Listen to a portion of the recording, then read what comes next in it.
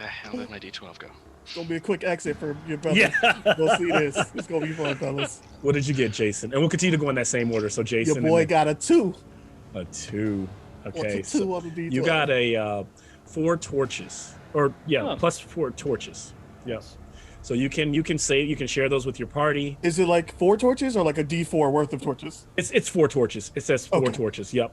And those I can't carry none of it though.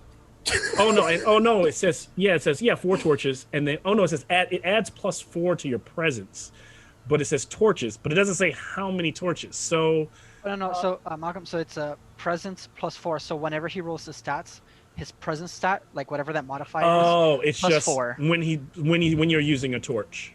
Oh, so it might be that I have a -3 presence and I have 1 torch. So no. So numerically, how many you have? So because your presence, like the way it works in this game, unlike D&D where it's like 13, that's a +2. You just keep your modifier. Oh, right. So that's how many torches he has is going to be his presence modifier +4. Correct. Because you could end up with negative numbers, so that'll subtract from the 4. See why I told you we're going to need Henry? Because I'll be. Got it. So got it. Perfect. Cool. Eric. 9. 9. You have a bear trap. Oh, I finally got a bear trap. Yeah. And it's a presence DR difficulty basically rating of 14 for the creature to spot, and if they fail, they take D8 damage. DR 14, you said. DR 14. Yep. And we've seen some crazy things done with that, as you can remember, where it was used as a weapon even. Renee. 3. That is going to be a lantern with oil. So you have some oil in a lantern, and that's let's see, for presence +6 hours. So with this, Henry, how did you interpret this one? It's not very similar to Jason's. Yeah. So whatever Renee rolls on his presence, that modifier ±6. Mm-hmm. Or well. Oh, it's how many hours he can use the lantern, right? Right. Exactly. Got it. Okay. Yep. And then Henry, what'd you get? I got a 6. 6. So that's going to be a sharp needle. Ugh. What could you do with that? And now we will all roll another D12. So let's see what Jason can get us this time. Hey, I got a 6 this time. I'm working my way up. So you have a toolbox, sir. 10 nails, a pair of tongs, a hammer, a small saw, and a drill.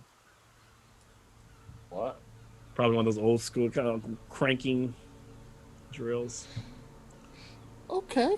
Yeah. And I finally have a box to carry something in. Yeah. Fenris. 5. You, sir, have an exquisite perfume worth 25 silver. Oh, now I have 2. Yeah. That was the old Fenris. Yeah. Yeah. Renee. 9. You have a shield. -1 hit points, or have the shield break. Yeah, so you can -1 to any damage that you take, of course, or you can negate all the damage by getting rid of the shield and having it shatter, and ignore the attack altogether. Henry? I got a 10. 10. So you have the crowbar, D4 damage with the crowbar. So the first weapon, or makeshift weapon. Now we will move on to starting equipment. Okay, so we're going to do weapons. So everybody's going to roll. Well, that's trash. Give me 1 second to silence my phone so that doesn't happen again. I think that was me.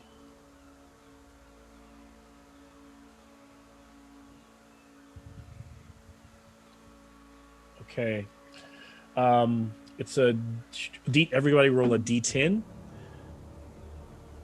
And then whenever you're ready, in the same order, Jason, you can let me know what you got. Before. Oh, It's sorry, a what? Say that again, Henry. Oh no, I was gonna say because I'm not sure if Fenris or Renee are playing classes. Yes, it's different. We are. Okay, Yeah. so it affects your what your die you use for your weapons table. Right. Yeah. So if I tell you D10, yeah, just know that whatever. Yeah, consult your class for what you guys roll instead. Here was my question, because I had a crossbow before, but now I'm thinking of doing the esoteric hermit. You still keep it. Okay, that was my question, but still roll the D4. Okay, gotcha. Yeah. Because this is kind of like you're still finding out what you've come up, what you've found, or what you've acquired since we last left you. Right. Okay, that makes sense. Fair enough.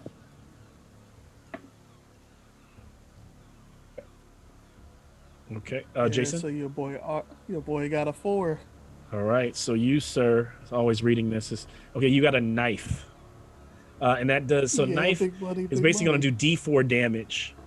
So there's never any pluses or modifiers to damage. Just roll a D4, and once you shank somebody, that's the damage they get every time you use that weapon.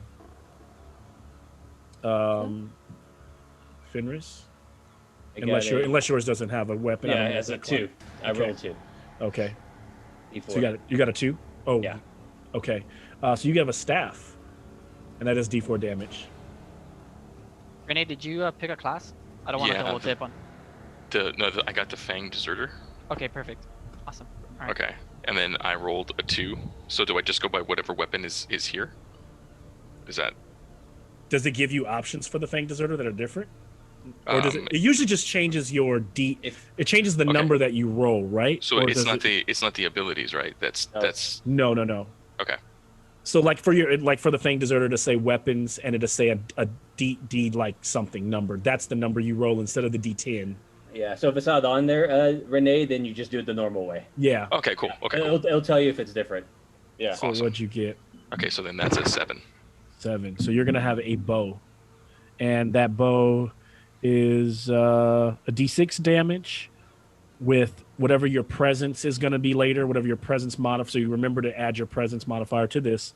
So your presence plus 10 arrows, and I will track arrows in this game like a resource. So every shot matters. Yep. Yeah, straight. Henry I got a 6. or Riston, 6. That is, what is it? 6 is a sword. Yeah. D6. Yeah. Yeah, you probably already know half of this stuff that I'm going to say. It's all good. It's all good. He remembers all the rolls. Yeah. So now we move to armor. This is to roll to see what your character has. This also is affected by class. So some of your classes, instead of a D4, it might have you roll something else or maybe even higher, or might not have you roll it at all in some cases. So if you were to begin with a scroll, that's also another rule where you would roll a D2. But if those are all you out, with those exceptions aside, just everyone roll a D4. So starting with Jason. I got a D4. I got a 4 on my D4. Got a 4? Ooh, so you got heavy armor. Yeah. So you could decide what it looks like. Is it splint? Is it plate armor? That's up to you. It's usually splint armor, etc. It's worth about 200 silver pieces. I want to note that. It's gonna minus D6 damage when you get hit. So when I tell you take 4 damage, you're gonna roll a D6 and minus that from whatever. Is that what my 1, 2, 3 on my character sheet means? So like it's like a tier of my armor, like my armor can come down. So to no, D4 the tier and means D2? that's a good question. So the tier, you have tier 3 armor. So you want to circle that. What is it, Henry? Whenever you take critical damage, you lose a tier, right? Right. Yeah. So if you ever go to 1 or past 1, the armor is just shot. You got to just get rid of it. So armor degrades over time with crits, but usually you'll probably be dead before you lose the armor. I mean, I have a knife. I'm glad I have armor at least. I got a knife. Yeah. I'm carrying my food in my hands. So it's gonna be a good one. But that's also where the party usually comes in. Like, hey man, can you hold my stuff for me? Like, because remember they got bags that have stuff. So, okay, Fenris, and you could also go with. I imagine also with what Fenris had before, if the armor's better. It was better, yeah. So because I had it was a medium before, and now I'm an esoteric hermit, so I rolled. Okay, so you're getting rid of it to become somewhere over that time. You kind of shed the armor to become the esoteric. Okay, that makes sense. Yeah, because I can't wear the medium. Can't wear it. Yeah. Right. So I rolled 2. So you got the light armor. So fur, padded cloth, leather, anything like that is what. And that's going to do minus D2 damage, and it's a tier 1. So if it gets critted once, it's gone. It's worth 20 silver. Okay. Renee. That was a 4. Ooh, so you have the heavy armor as well. Splint plate. Nice. Nice. Minus D6. Also, another thing I didn't add to that is it says DR +4 on agility tests. Defense is a DR +2. So that agility is bad, meaning that when you make agility tests to like pretty much anything dexterity, usually the average thing that you need to beat in this game is a 12. Am I right, Henry? So that means it would be like a 16 you need to beat to like jump something or to climb or to do things in that armor. Right. Yeah. It's just difficult for you to move around. Yep. Yeah. But your And, defense goes go up ahead, by sorry. 2. So normally your defense to when monsters try to hit you, it's what, 12? Oh, is it you're easier to hit actually? You're so right, easier to hit. Yep. easier to hit. Yeah. So you're instead of rolling the monster, instead of when you roll. So I don't roll monster attacks.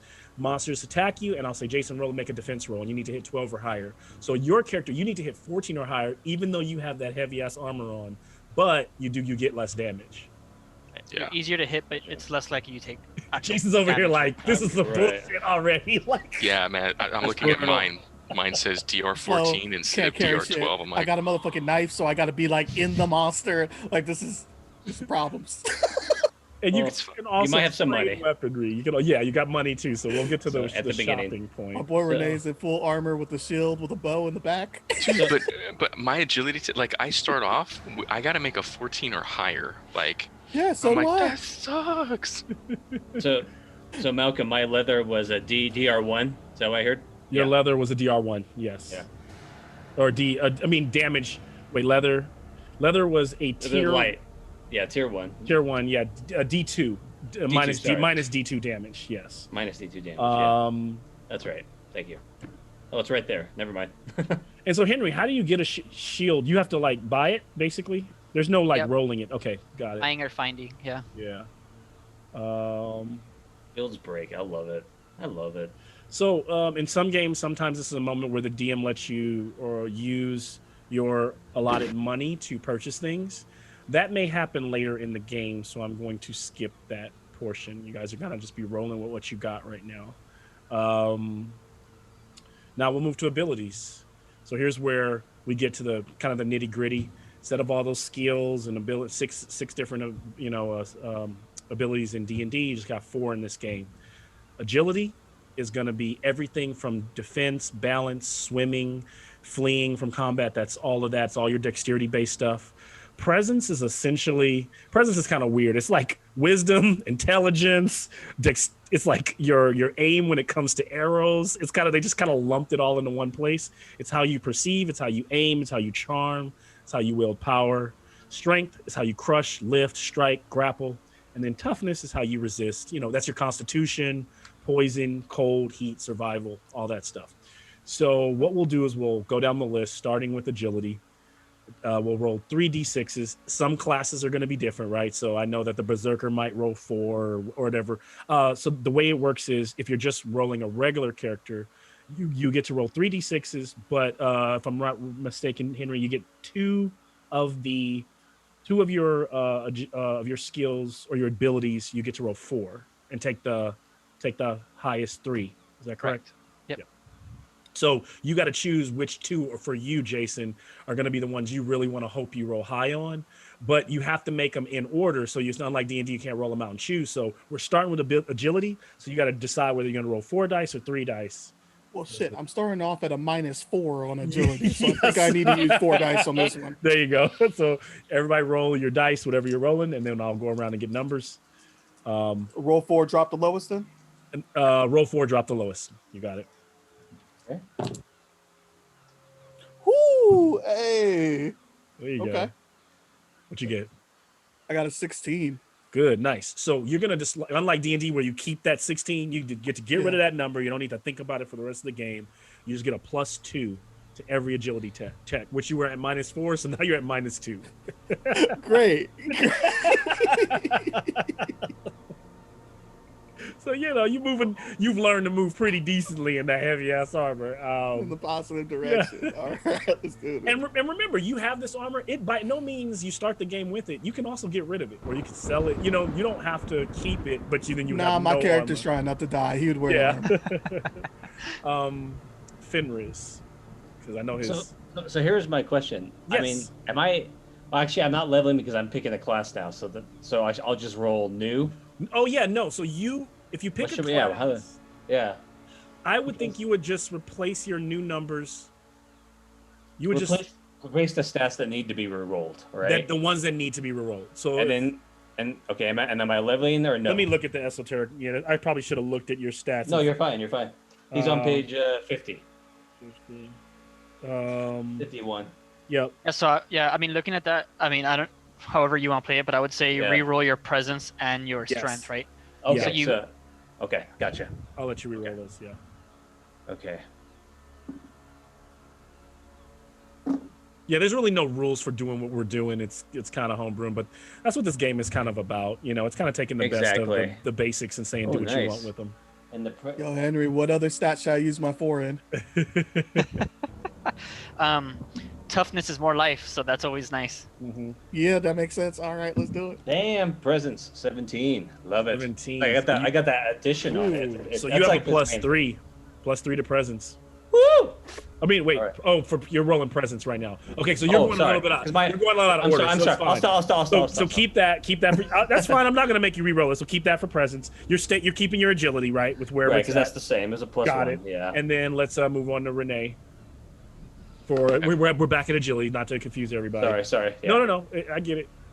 Okay, so for mine, I'm using what's already for this particular one, right? So for the berserker, it should tell you. Does it tell you to roll more than?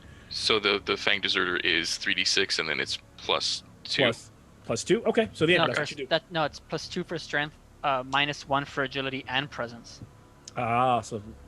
Oh, okay. Oh, damn. Okay. Yeah. So then. Okay, so the first one is 12. This is gonna suck. So you get a +0. So you have nothing for that for agility. You just roll straight for every agility check. Oh, so then so agility is. Oh crap! Are you kidding me? It's another 12.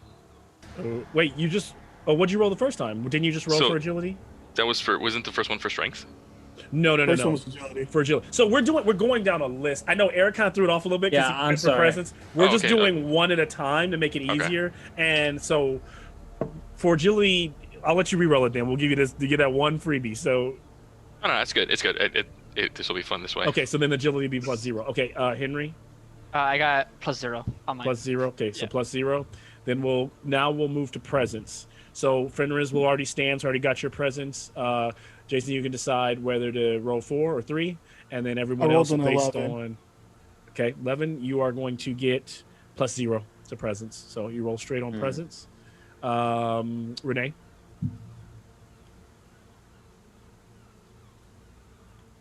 And you can roll. You can roll before I get to you. So when I come around, just tell me what your number is. Yeah, that's 14. 14. So you have a +1. And Henry. Oh, my bad. No, presence, you're fine. right? Yep. Presence. Mm-hmm. 3, 6. I got a 9. 9. So you're 0. +0 as well. Yep. We will now move on to strength. Strength. Go ahead and roll. I'll go back with Jason. Also 12. Okay. And I'll start calling your characters Arvant soon. Okay, 12. That's going to be a +0 as well. Fenris, is that the stat that you're keeping? Oh, which one is this? Strength. Oh, I have to roll it because it's a 3d6 -2. -2. Yep. I'm gonna roll right now. Here we go. Oh shit. Oh wait, I'm not. Well, no. But 9. So +0. Oh, okay, not good. Not too bad. Yeah, and then Henry. I got a -2 on my strength. Whew. No bueno. -2. Okay, you roll 5 or 6. Okay, so -2 on strength. Now we'll move to the last. Oh wait, back 8. I'm sorry, 8. So is that -1? That's -1. -1. Now, last but not least, toughness. That's a 15 for your boy. Okay, you're rolling pretty plus 12, plus 2. So plus 2 is going to be your. I used the 4 on that one. Use the So 4? that one. Good job. Plus 2 for toughness. Fenris, I don't know if you re-roll that one or if that one stays the same. the one I kept. Yeah. Okay. Plus 2. Renee, That's 14. 14. You got a plus 1. Nice. And I got a +1 as well. +1. All right. Let's see. Carrying capacity, it probably won't come up much in the game. I hate encumbrance rules, but this is one of those games you can stack a lot of stuff and move a lot of stuff around. So it's pretty much you can carry strength, whatever your strength number is, plus modifier, +8. So that's how many normal size items you can carry without your agility starting to be In my bare hampered. hands? Yeah, okay. Yeah. I got 8 of them. Does my toolbox count as one item or 8? Or is like all those I think items that are counts. I individual? think all those count as one item in one box. Yeah. Okay. And if so, Mel, if it says that you also carry 1 and then it lists it like there's 6 items for the Fang Deserter. Actually, how many items? That's a good one because that box could be pretty big with all that stuff in it. It says you begin with 1 of them. So do I just roll a d6? What are you talking about? Nah, See, bro, Oh, remind those me? are your box. those. He's talking about class abilities, because we all get one for in your classes. Oh, yes. I get the picture. You can just pick them because I don't see it. It doesn't say roll. Yeah. How do you roll that, Oh. Henry? Your I think- choice. If you want to add something for flavor or just roll it. I think you should pick randomly. it. Pick it so that it works with. Because I think choosing a class is trying to kind of create a character. So you should Yeah. have a few more choices other than making everything random, right? So choose what fits you best. Okay, cool. Now we will move on to hit points. Now, of course, what I'm telling Jason, if your class modifies what I'm saying, feel free to let me know or go ahead and do that. For example, there was a time when I was playing with Henry where I had to roll my character in front like I was rolling a regular character, though I was doing a werewolf.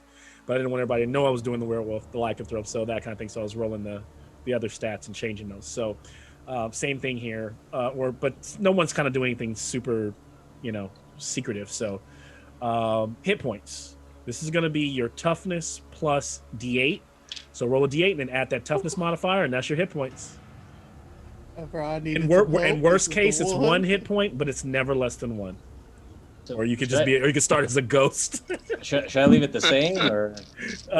For your dope. hit points, I think you should. So I think you should leave yours the same, and then we should do the character addition, like where do you go up or down? Sure. With the well, do you that'd be get fun. better? Yeah, do you Oh, get man, better? that's gonna be scary. This is the first time I've ever seen anyone level up, so that's exciting. I'm a little nervous. when Saw leveling out the corner of my eye, and I thought I rolled a 1. I looked, and it was a 7. Whew. So it's Scared me. D8 plus your your toughness. Toughness. Your toughest. Yeah. Oh no. Okay, so I got some hit points. On average, guys, the average melee strike is going to be a strength check that you make, and you need to hit over 12. Average for ranged is going to be use your presence, and you need to hit over 12. Average defense, average. Now, these could change based on the DM or abilities that you have. Average defense, agility check, you roll a dice, hit over 12 to dodge or to defend against a monster. Crits are a natural 20, and they just do double damage. Roll a dice, double it. That's it. Fumbles are natural 1s, of course, and the weapon breaks or is lost. If it's defense, then the creature's armor class is reduced by 1, and we can go to that when it comes up. Other than that, If for some stupid reason I choose to throw my knife instead of stab, is it still strength? it's a presence. It's going to turn into presence. Presence, that's 'cause you're all. throwing Renee, it. you said you have it's D10 for your class on toughness. Oh my god. Yep. Also, with creatures, a good thing about this game is they have morale, so I will periodically make morale checks for them to see if they're willing to stay in the fight. And then they also have reactions. So sometimes when you meet a creature, I might roll a dice to just even see if they're even willing to want to tangle. That's just something for you to know. Other than that, resting is when you catch your breath, drink, restore, in a D4's worth of health whenever you do that. A full night's sleep restores D6. Basically short rest versus long rest. But short rests in this game aren't like an hour. You can just take like 15 minutes to take a short rest. But you got to consume something. You know, you got to consume. I'll even allow you to consume a day's worth of rations. You know, if you were out of drink or whatever, but you got to lose something for that quick rest. That's really, now we'll get to the getting better part for Fenris. To see if you get more hit points, you are going to roll 6d10, and if the result is equal to or greater than your current maximum of hit points, then you get to increase it by only d6 hit points. Wait, 60-10? 60-10. So you should be there. Yeah. You should. Everything was simple as hell, and now this mechanic came out. Yeah. I guess it's like as you keep leveling up, there's a point where it probably gets really hard to like you probably max out. So roll. Yeah, I know. So okay, I got you. Okay, let me get in here. Actually, I have a add them couple. all up, and then I got a couple here. Let me. I doubt you'll not get an extra hit point increase. Where's my other one? Oh, there it is. Yeah, you have to roll all ones. It does get kind of convoluted right there. It's like now that we would need suck. 16 Okay. 17, 19. All right, so that's the three. I feel like when they wrote thing. this, I love about this rule because I can kind of feel them hand waving things as they write it. Like, presence. It's not going to be a presence check. Just make it a presence check, you know? Yeah. Yeah. I like too in this game when you level up, you gain an item, Yes. or you could potentially That gain makes items, sense, which yeah. is kind of 37. interesting. 37? Okay, so then you have to roll a d6 and then add that to your hit points. Yeah, 37 is just to basically you just need to be higher than, which is almost no way not to be, but you could roll 6 ones essentially. You said roll do yourself. d6. So you just roll 1d6. Oh, and 1d6. And that's all the extra hit points you get. Yeah, all those d10s so that you can get 1 to 6 hit points. 3. So I add 3. Okay. 3 more. 12. That's huge. I have So- 12 hit points. Over the course, however long we've left Fenris since we've seen him, he's acquired a few extra items or things, and so he's gonna roll a d6. And you know what? Homie Shang Tsung does. That's what happened. I'm gonna let you roll a d8 because it's been a little bit longer than that. So let's see if you What actually am I? What's actually this just for, though? just roll 2 d6s, take the higher result. Okay. Please give me yay 6. 6. So you have a sacred scroll. 6 and a 1. So you get to choose a sacred scroll. You probably already have one of those with that Yeah, and there. one. Yeah, I do. I already have one, so now I have 2. But so I choose the sacred scroll. I don't roll. It says you. I guess the DM I could probably decide which ones you Up to you, found. yeah. But I'll allow you to choose it, and then I'll ask you to just have a story for how if somebody in the group asks you how you learned that spell or whatever, you can tell them where you found it, how you got it. Oh my gosh. Ability changes. You are going to roll a d6 for every ability. This is where it gets scary. Oh shit! I You forgot. roll a about this part. d6 for every ability, and results equal to wait. Okay, so you need to roll equal to or better than your modifier for that ability, or if you roll So if it's a 1 after. Wait, what? if you beat it. So if you roll, so like let's say what's your highest ability score? +2, like +3 for +3. presence. So if you roll 3 for presence, you get to go up by 1. You get to go up to 4. And if I get lower, But I if go you down get one? lower, Yeah. you drop by 1. Brutal. It is brutal. All right. So which one am I doing first? You tell me. Let's just go down the list. Let's just go ability.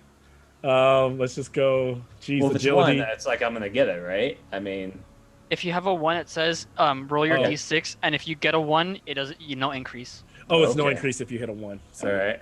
3. Okay. okay, so you're good there. Good. Next one. You can just go down your list. What do you see there? So you got your. The way it's on my sheet is strength agility. I'm going to. Oh, okay. So Yeah, let's do your order then. So you got agility. Agility's done. So now let's go to strength. strength. Yep. Well, it says -1, so how's that? Do I subtract or? No, so if you roll a 1, it doesn't increase. So you got to roll anything but a 1 for that then. Okay. You get an increase. So yeah. So anything but a 1 and you get an increase. I rolled a 1.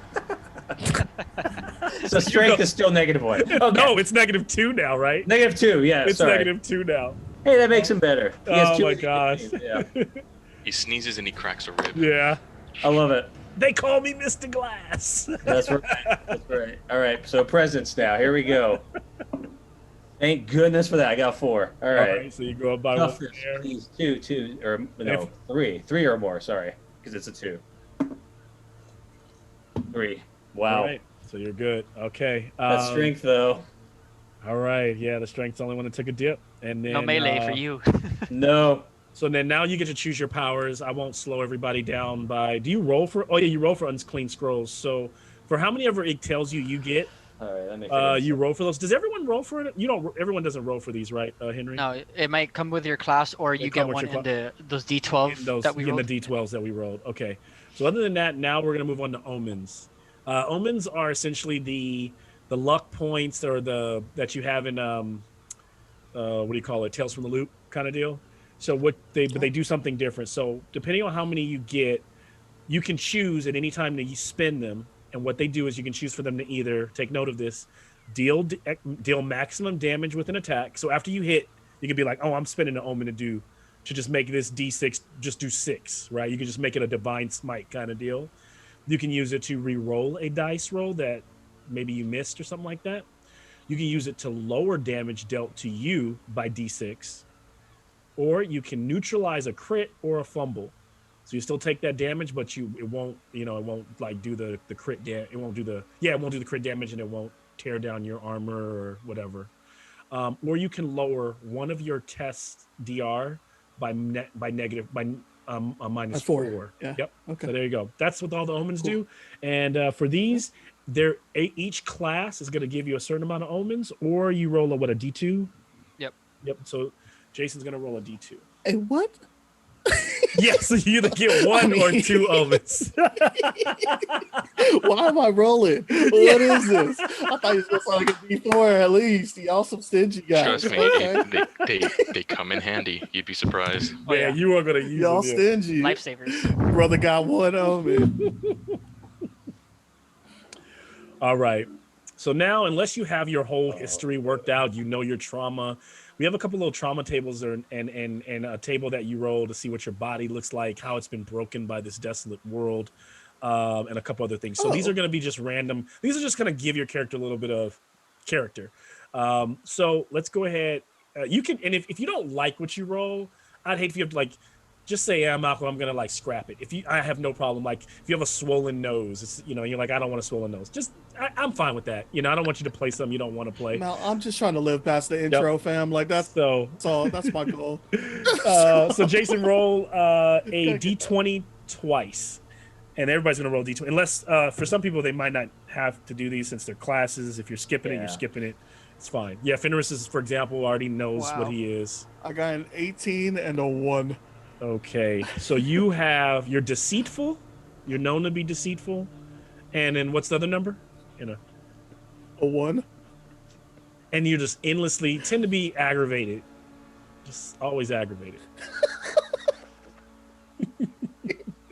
All right. Does anybody else need me to? Does anybody else need these from me, or do we want to continue on? Anybody else need them? I rolled my own, but I am using them. Okay, so you know what yours are. Yeah. Sweet.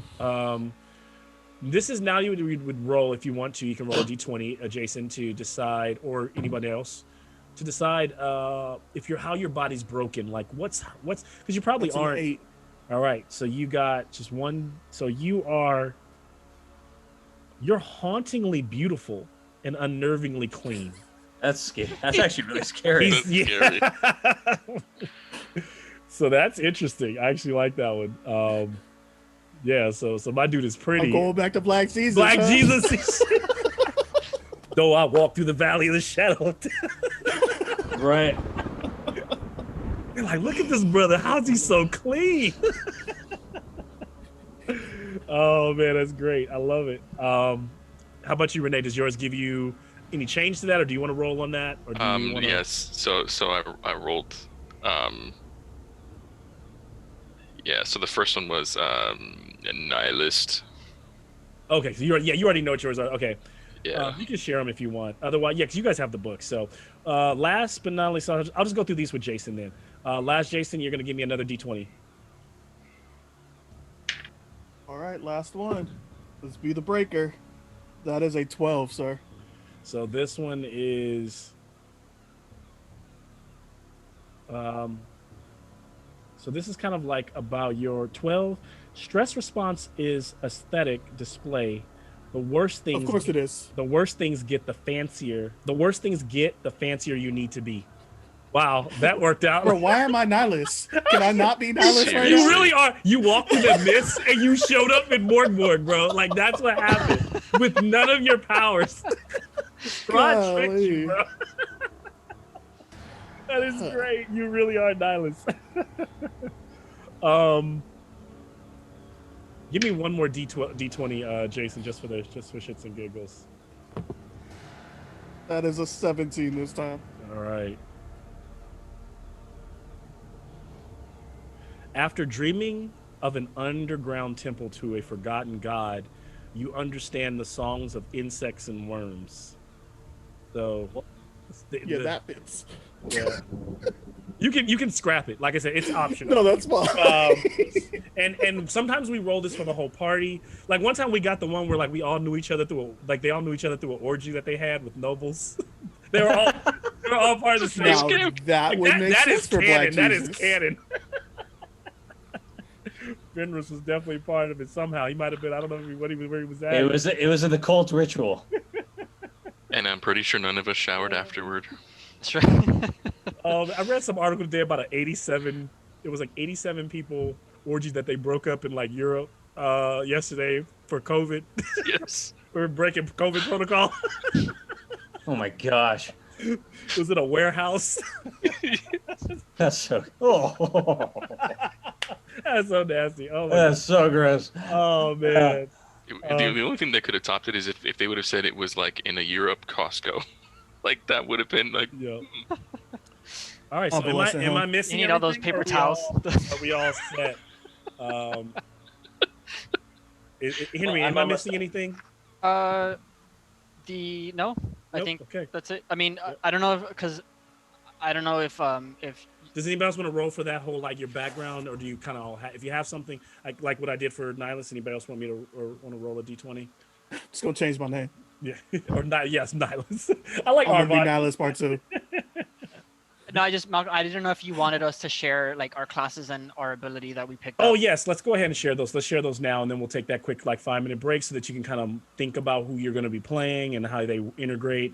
And, So going. We've heard a lot. Let's maybe start with Riston. Let's go backwards this time. So let's start with Riston, then let's go to Hugton, Fenris, and then Arvon or Niles now. Yeah. So I'm playing the heretical priest, and the description on here is hunted by the two-headed basilisk of the one true faith.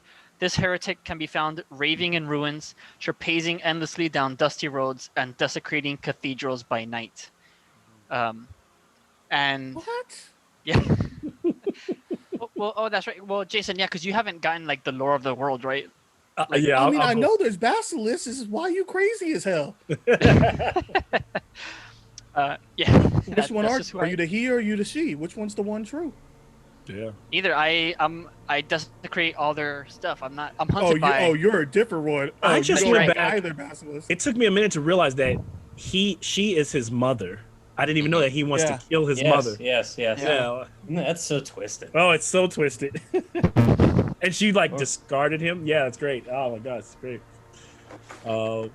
And then for my ability, what I picked was a stolen mitre. While wearing this holy hat, the priest's vile body fades, becoming hard to hit in combat. So my defense becomes DR10. Oh. And then if I put it over my ears outside of battle, the priest becomes nearly invisible, testing stealth against DR8. Nice. Love it. So actually you see a couple miniatures on the tabletop there, right? I know they're really hard to see. What I'll ask you all is, does any of them maybe fit? So a couple of you are priests, so maybe Yeah, that one, or the one guy, like or is it more old, or do you I could kind of bring some to the forefront. You got like He's a regular knight. town folk that's about to die. You got one of those. Guy. I'm pale and sickly, so I'm as a white boy as you can be. So yeah. So that can be Fenrir, is that one next to that right up front with that little spell coming out of him. Yeah. This one or this one? I think I thought somehow Fenris. What does he wear? What does he look like now that he's? So he wears he's wearing like a roguish leather outfit, but he has like a robe over it. So, but he has the leather underneath to protect him, but a lot of people won't know that. Bloodborne style, maybe a little bit, or no? You're on the right track, actually. Yeah, that was. Of course, wouldn't have the hat and the. Unfortunately, no This is like the Victorian closest- style. Yeah. So No. that guy has kind of like the Bloodborne thing going. So I could see him. Or, He does have a crossbow, so you can give him that one. Yeah, and of course these are really, they're not going to be exactly. They're just kind of like this is my token for tonight. Those are very heroic. Yeah, I tried to choose the darkest miniatures I could. Yeah. Henry, this guy, or yeah, I like him. I also have the Plague Doctor, the one I used for. Oh, nice. That is kind of yeah. cool. No, I like the white the guy. Yep, with the little spell thing. Okay, Yeah. so let's put him out. There's this one kind of looks more like a Viking. There's one that Henry said I like the white guy. It's all good. That white guy over there. Looks more like that one's kind of like I can see that one being leather and. Yeah, I'll take that one. I'll be happy. That one better. Okay. I'm not picky or hard to please. And then Renee, what does your guy look like? Because he's gonna be a berserker, right? You're a warrior, yeah. Yeah, he's the one with that shield and the sword. I think it was it the Warforged? Yeah, that dude. Kind of looks like the knight from. Yeah. It's basically what's funny is this is a Dark Souls miniature. Oh, nice. That's the Dark Souls. Oh, no kidding. Dark Souls Knight, yeah. By the way, that board game is stupid. I have only beat it like once, maybe twice. I played it like 8 times, and I've always had to play like 3 hours. And even playing alone, I've had to kind of like flub a couple of rolls or give myself I'm like, that die was cocked, because you will lose. It is so terrible. So okay, we got 3, and then Jason is a little bit more. I got a little Nihilus going. Classless. If you don't just put Nihilus down there, we'll just pretend like he's got some. I'll either just give you for the sake of either this guy or just the Plague Doctor. Yeah, either way. I'm Okay. down either way. Don't matter to me. They just look cool. Okay. Okay, cool. This will be. He's got the knife. That makes sense. Yeah.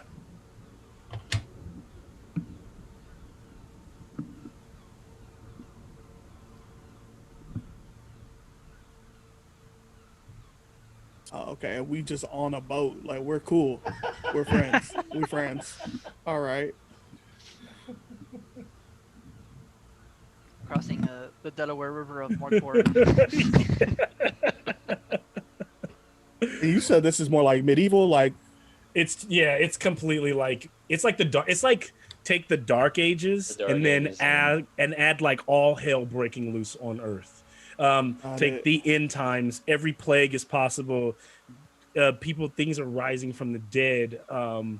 Gothic apocalyptic horror. Yeah, Into the world. okay.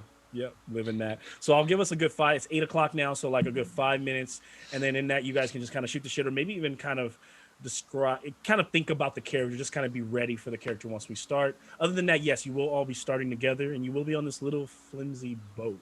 You all met Fenris somehow or met each other somehow. I imagine that as he traveled through. Remember, everything in the land isn't completely plotted, so it could have been a village. It could have just been in the middle of the wilderness. And so we're going to skip all that, like you just met him. What do we do? You guys are going to be a group, whether you trust each other or not. But I imagine you probably have been traveling with each other for at least a few weeks. I'm going to roll a d4 since this game is very good. Just like roll a die and see. Been traveling for 2 together. Okay, and then when we come back, we will start. Good stuff. That. I'm so pretty. I had to hide my face so y'all don't feel bad. Henry, or am I? Yeah. Do I keep the omen stays the same, right, as before? Yeah, I would assume yes. Did you increase with your class? Does your class tell you get a certain because you're usually I don't think it. So you get D4 omen, so you actually D4 increase omen. over. So you actually get better chance. So what happens is if you roll higher, you get the new. I'll allow you to swap out the new roll of omens. Oh, I see. And for completing episode 1, I know I'm being a little generous, but I told you this earlier. I'm gonna give you +2 omens to whatever that is. To whatever I roll. Yep. And then also don't forget because I know you have your own spells, your powers. You have to roll for that too. is presence plus a D4. Oh, you mean how many times I can use them per day? You mean? Yeah. Yeah. That I understood. So yeah, I have the one I got plus the one that comes with the class, and then that's the only ones I have. And then I roll. Well, actually, I have another thing, but that's different. But I won't worry about that. But depending on what I roll, D4 is how many times I can use them. Yeah. I'm gonna use the restroom real quick. All right. Jeez, man, you gotta really use them right. I just realized. Bruh, I don't know. Like, I am so just. We'll see. I am very hesitant right now. It'll be fun. I'm like, yeah. It'll be fun. It's just like I'm not. There's a level of confidence that I usually have, even in BS Nick games, where it's just like we're gonna die. It's still a level of confidence I have in D&D, and this is just. And Tales from the Loop, it's like, yeah, like it's fine. Like, Yeah, playing is- Tales from the Loop in D&D, and then I think Alien prepared us for playing this one. Oh yeah. Not fun. Well, see, I don't play Alien very much either, because it's like I try to be, even when I'm an asshole, like I still, when shit hits the fan, my nature is to try to be a good dude. In this one, it And doesn't it's pay to like- be that. I think that's the Yeah. off-putting thing for some people. Yeah. Or it's a transition, because you always, when you play these games, you want to be heroic. This is like, I looked at mine when I came up with, and I'm like, no, it's just not happening. It's just like, nope. Yeah, it's all good. Like, I realize I just don't carry stuff. Like, I got one of y'all. It's doing that fine. You for got me. 2 It's cool. sacks. I'm too pretty. Yeah. Who's gonna be my bag bitch? Yeah, I don't know if Fenris is the killer, man. So I don't know. Well, I mean, it's definitely not going to be Riston. That dude is insane, man. That man out here, he's on a holy crusade right now. Are your backgrounds that crazy too? I'm a Fang Like, I know deserter, you're like so a crazy- literally my only friends are my 30 teeth that I have sharpened to points. So yeah. All right. So Riston, me What's and up, you man? then, Yeah. huh? No, not Riston. Fenris, me and him. Y'all Fenris. two. Because this holy crusader over here about to stab somebody, and then this dude over here talking about he friends Fenris with is Riston. crazy, man. Just let you know. You'll find out. Fenris, how you doing, buddy? I'm assuming that But means you. That's my is homie. Fenris crazy though? Fenris not I mean, crazy. he was going through some horrible shit. Yeah. You don't have a skull no more, Yeah, right? and You got rid I'm of sorry, that? You got rid of the skull? No more skull? skull's gone. Okay, yeah. It seems like Fenris is the one that Niles is going to kick it with. The skull is gone. That was an act. Didn't trust the Oh. other guys. Riston, how preachy are you? I wouldn't say I'm preachy. I'm more anti he she. Wait, are you a heretical priest? I am. But that doesn't mean you serve the basilisk, though. Oh, there's No, black, the black metal. basilisk- No, he wants to kill both basilisks. Yeah. I worship a different god, and so the basilisk followers are after me. Oh, okay, so we're pals then. Never mind. Okay, cool. Look at my man Mal disappearing in the background. Did you just leave a mayhem They can't concert? Oh man, I try to get in character for this one. I always try to add a little extra dark. Whereas That's when I right. play Strahd, I'm trying to lean off of it a little bit. All right. So we will go ahead and begin tonight's Borg episode. We open on our group kind of waiting, several lonely souls, lonely bastards traveling down a like a small little river that is flowing towards the sea. On either side of them there are huge canyons that rise high to the mist above. They can't even see where the tops go. They know they're close to the sea because they start to hear sounds of seagulls, of birds, and they even get their first sight of those birds flying around. The strange thing about those seagulls is they don't look quite normal. Something about them missing legs. They almost look like they have tentacles where legs would be. But they don't seem to be focusing on the party as they move through the mist, moving the row on their small little rowboat. Some time ago, you all joined a man named Fenris. No one took him as a leader, but everyone, for whatever their reason, chose to move with him towards the Fortress of Lione, believing that there would be some safe haven, some place to find, resolve and get and prepare, and just live in this crumbling world. I think even Fenris expected to see, because he knew the terrain when the world was another way. He expected to see that shining castle on a hill. Instead, the land itself broken apart, and that river that once flowed down into the valley. Strangely, the entire mountain, it doesn't even seem like it's there anymore.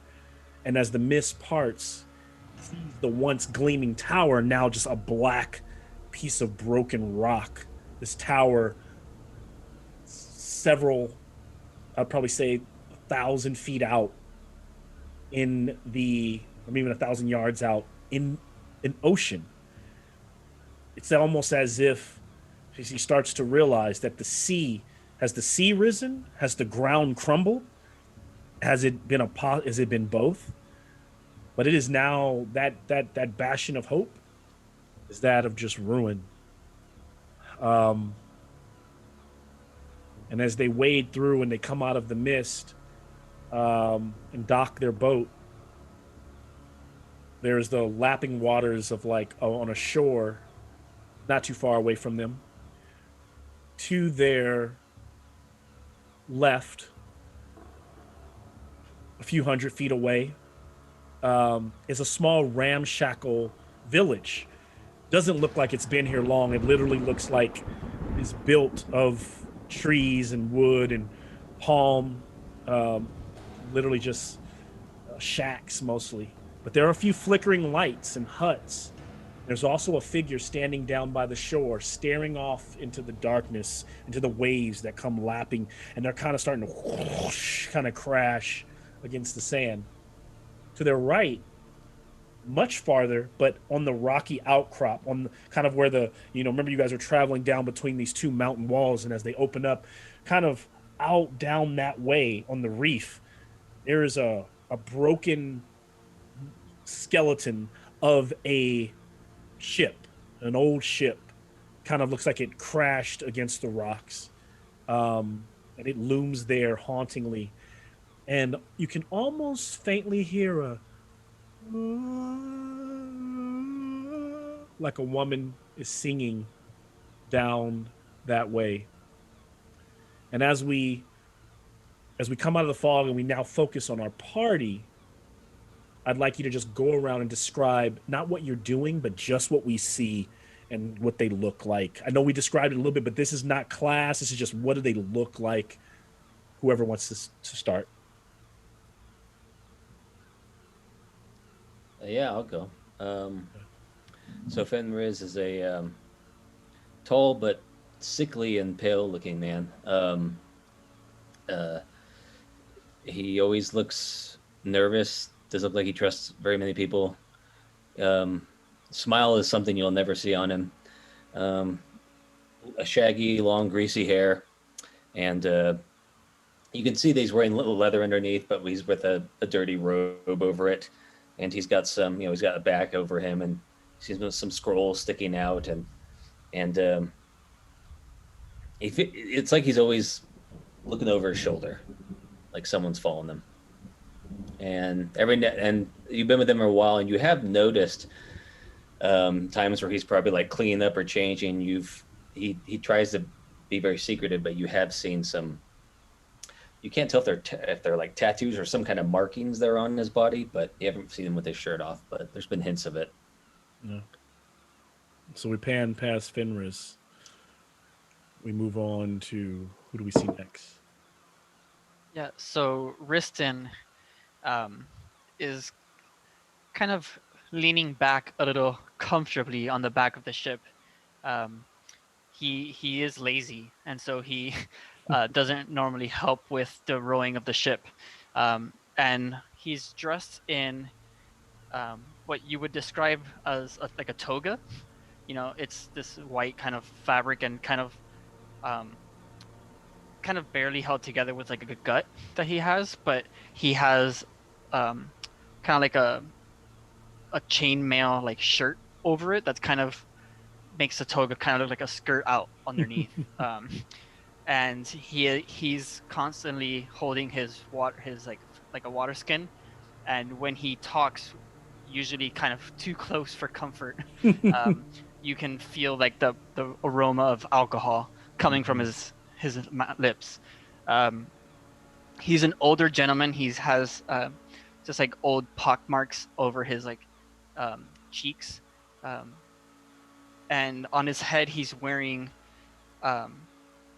a wreath of kind of like ivy leaves around his head, kind of like an Olympic, you know, like the Olympic wreath that you wear. He's kind of wearing that over his head, and his eyes kind of look over into the ocean after hearing that woman singing, and he spits into the sea, and he says, "The will of Poseidon will save us here." Awesome. Got two others there on the boat. Yeah, I'll go. I guess mostly you probably don't see too much of Niles, because he does do his best to stay wrapped in his cloak. He has a well-oiled wooden mask that he wears, trying to just limit exposure of his skin to the elements. But if you're paying attention, it seems like for some reason, like he pays a lot of attention to keeping like his nails and everything clean, but it's not just him.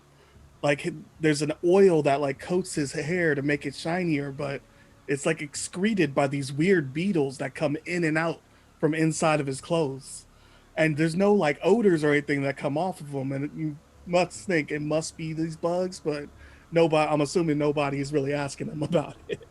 But yeah, you know, you can see the arming doublet. You could tell he's got like some sort of chain mail underneath his cloak, but again, he tries to stay wrapped up to keep himself clean. So I like it. Last but not least.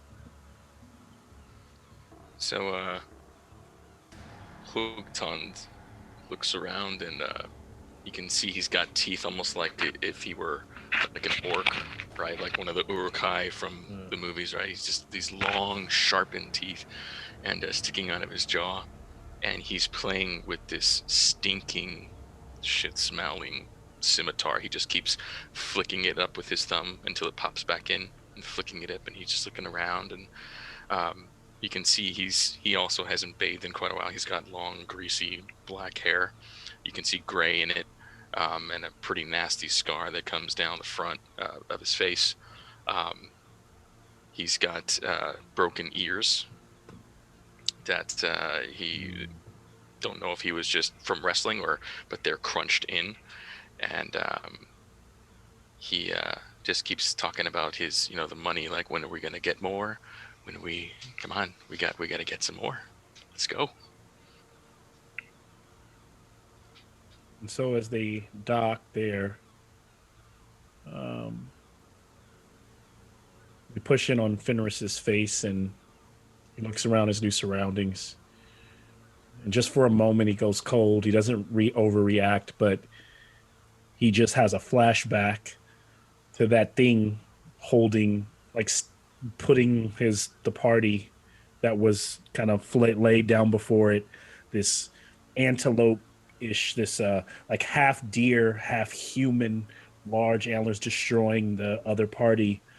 And after those flashes, he shakes for a moment, tries to shake it off as he sees that thing's oily hand pointing towards the mist, opening the vines, allowing him to leave the village. We crash to black and begin our episode. Sound this time? Okay. Good.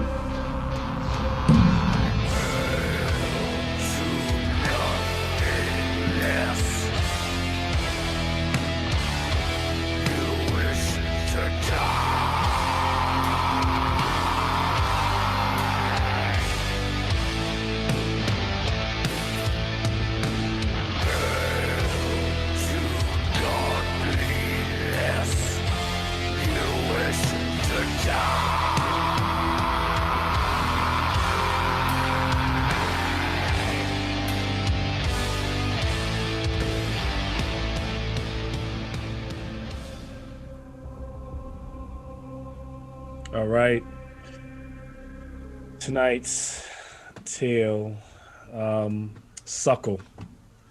We will go back and pick right back up with our party there on the beach, or maybe docking with their boat, turning it over to you all as, like I said, the sea before them, right? They could continue on get back in their boat, continue out to those ruins that are out there with that kind of slightly leaning tower in the distance.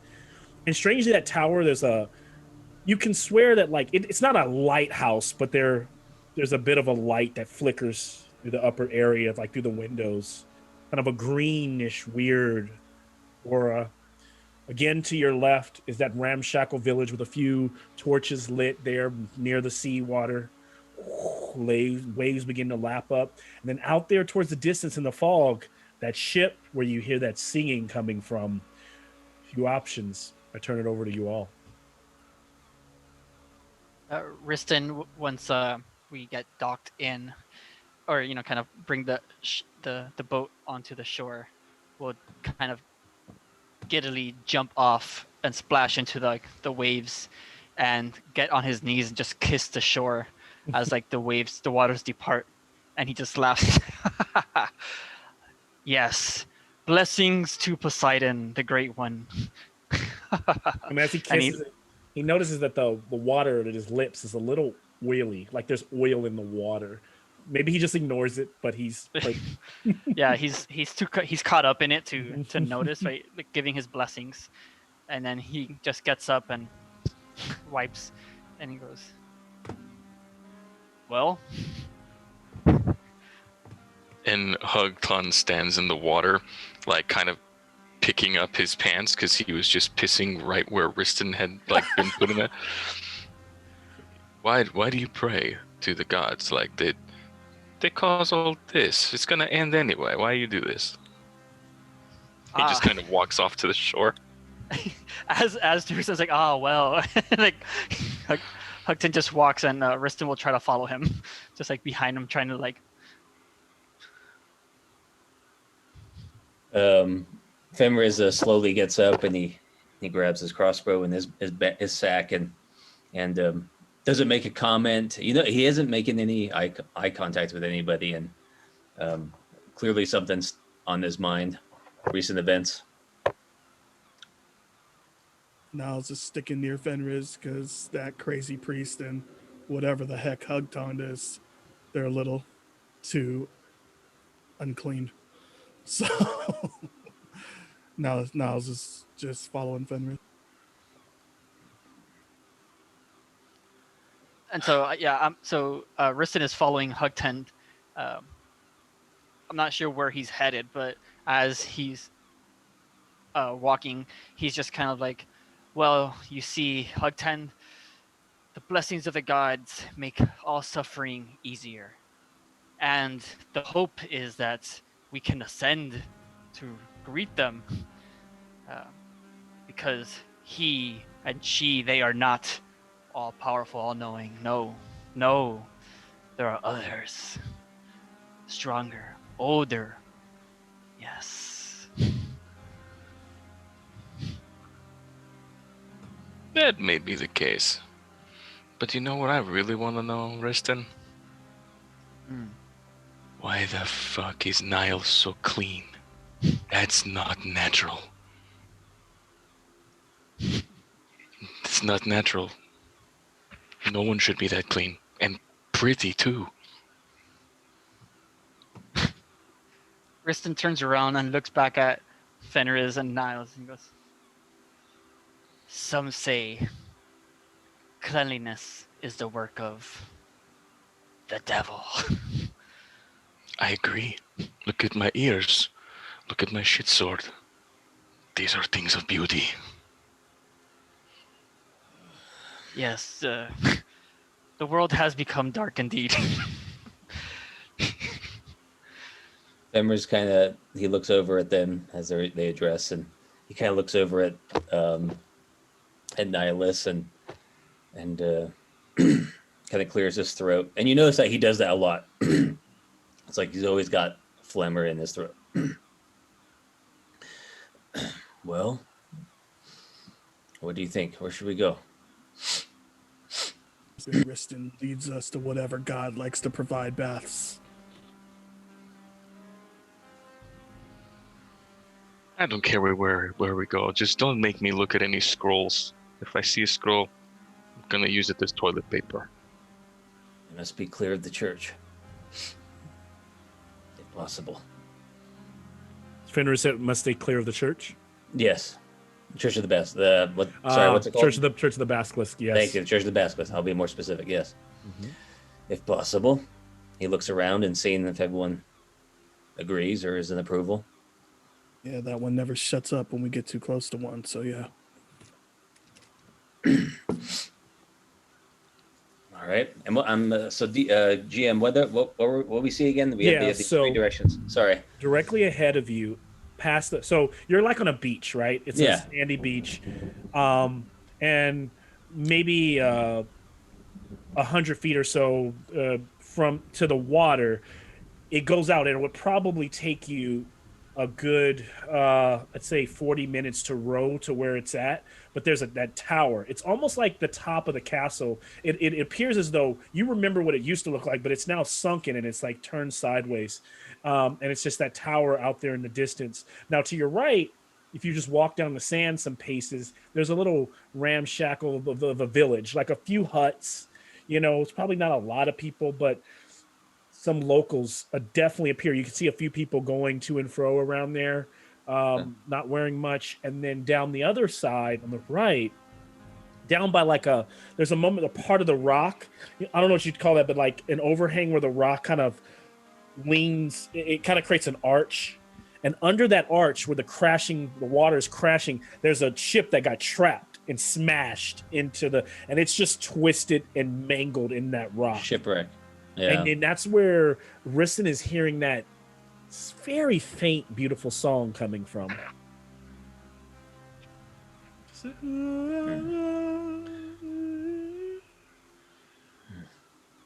But we don't hear that. I mean, I think you all kind of hear with all the mixture of the air and the seagulls flying over.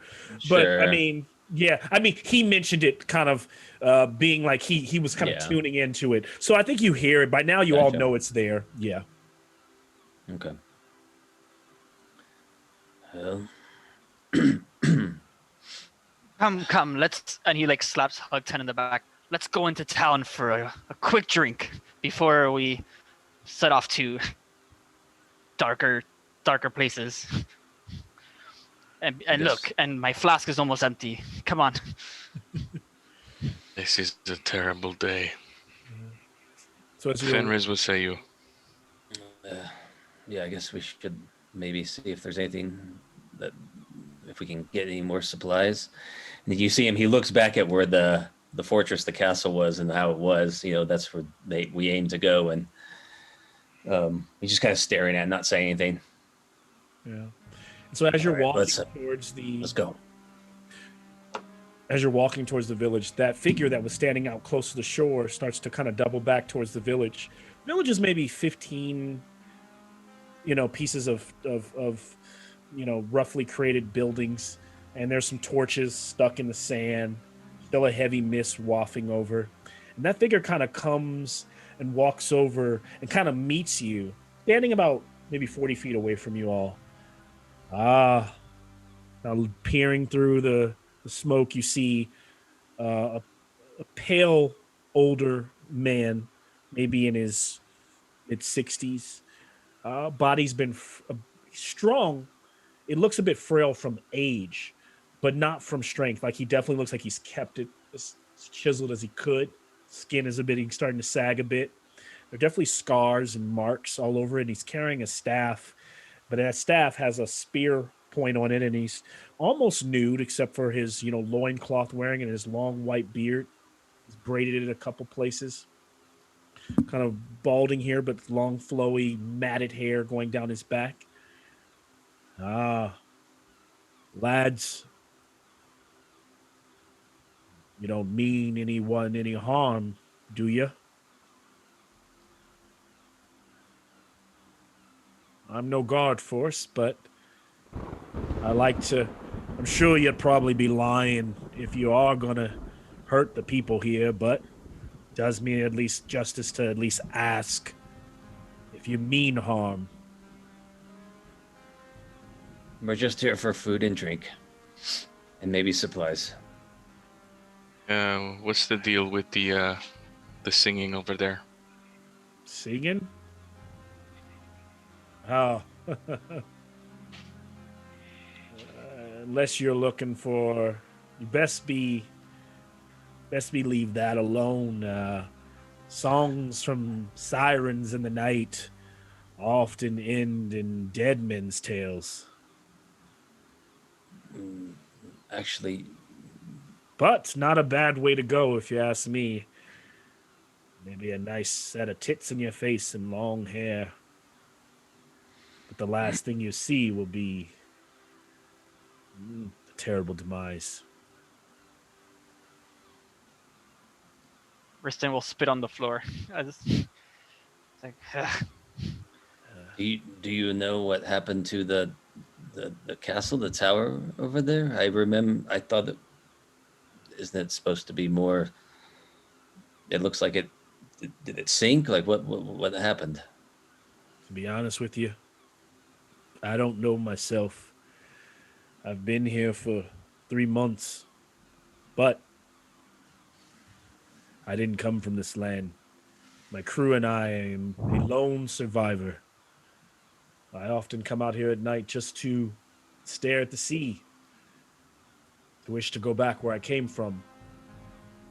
This world is... Sometimes I wonder if I'm already dead, and that this is just hell. Well, we can always drown you.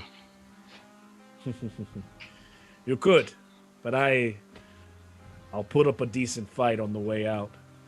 I like a good joker. Those teeth, those aren't fucking natural. Whoa. No. Did you file those down? I've never seen anything like that.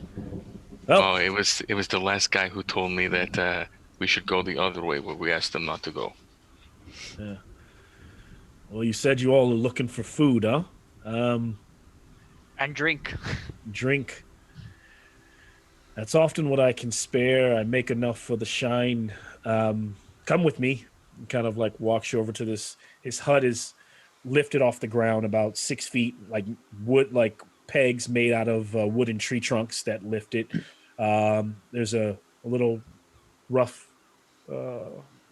stairway that kind of bends and sinks. You almost feel like you're going to fall through the stairway on the way to it because it's so soaked heavily with water, the wood already. Not to mention that you guys don't know this, but one of the miseries has happened. So it's just been raining like constantly. And it sometimes it stops, but it's starting to become, it was the point where it would stop for maybe a day. Now it stops for maybe an hour, and it just starts back up pouring. And so right now it is just raining, and you guys are, just being drenched as it starts to pick back up. Maybe it started right now. It's like, come on, let's get out of this shit. And as he gets you inside this little small hut, just enough for you all to sit around, he's got a little pot kind of stewing under a fire. And there's a hole in his hut that goes down to the bottom where the sand is, and that's where the fire is at, kind of the steam rolling up into the hut. And he's got a little open, like kind of a makeshift chimney that lets it out. And he starts pouring you all like a hot cup of this broth, starts passing it around, and then he pours you all, and he goes, I'm not a stickler for cost, so I'm feeling mighty nice tonight. But I do also sell some wares if you're all looking for anything. And you can't rob me. I don't keep it here on hand. I won't tell you where it's at. And if I go missing, you'll never get it. So, but if you need something, I'll take your coin now, and I'll make sure you have it in, say, an hour.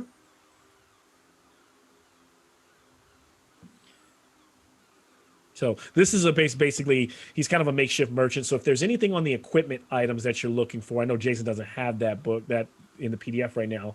Can a brother have a sack? A sack would be nice. I can share it real quick with you, just in case. I have it. I'm on PDF. Oh, you have it. Okay, I have sweet, the PDF sweet. open. So if there's anything you're looking for, just let me know. And he may or may not have it. I will roll randomly for the things that he has and just not have.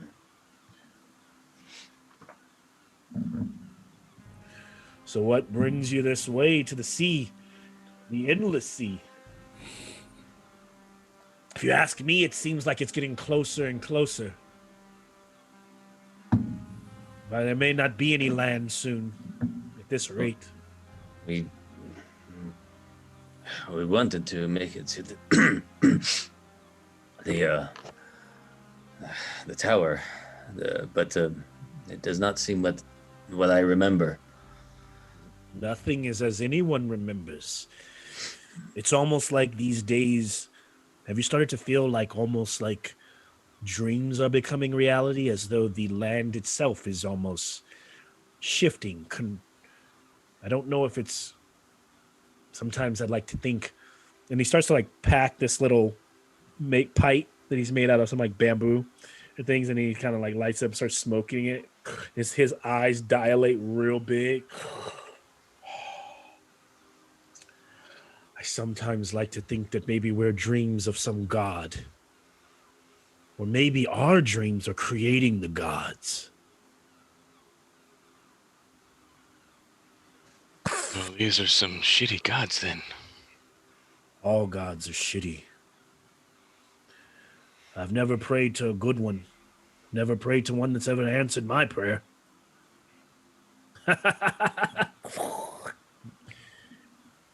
And he looks like he's on like crack now. He's just kind of like out of his fucking mind. It's just like whatever. Yeah. Oh, it's good. I'll be all right. Anyone? Like goes to pass it. No? Ton will take some. Yeah, Riston will grab it. There you go. Huh? So if you take a puff, you will take a toughness check. And it's a DC 14 toughness check. I got an 11. 20. All right. So,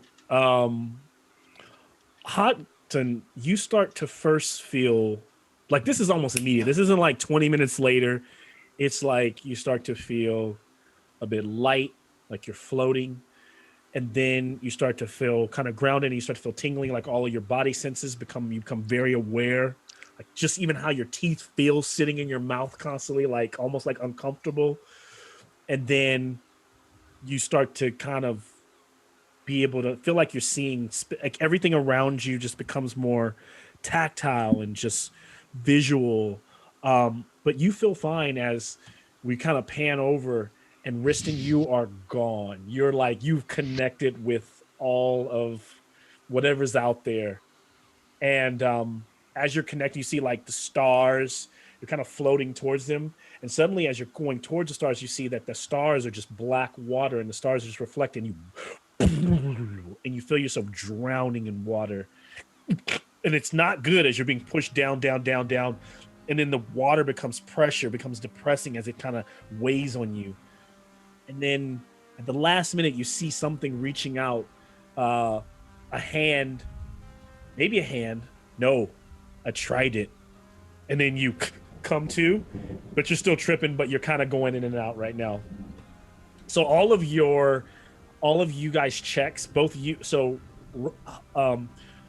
Riston for the next, I don't know how long, I'll tell you later until you metabolize, but right now all of your checks are going to be at DC DR 16, and Huckton's yours at DR 14.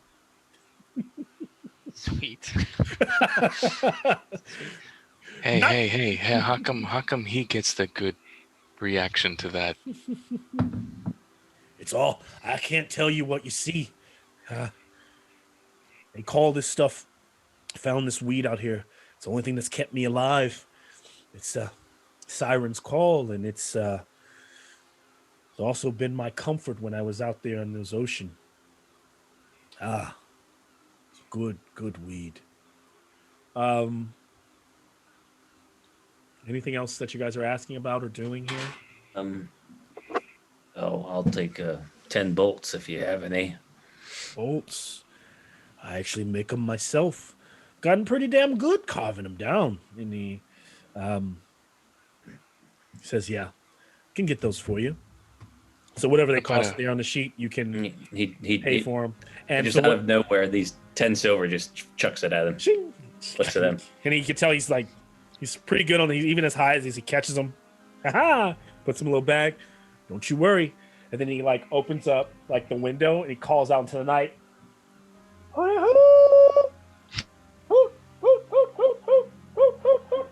He does 10 of those.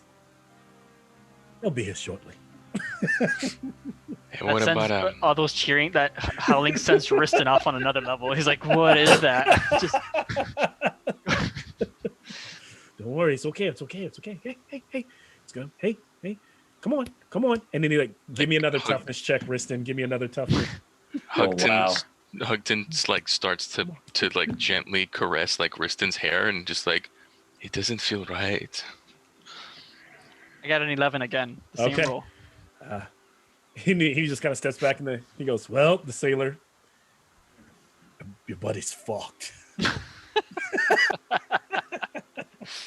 If they don't get it together by now, then they're in for a long haul.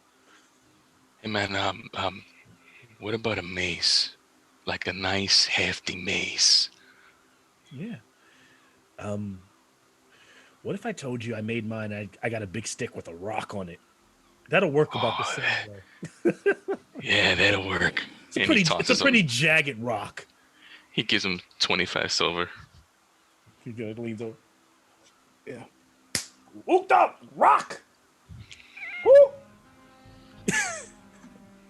Niles kind of has a long shopping list. I don't know if you want me to actually say all that. Yeah, tell me what you're looking for. I want to hear.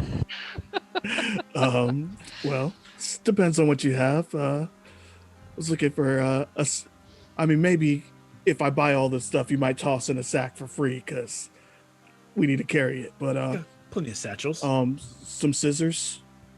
Oh. Sorry, my lad. Not gonna have any scissors here on this. Fire steel. Fire. What's that? Fire steel. Fire steel. I'm assuming it just helps us make fires when we need to in this wet ass land. I can get you. Okay. I can get you that. Yeah. Medicine box. Medicine box. Gonna be more difficult. This is all the medicine that I need. Take a puff. Maybe later. Okay. A rope. I can get you some rope. Not a problem. And any weapon that doesn't look like it's gonna give me a disease if I touch it. Another weapon. Let's see what I got. Hey, my sword Niles takes offense to that. And he lifts it up, right? And then as soon as he lifts it, everybody can smell the stench coming off of it. Listen, Savage. unfortunately, I was able. You see that ship out yonder? That's the ship I came in on. I know there's still supplies on that ship. And early on, I got all that I could get. I made that mace that's coming. I made that out of a good rock. You'll like it. But the swords, he kind of pulls out. He's got his trusty rapier. It's like there's a box full of them, but they're on that ship. And keep your money, and you can just go take what you need from the bowels of that ship. They might be a little rusty, but Is he going to give me a free sack for the 2 things that I actually bought, or just do I have to buy the sack too? I'll get you the sacks as well. Beware the singing, beware the sirens call, my friend. They are beautiful as they are deadly. Have you had experiences with them? I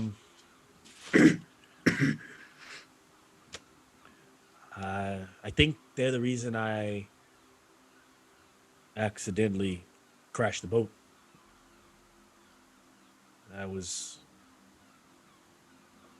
just wasn't looking where I should have been. It was too late. That's another story, another time.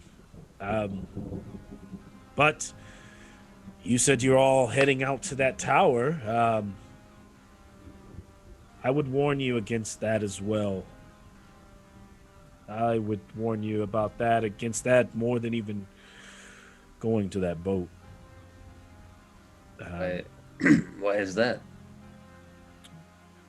I thought that'd be a safe haven. From the locals, the people here, they have accepted me for the most part. But I can tell you, some strange shite going on here. It's I've seen it every blue moon. I wake up in the middle of the night and I see, let's say, the women in this village, they get pregnant, but then they get taken on a boat to that tower out there. The women come back no longer bearing a child. They come back, but never with any infants, never with any babies.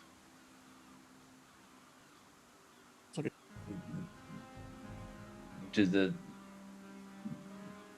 women say what happens when they go there? Who takes them? Do we? It's custom here that no one speaks of it. And so I try not to speak of it, except for with you, since you're new here. Feel like I can actually talk to someone about it. The women don't speak. Deathly silent, they stay. Do you have your suspicions? Have you seen anything? I don't know what's out there, but I know this world is becoming more wicked by the day.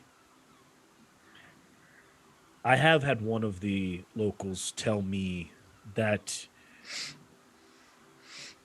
he said he wouldn't share with me because I was an outsider, but he would say that to just be complacent, to be happy, is basically what he was telling me, to be in my resolve that we were all alive and we were all thriving because of whatever takes place on that island, or if you want to call it that. I just doesn't sit well with me, but it's pretty scary stuff. I can't imagine. I don't like to think about. I'm not a good guy. I'm a pretty shitty bastard. Done some crazy things in my time, but when it comes to children and the helpless,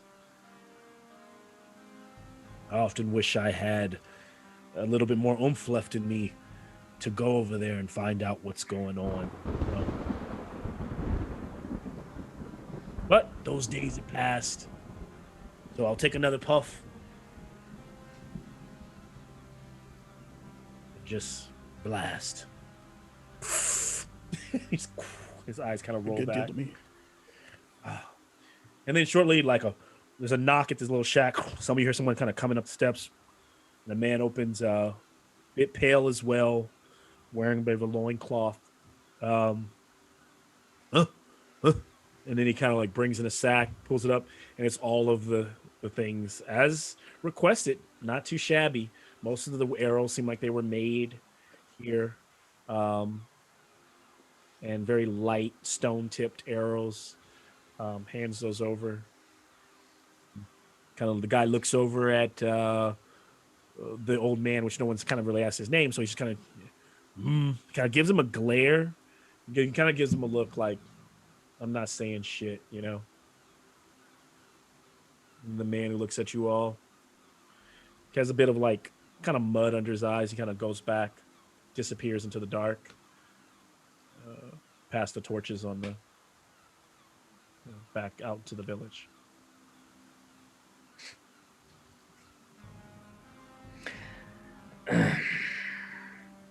That was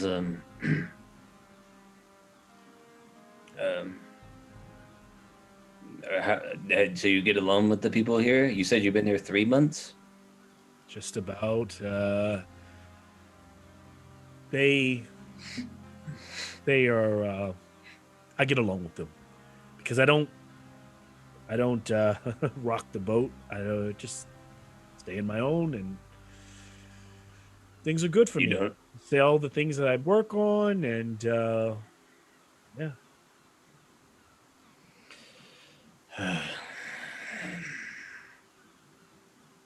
Can I get a presence check from everyone? Yeah.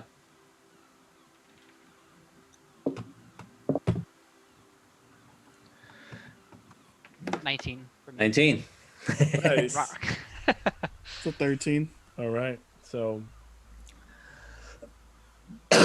there's like suddenly you hear like the shuffling of feet, and even as high as he is, almost like with that 19, Riston, you're starting to kind of come to and be able to be in this presence and control it, right? And it almost, you feel like spidey senses, like your ears are tingling as you hear the shuffling of feet in the sand, like hundreds of feet away. And somehow the old man hears it too, but also Fenris is really in tune, watching you all, eyes dart.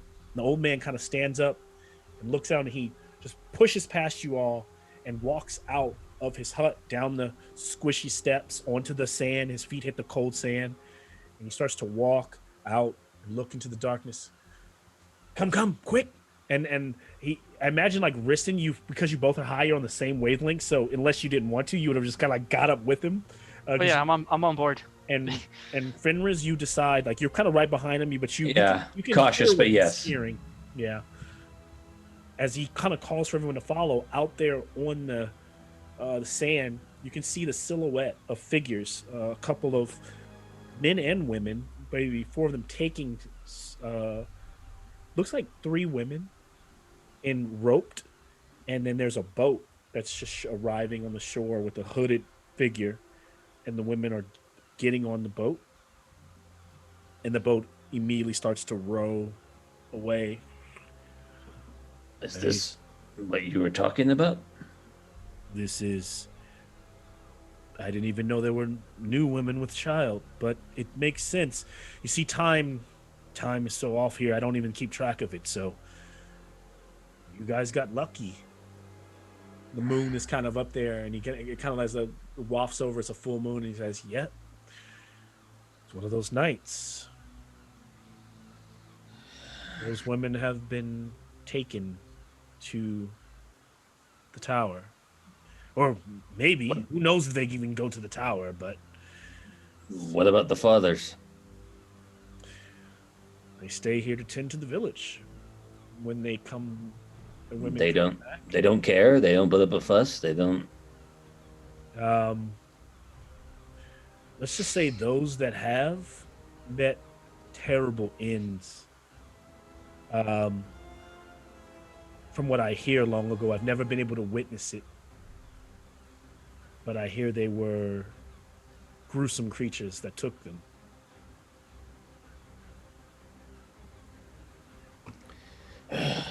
Fenris, come. At Yeah. that tower awaits your salvation and redemption of those women. Let's save them and find what you're looking for.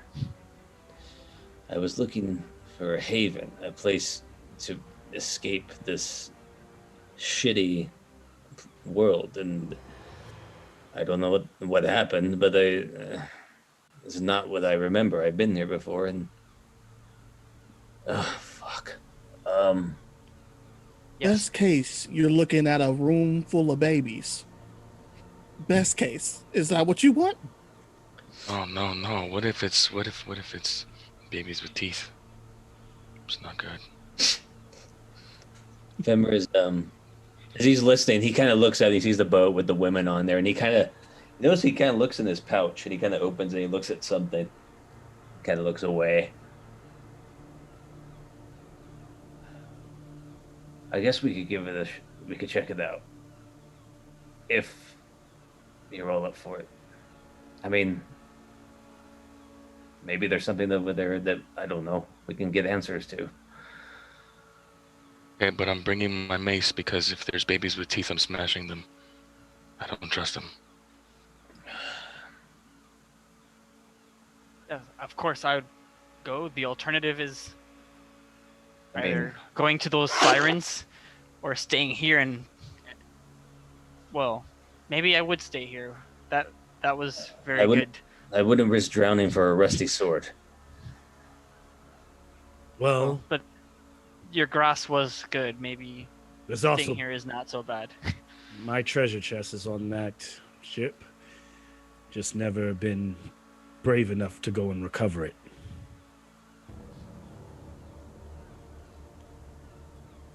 Plenty of silver, a little bit of gold.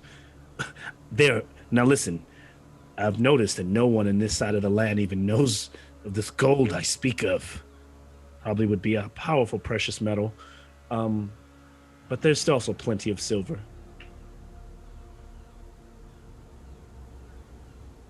Crazy boat, Mm. possible treasure. Crazy tower, possible babies. With teeth. Which way are we With going? teeth. Don't forget don't want they may to- have teeth. Teeth. You don't want to save those women?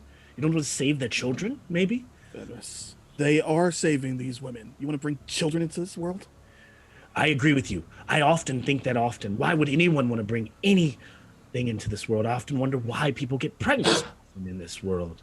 But then again, maybe it's a human condition to want to try to survive. Maybe that's the way you fight against the coming darkness, the dying of the light. Ah, what do I know?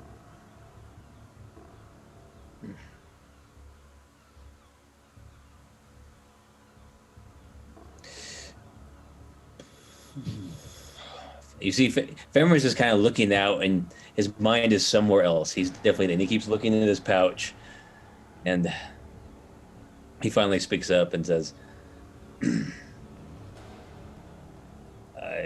I was not interested until you mentioned the gold. That is intriguing, but we came here for the tower, did we not? I, And he hawks a phlegm gem.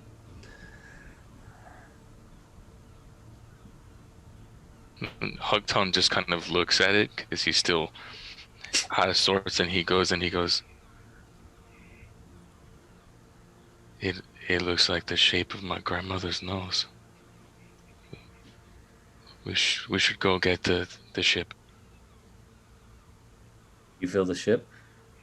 So Fenris is saying tower, Huckton is saying ship. What do you Okay. think, Father? Kristen and Niles. Oh, Risten's to saving the women. It's 2. So you want us? So Riston wants us to go to the boat, Yep. like just the little rowboat, just to save those 3 women. Now Niles wants to go to the ship. So the women are already leaving. They're on like the water. Yeah. So you would have to get They're in your gone. little rowboat and you'd have to row out to the tower. Yeah. Is there a way to get to? Is that the only way to get to the tower, rowing? Unless you could tell me another way, you would maybe take. Do we have a boat? I don't. I mean, I would say that I don't. Yeah, you guys had a little Oh, boat. we do have a boat. We just got here on a Yeah, boat. we have our own. Yeah. You have your own little rowboat. Yeah. We came in our wooden hoopty. All the beat. Fenris looks over at the man. We never got your name.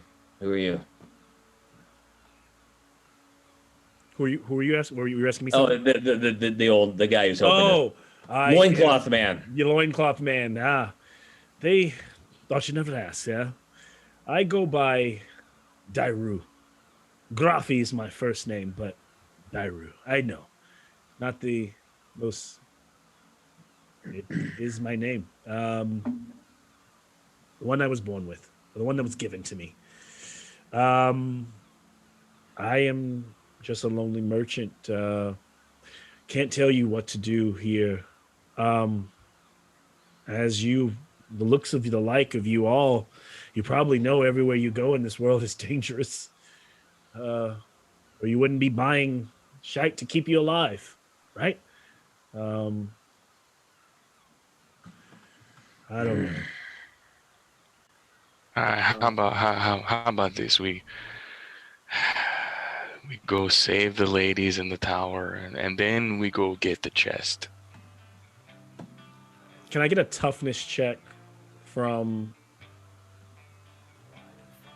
Riston and whoever smoked and Huckton? Huckton.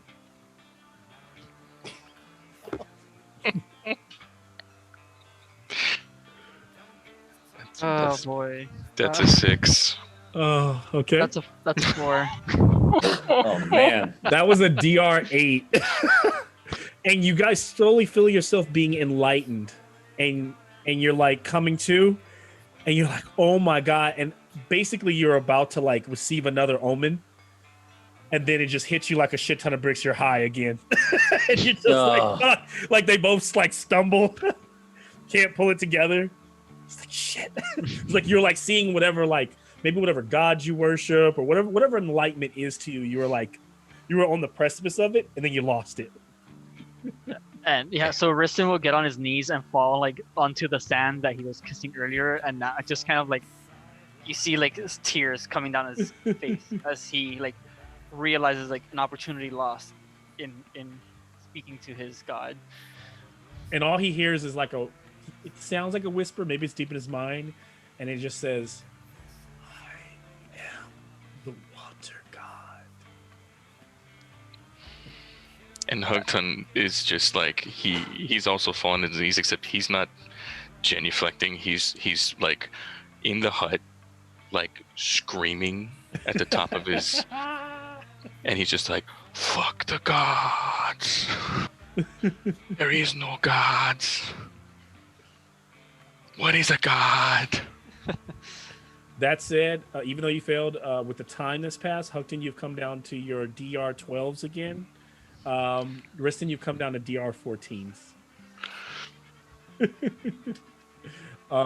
Yeah, and it's up to you guys. I mean, it sounds like there's a split group. And is there no shape to fight a siren right now? So let's go get some baby harvesters. All right.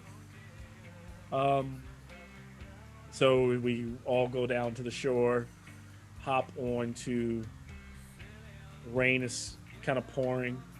And as you get inside and start to wade out, start to push off and get into the middle of the water, the wind continues on, but the rain starts to peter out for the first time. It's kind of stopped, and it's just you and the mist and the dreariness as you float by. And as the shore drifts slowly away from you, those little tiki kind of style torches drift away, and you're at some point you're in the dark. You can just see under the moon every now and then that tower that you are getting closer to. I would like a presence check from everyone.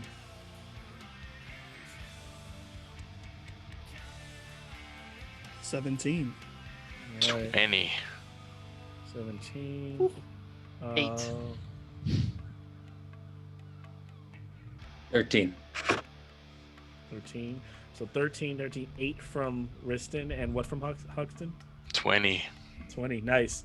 So everyone, you guys are just kind of rowing, and so as you guys are kind of out there on the sea, there's maybe a few hundred feet out, there's like a rock, kind of like jutting up. It could just be a piece of ruin from this civilization that's fallen under the water. And no one else sees it, but as the mist wafts over, Riston, you see a beautiful woman kind of calling to you very strongly, and you feel like the need to like go to her in whatever way possible. I need you to give me another presence check to not like literally walk off the boat and start swimming. It's canon that Riston does not row, so he's just kind of sitting Yeah. there. The rest of Yeah. So He's so high too that it's still DR14, so are occupied. he's just being called. So I got a 1, but I'm gonna use an omen because this required some intervention, some Like- divine intervention. It's like the Rick James and Dave Chappelle. It's like, give it to me, baby. Oh man, I got a 13. So not enough. Oh no. Can you do more? Can you use more than one omen? And can anyone? You can share other people's omens, but other than this, Golly. No, I have more omens. Can I use more? I think you can. You just would use it. Yeah, if you want to use it Yeah. again, nothing against it. It would just be gone. Yeah. Oh jeez. Can't have my damn omens. What? That's all them. Jesus. All right, that was an 8. Do you have other die? Yeah. Do you own? Yeah, What's I- that? Okay, let's. Yeah, I Now, got now would be the time. yeah, I got an 18 on this one, but I've Try used up one 2 of those. omens. All right. So Uh-huh. you fight with everything, and as you look out to her, you see her like calling this nude, like whatever the most beautiful woman to Riston looks like. That's what she looks like. And then as she realized you aren't Becky not- at all, she just goes ah, and her skin splits, her mouth opens up very wide, and there's nothing but sharp rows and rows of shark teeth, and her hands kind of flicker out, and she like yells, but no one else. So all of you hear that call, that singing in the background, but none of you see what Riston is seeing. And sure enough, out there he kind of hears this creepiness, and through what he sees her turn into, and he sees that the lower part of her body is all fish, and there's gills up the sides. Her breasts are out, her hair kind of stringy, hanging down that shark mouth, and those razor sharp claws. And she just looks out towards you all as you kind of go by, and then just jumps back into the water, splashes, and she's gone. And for a second, everyone hears the splash and looks over, and there's nothing there on the rock. And what Riston would have done, seeing that, because how I imagined Riston and his like high, how he was normally, but then also being high initially would be kind of like hanging over the back of the boat, letting everyone else kind of roll as he just like watches. And so he had that kind of like internal debate whether to join that siren or not. And as she like bared her true self, he kind of like scuttled like behind, like away through the ship, right? Like over everyone, and then he kind of pulls his like Olympic kind of like wreath over his face, and you see him kind of disappear, like kind of like fade out a little bit in front of all of you guys as he's trying to hide away from her. And this is just something kind of part of this episode when certain song I just put the lyrics of the song. That's and so about to say I was tripping. I'm like, what? And as you all hit the shore, as you look back, you realize that there's like rocky outcrops. You see like looks like could be dolphins flipping up and down in the water, but every now and then as they come up, you see those maws of teeth like swimming out there, and you realize maybe at that moment you know that the waters are not clean or good, as the mermaids are out there. And now you kind of step away and things go quiet again as you're standing there on the shore. I think even those creepy seagulls, they kind of stop. They're not around. They're not flying out here anymore. There's just a very quiet, dead mist rolling over the land. And what you see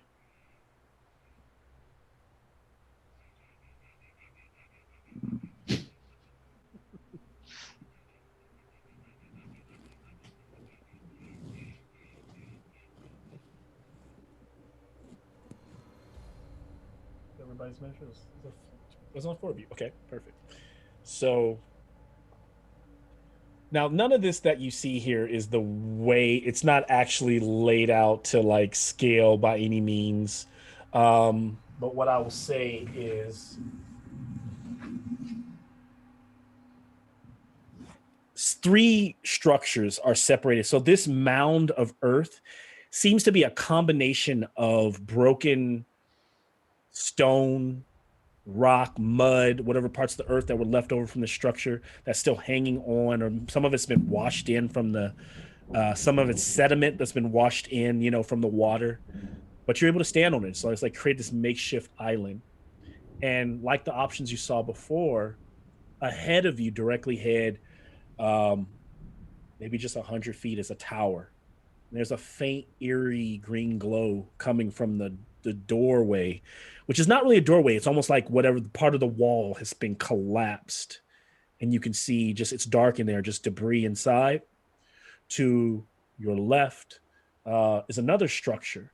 Almost looks like it could have been it's almost washed halfway underwater, a church of some type, maybe a cathedral.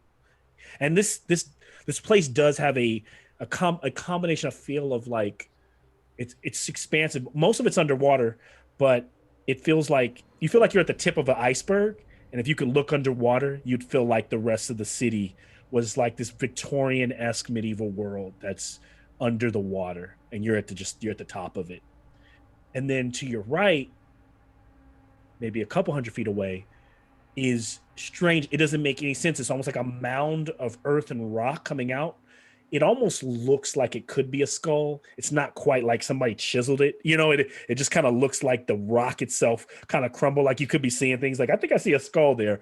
And then it forms like a natural cavern or a doorway. The ground seems very wet at the doorway of it. And it's about 8 feet. It's about 5 feet wide, about 8 feet tall. And it's just dark in that. So it's the doorway. It's the tower that's emitting a bit of that light. And then there's this cathedral with kind of old, rusted, broken doors, kind of a bit flooded up to about your ankles, kind of water pouring into that place. And that's what you see.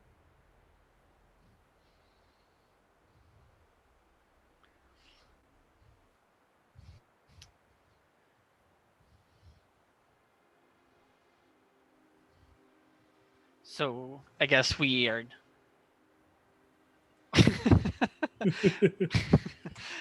Jason. I understand from you guys' conversation, no churches, correct? Church is like Church of the like Basilisk. That's it. churches are like the babies with teeth. We smash them. No. And I think Fenris would know if he's been in this place that Yeah. those churches would have probably been for whatever, like it would almost be like a light god or something like that. It wouldn't have been anything dark or corrupt at that time. Right, at the time. Don't know Right. what's in there. Yeah. Okay. So this is not a basilisk church that everyone would hate. It's a different type of church. No. Depending on who you follow, you might actually like the basilisk. Like, Yeah, you might be a a part lot. of it. Yeah. It's the They're- mainstream, Oh, I mean, right? like my party has some anti-basilisk So, like, vibes over here. think of the Church of the Basilisk in this world as like the Roman Catholic Church. Yeah. They run everything. Yeah, like I assume, Yeah. like the one head that's right all the time. I probably don't worship him, but he's right. Like, He's right. Yeah. And that's Yeah, I why get that. that's why it's so definitive. It's like, why would you not follow the Church of the Basilisk? And what you understand, if you've met anyone from that, I mean, imagine that even Fenris has during his travel came across an inquisitor who was like lost, who couldn't, who was like probably got wounded, who at one time even told you that the Inquisition, they hate, because a lot of people in this world have got, like, a lot of people go to the Bergen crypts to commit suicide because they're just over the world. And he even informed you that the basilisk, that's hated because you're meant to see the end of the world with eyes wide open. You're meant to embrace the end of the world. It's a cowardice move to end your life and to go out that way. So in a weird way, everyone that perseveres, even though they don't follow the church, instinctively follows what they believe in.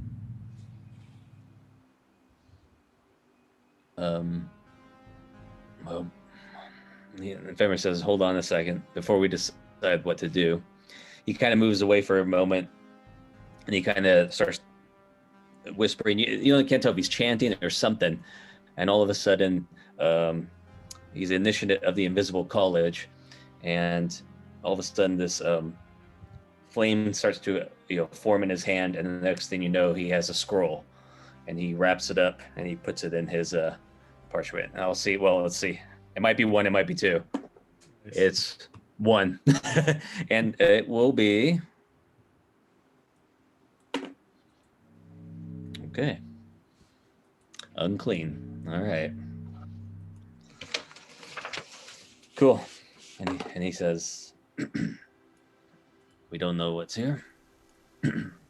Starts to rain lightly. Better to be prepared." I'm sorry, now And he how hawks another normal is phlegm. it that just happened? Like, is that like okay? It's Like, pretty is that normal. normal? Like, it's like D&D, the form of spells that you see people use, they all come through the scrolls.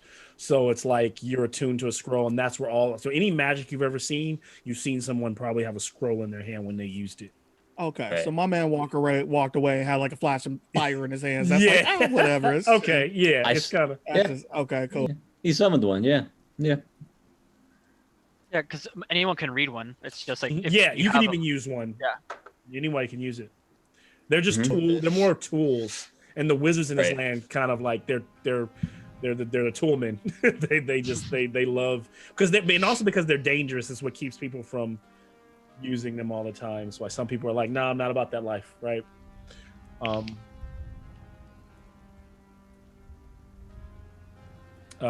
Well, How you guys feel? You guys need a I break? mean, Are you guys good? We can't tie this time, so Does anybody need a break? Is everybody good right now? Continue. I'm good. Yeah, I'm good. take one, Larry. Yeah. Just check. Later. Yeah. Okay. Yeah. So, DM, do I remember anything about the place? I mean, like what? I mean, Give me a quick presence check. a presence. Yes. Okay. Where did I put? Oh, there it is. +3. 16. I think what Fenris understands is that the place has changed so much, and because you're now standing somewhere that would have, you don't even, it's almost unrecognizable, like the place and the structure. I think the only thing that's probably remotely familiar might be a church or the top of the cathedral, as you see there. I'm trying to think what else I would add to this. The main tower in the middle, I think what you remember is that from what you were told when you visited, or maybe what you found out there, is that the land there was a robust magic, was powerful. And a lot of people were always concerned about this nation because they were so powerful, because their magic, they wielded, like they had a college of wizards, like that was stronger than other nations' military, right? Like they used their wizards to do all of that. And so you remember everyone, people talking about how large that tower was, several, 5-6 stories high, and how it was kind of like a college to all the wizards. And so that's maybe something that you recall between the church and the tower, that weird hole in the wall, that thing that looks like a skull, seems not like anything you've seen before. Seems a bit alien, but it by all means it's made out of the same structure of everything else. Right. That's something you remember. All right. Well, I'll relate all that. I mean. Yep. So that's all related. I mean. Well. Should we go to the closest one? If That would be Miles gets a vote, he's pointing towards the church. They're all roughly the same amount of feet away. Okay. So- Niles, you say the church? Yeah, the other two seem creepy. I don't believe it's the church. All right, It's okay. let's proceed with caution. Hookton and I, if we don't find anything in there, we can leave a mark in the church. Yeah, we can burn it down. I don't got a problem with that.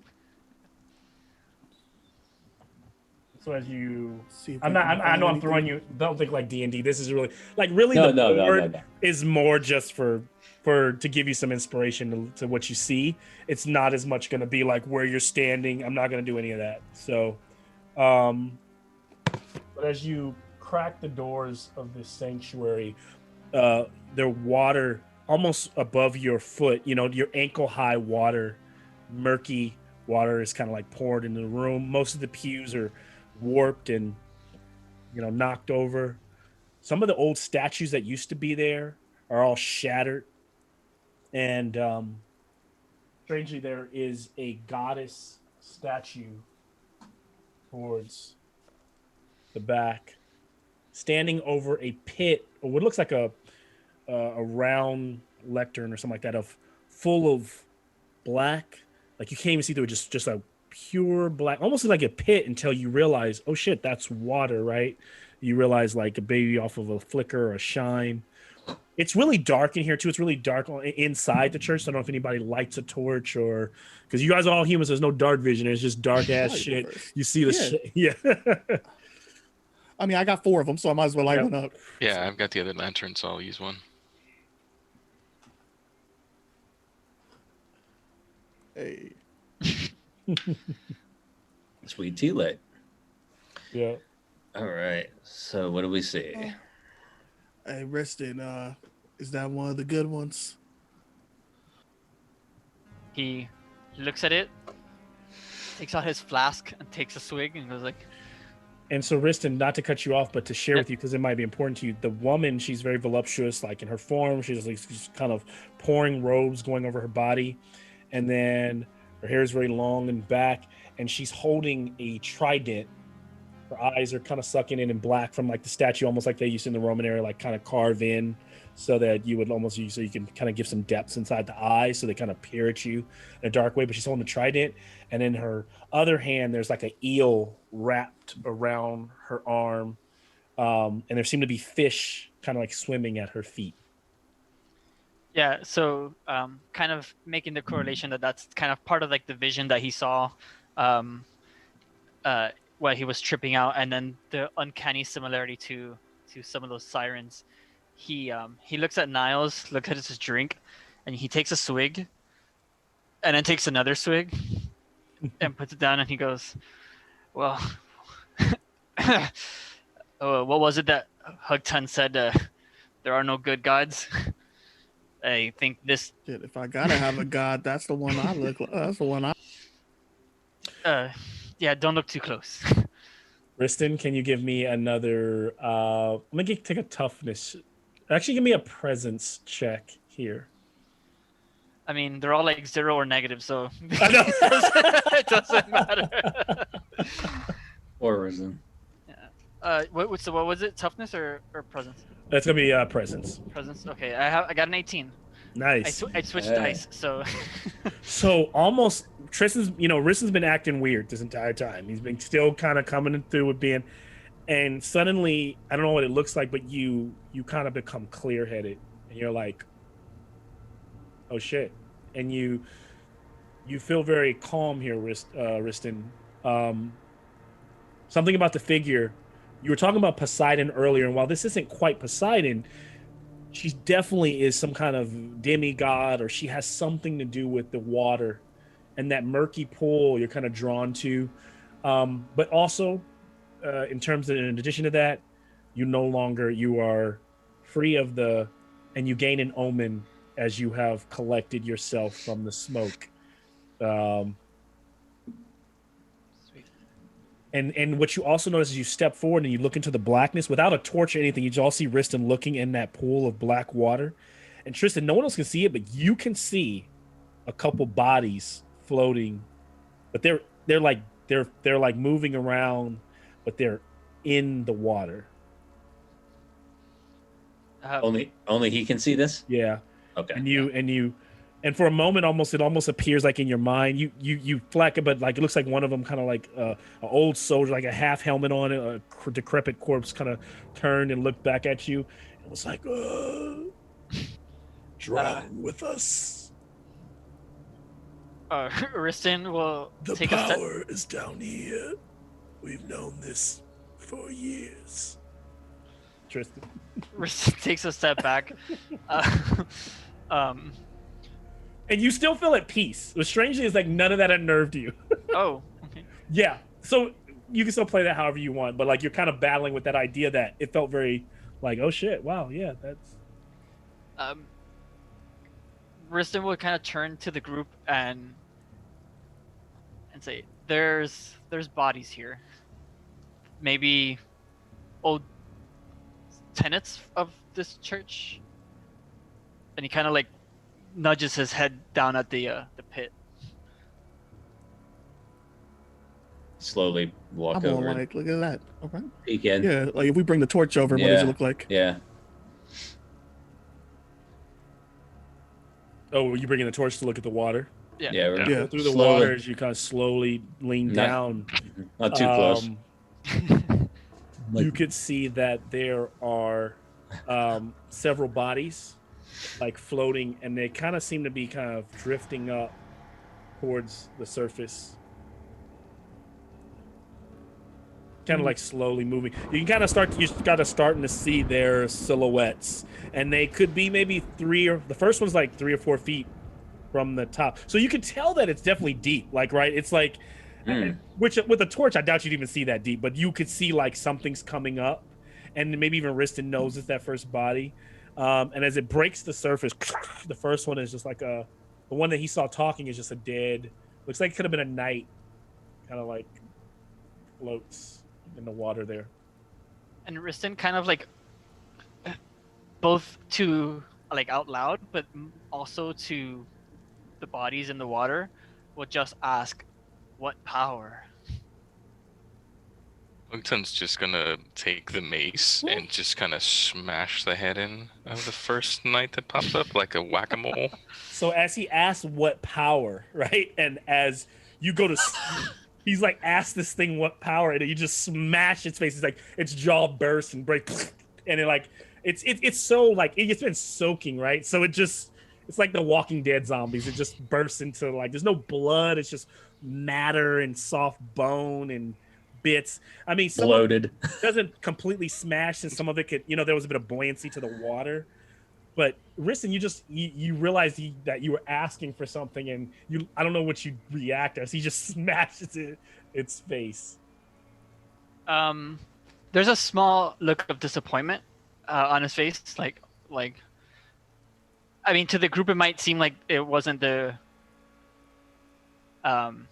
like the impact of that hit wasn't what he expected, but it was more disappointed, like he didn't get an answer, or that maybe that the power was too weak, right? Because there was this hidden power that he was like told about, and Hugten's mace just destroyed it so easily that kind of a little disappointed. So at what suddenly he saw. that statue almost like a projection, like a spirit rolls over it. The statue doesn't move. It's almost like a spirit, like if you see a projection on stone talking. The woman opens her mouth and says, it's actually not that. So like that figure kind of rolls over the face, and she opens her eyes and she goes, "We call out to you, the beasts of the sea, to come forth and join us. This night is yours, because one day we will all be with you in the black and the deep. One day we will all go into the water, live there, die there, live there, die there. We reject our earthly fires. Gone are days of land empires. Lungs transform to take in water. Cloaked in scales, we swim and swim on. We live on." And as she continues on, what do you guys do? So she's just talking, and some of those bodies begin to bloat and come up to the top, and they begin to kind of climb out. And there's like these skeletal soldiers. Some of them look like sailors. They start to crawl into the room and stand there with you. As she. Real quick. So are they still coming? They're coming out of the water. They're coming out of the water. I will. If we all move back. I tell everyone to move back. And so there are 3 of them. 3 of them. No. Bad gods. Yeah, Niles is out. Niles is in the doorway back, all tripping. You see, I told you gods are bad. And in Riston, you hear what seems to stick in your mind is that we will conquer land with water. Gone are days of land empires. Lungs transform to take in water. Cloaked in scales, we swim and swim on. Come and drown with us. So now, as these things are crawling out, what does everyone do? This is a combat moment, whereas I don't roll initiative. It could be, or it could be just flight or flight. They are moving so slow that none of them are attacking quite yet, right? They have like nasty. Some of them are just using their clawed, bony hands. One of them has a sword, a rusty old rapier. And another one is just holding a shield and just a clawed hand. Is there 2 like next to each other somewhat? Yeah. So I got 2 on this side and then 1 on that side. Yep. So Fenris immediately, as long as no one's nearby, he takes out one of the scrolls, and then he reads it really quickly, and the whole thing bursts into flames. And right as it does so, 2 jets of fire shoot at the 2 nearby creatures. All right, what do they need to make? Or is it It is a ball of fire hits. Ball of fire hits. Oh wait, no, I take that back. Probably already hit. It's D2, so it might hit 1. Let's see. Okay, nice. I'm glad I got 2. No, that's 1. Damn it. So hits 1. Hits 1. Okay, first one takes that fiery blast. And I will roll the damage. It is 6 points of fire damage. Ooh. Fire damage, as if that doesn't happen here. Yeah. No, yeah. They have no armor, so you just blow the skeleton away. Is there anything you want to add to how you do it? As it just So when he pulls out the scroll, and then as he reads it, it goes, it engulfs in flames, and then as it does so, the fire goes right towards the creature. Just bones shatter all over the back. The one that you just blow, like it was the one with the shield and the claw. His shield just gets blown away. The one behind him is like moving with the sword and moving to strike. Since no one says anything, he strikes. So Fenris, give me a defense roll. Be quick, guys. Defense roll. Yes. How do I do that again? You I gotta use remember. is it toughness base? Yeah, it's your D20 plus agility Plus minus whatever you have for your armor. That's right. Thank you.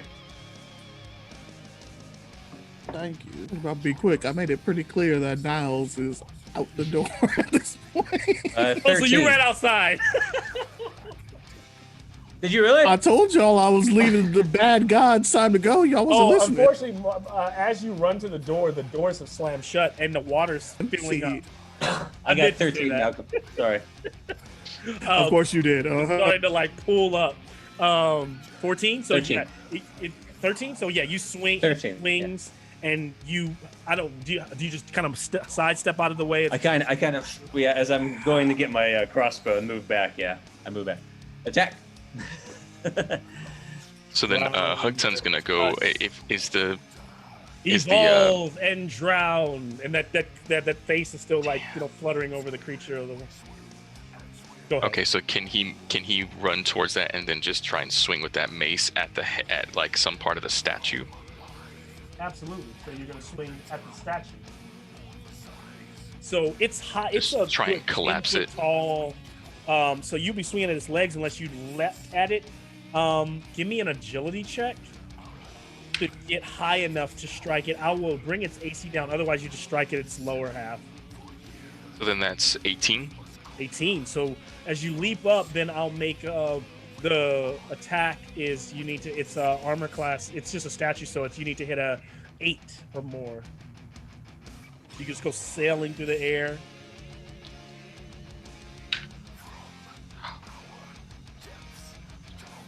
That was hold on, wait.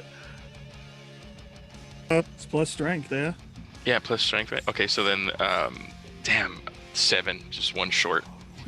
So you kind of like you like cut its face, and you just kind of and as you like slice like where that spirit was, you feel like a surge of energy roll through you. Give me a defense check. So that is going to be 15.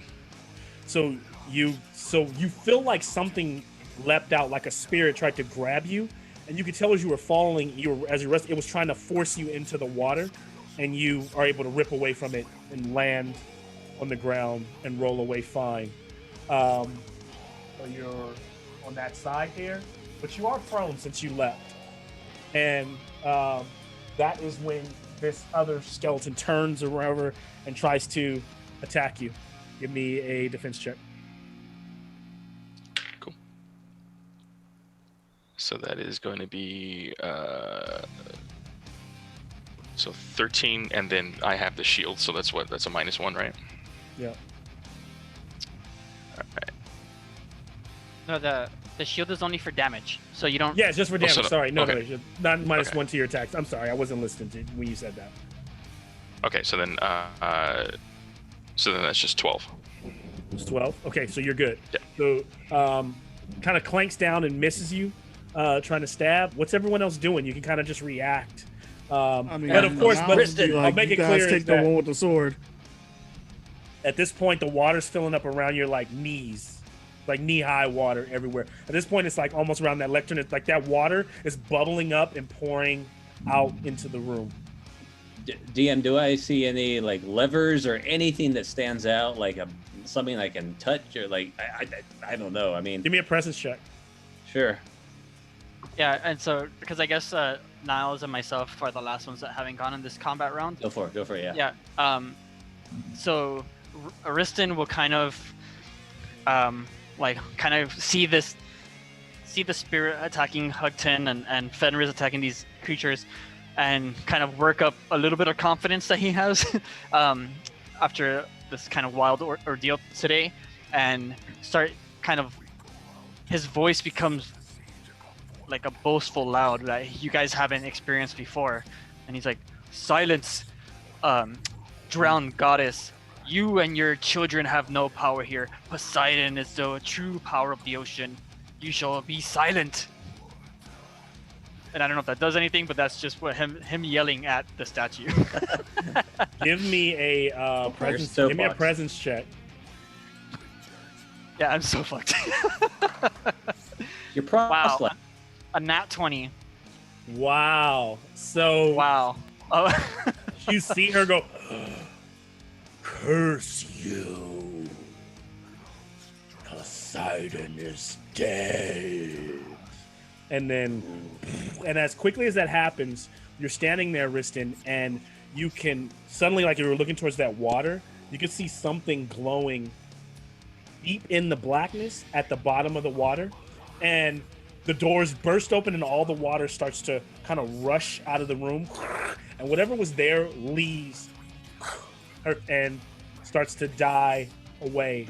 And when all said is done, there's just that there's still 2 skeletons. They don't die. They've been reanimated, and they're just walking around as the water's pouring out the room. But her presence is left. I think I did 2 skeletons. There's 1 left that's gonna attack, and then there's still you guys' turns.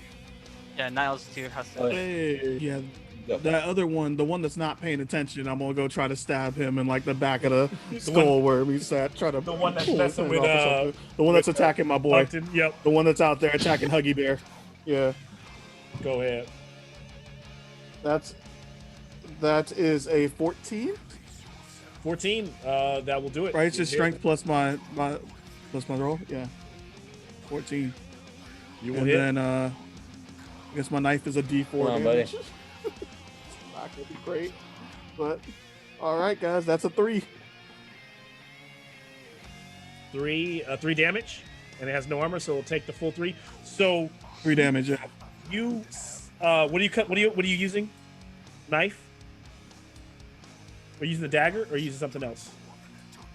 Knife's the only thing I got. No, Yeah. So you like this thing, you're kind of creeping up on it, and it turns around, and then as it like resets you, you like slam it right between the teeth, and break out a couple of, and it like sparks in the back of its head, whatever arcane injury is keeping it alive, and it staggers away, and one of it like when it's kind of shocked from the stab, so a couple of its arms fall off, but it's still like moving around, kind of like dead on its feet, but still alive. I'm using the knife. Yeah. Malcolm, I rolled a 14. I guess it doesn't matter now since the water went away, but unless there was something. Oh yeah, and so what you also see is that water's kind of pulling slowly down, but it appears to be as the water pours out, the water stays as high as it does there in the little pit, and you also see what Riston sees is something glowing deep down there, and you don't know. It's like a faint little flicker It's faint. of like a blue light. And you realize you'd have to like, literally leap in there and swim to it to get it, if it's even worth it. Okay. One of the skeletons is hashing around at that point. One of them kind of leaps and jumps across the open pit, trying to bring a blade down on Niles. Niles, you will make a defense check. There's some teeth for you, Huggy. What? I am so far away. Okay, so defense is going to be. By the way, movement in this world works like it's like they can pretty much move around short distance very quickly. So. Yeah. I mean, I'm just saying, like, I want. chose to go over there to attack that guy because other people would be closer. That was Niles' mindset. But yeah, so defense is D20 plus agility Yeah. minus my armor. Yeah. You have heavy, my right? defense is a D20 minus 2. Yeah. That is a 17. All right. Natural Nice. 19. So as it Fine. leaps across with its just open claws, how do you block that? Or how do you just evade it? Oh no, I'm definitely diving on the other side of my boy Huggy. I'm trying to put him in between. So the skeleton as falls onto Huggy. It like kind of some of its ribs clatter off on you, Huxton, and then you're now like trying to get up, and its like head is like and its jaws keep kind of like shattering. So I See have him the go. shield. I was just like trying to bite the shield. You know how they do in the old 80s movies? They just like drop a skeleton on the actor, and they just go ah. I know. Yeah. That's awesome. It's doing that. Like, yeah, my Mork is very retro in like my mind. It's like, whereas like D&D is like, when I play D&D, I imagine everything is CGI. And then when I play Mork, I imagine everything's like super practical. Yeah. That's a good comparison. That's a good analogy. I like that. Like werewolves would have like, you can see the stretching of the maw and the eyes rolling back very like, Skeletons, you can see the wire. You can see the wire in the mesh. This is Conan the Barbarian, whereas the D&D's Lord of the Rings. It's Yeah. Lord of the Rings. There it is. Yeah. All right. I'm going to pull up my crossbow and just aim for that same one that attacked. And Yep. Because it's the second round now. Yep, it's the second round. It's shooting's agility, right? Yep. It's presence. That's presence. Presence. Oh, Sorry, it's presence. Dirty 20. Ooh, geez, you guys are rolling crazy tonight. Good. I rolled 17 roll plus the 3. damage. It doesn't have Nice. armor, so yeah, these are creatures without armor. So 4. 4. Finishing off that one, that skeleton how do you want to? How do you imagine it? You finish He it. just immediately and it just pierces right through the skull, and the skull just like shatters. Yeah. Most of the top of the cranium. Yeah, gone. So there's 2 skeletons down. There's just that one that's on this side that's like barely. The one that I stabbed yet. What did you shoot? Oh, you shot the one that's closest to you, so it's really the one that is it. Did you shoot the one that's on Hudson? Oh, I'm sorry, I shot the one that attacked. Hudson's on that side. So it's, the one that attacked Niles. My bad. Okay. Yeah, it's that one that was on the ground, so that one's gone. So there's just kind of one on your side, closest probably to Fenris, shuffling towards you. It's moving really slowly. What's everyone else doing? I'm moving away. Yeah. If I can. The one that died, was that the one with the rapier? Yes, the first one I think that got the first one had the shield, that one died. Then the one that had the claws died. So this is the rapier one. Yeah, this is the last big guy with the sword. The one that's standing is the rapier one. All right, yeah, it's the rapier one. It's all yours. Okay. Kill it. I think it's not. Huggy, go. So yeah, so then Hugton's gonna go up there and just with the mace just. He stamps his feet, rushes over. Oh man, okay, 17. Oh my god. 17. I mean, that's gonna hit. You rolled a 17. Yeah. Man, you look And then pretty the nervous. mace is D6. All right, so Yeah, it's a 6. Yeah. Nice. Because I mean, like the Holy average crap. creature is like 12 or higher. You're probably gonna hit unless it's a really difficult creature. So yeah. And how much damage? It was D6 for the mace, so it was 6 damage. How do you kill it with that giant, like that new mace that you were given, and which is pretty much a rock wrapped, like drilled through, and then like. So he's gonna do the whole like he's going to like Thor style jump over the fountain and then just be like, and just bring it down, so you can hear it just splurch all the way down into the ground. Smashes the head. It's done for, gone. All right, now we take the statue. And like Riston starts taking off his sack like from his back, and he goes, "We go for that," and he points down into the well where that shiny object is. We loot the bodies and we walk away. What's wrong with you people? The faithless would never understand this. That thing just talked to us. It tried to kill us, and you want to go down? Go down in the water. I mean, I saw the glow, but we can't breathe. I don't want to go down there. I mean, tie a rope to him or something. Here, I just bought this. I'll hand the rope to Huggy, and while I go look for this rapier and the shield to see if they're even usable. Mm-hmm.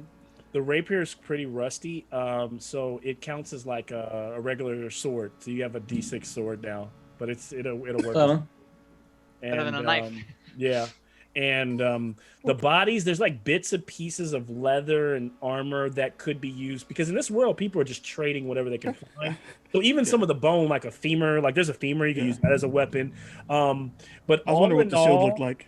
All the bits. I know he got blown up. Between all 3 skeleton, you probably find like bits and pieces worth enough to sell for about 3 silver a piece. You imagine that like these armors and stuff probably would have been in better use, but they've been floating for so long. They're all, but so there's probably like I want to say basically 9 silver worth of trinkets, things like that you can collect from the bodies. And I'll also roll, since you were, just in case there's anything. And while I'm doing this, you guys can also continue to talk amongst yourselves or decide. Was the shield usable? No. The shield is pretty blew it up. So the shield is gone. It was right. Sorry, that fire just finished it off. Yeah, no, I mean I gotta ask, bro. Yeah. All right, so then all right. This so game, what, yeah. So what Hugton will do is then Hugton's gonna give you his shield because he's carrying that big ass mace now. I gotta ask. Okay, yeah, I rolled to see if there's anything else, and the remains are worthless, which is. Okay. Yep. Yeah. Now's my. The other remains are worthless. Some seawater. Riston, right? So we. Go ahead. Sorry. No. I was just keeping track of stuff in my head. You're good. So I'll take the shield then, and then I'll take the sword. Okay. Appreciate it. Kristen, why would we go down there? That's loony. It's a calling. You faithless All will right. not understand. Yeah, whatever. I dealt with your type before. All right. It's a calling. How about I just hold him down by ankles and then we dip him in up and down? Yeah, you can breathe, I'm sure, right? You can hold your breath for 20 minutes. We don't even know how why what's the goal? Why go down there? That must be something of power. Clearly. Well, that's cool, priest. How long can you hold your breath for? Just And Hugton goes running over to see what Fenris is like spat up this time. Oh, no, Riston, no. Fenris spit out goat shape. That's bad. Are you using my phlegms as divination? No, it's just something my my uncle taught me to do. I lost Riston's miniature in the dark, but I'll find it. probably it's okay, Malcolm. So stealthy. After my dive, I probably won't He's make already it back up. so he's already in the water. Let's just we'll leave him in there. We'll head out. Wait, We saw this. he's Oh, so really you doing so this? Riston drove in. He dove in there. He's going to, yeah. He's doing going it. to. Oh, Huggy, tie him first. Don't just let him dive. I think he already jumped. Priests. All right, fine. Give him a Or did rope it- back. Wait, did he or did he not? Yeah, let's do it. You guys took too long. Power. Shit's sakes. Fine, we'll tie it to his ankle. Just Fenris just like moves away and just watches, and you just see him like fucking priests. then Give him Hugton a is just minute gonna to pull it shove back him up. with both hands just into the water. Give him a little help. Riston, I need a toughness check. That's his specialty. It's only a +1. That's the only positive stat I have. Oh, okay, so that's that. All right. 14. Okay. And so as you're swimming kind of like through this black, murky water, Oh, kind of closing your eyes, you feel like stuff it kind of touches you for now and then. You don't know what it is. You kind of like try not to think about it. You get kind of like you open your eyes, and through that murkiness, you see that something glowing there towards the bottom. And as you kind of get down there, it's kind of black and sooty earth that's kind of floating around. There's some other bones and other things there, and there sitting is a pendant about so big of a trident. It almost looks like a necklace, and it's glowing that green, and when you grab it, it kind of stops glowing and it just gets very dark, and you start to kind of push up to the surface, almost about to let go and breathe, and he splashes out, and he's holding this trident pendant in his hand. And as he climbs out, there he is, like soaking wet. Now I need another toughness check because it's so cold and you're so wet to get warm. Tell me how you're trying to get warm, and maybe that changes what you're. You guys. And no, you guys can also. Can we How you just guys trying to slap help? I'll to handle my torch. Okay. You can hold. you've got to be kidding me. Yeah, so I'll kind of like shivering and like with like this shit crusted smile of like all the crap that was in that water. Just like toothy grin, like hold up the pendant, shaking, and take the torch from Niles, like, thank you. Riston, like- there is something very wrong with you. Priests. I got a And 19 actually- on that toughness. 18. Okay, nice. 19. Yeah. 19. Oh, And that's what give me a presence check as well, Riston. Now can we smash the statue? 12 presents. So after you suddenly realize that it's not just your own constitution that is keeping you like kind of controlling your temperature but you also start to maybe even feel something from the pendant, or maybe feeling rewarded, whereas the cold itself starts to feel very comforting to you. the whole atmosphere feels very comforting, and you are cold no longer. You walk out, even like none of it. You actually, whereas everyone's kind of been bundled up, you feel fine. You touch the water again, you feel fine. You could take another dive in there. It's like it's warm. It's almost like nice. The water's nice now. No, yeah, I'll just hand back the torch to Niles and be like, okay, like I'm good, thank you. Like, it served its purpose. And yes, Hugton, we can destroy the temple. Well, I don't know about the temple, but I want to destroy the statue. Like, can't we just topple it over? I mean, she was talking. This is just one room, right? There's no other. Is there any doors, or is this? There's no other doors. Okay. No one's investigating, but there doesn't seem to be any other doors that lead further anywhere else. How big is the statue? Is it even like right? It's viable to try to push it over? Like, I think with all of your help, you could probably push it over and topple it. Or is it one of those things where we can get behind it and like use our feet up against? Yeah, the that's wall? what I'm saying. You would just kind of like be, and then like toppling it over. Holy He-Man! All right. Yeah, it would take a strength check from everyone. Oh. Okay. Yep. Fine. Let's topple this bitch. If that's what you're trying to do. Yeah. So I got 15. How does this pertain to help? How's it 8? Yeah, same 9. 4. So Hugton, what'd you get? I'm sick. Wait, Hugton, what'd you get? I got 15. 15. Okay. And what from Riston? Oh, a 9. Okay. Started off strong. I had an 11. Niles? Fine. An 8. Oh man, we're rolling bad. And then Fenris? 4. Our heart wasn't in it. Our heart wasn't in it. Damn, I think that actually beats. I made it a DC 40.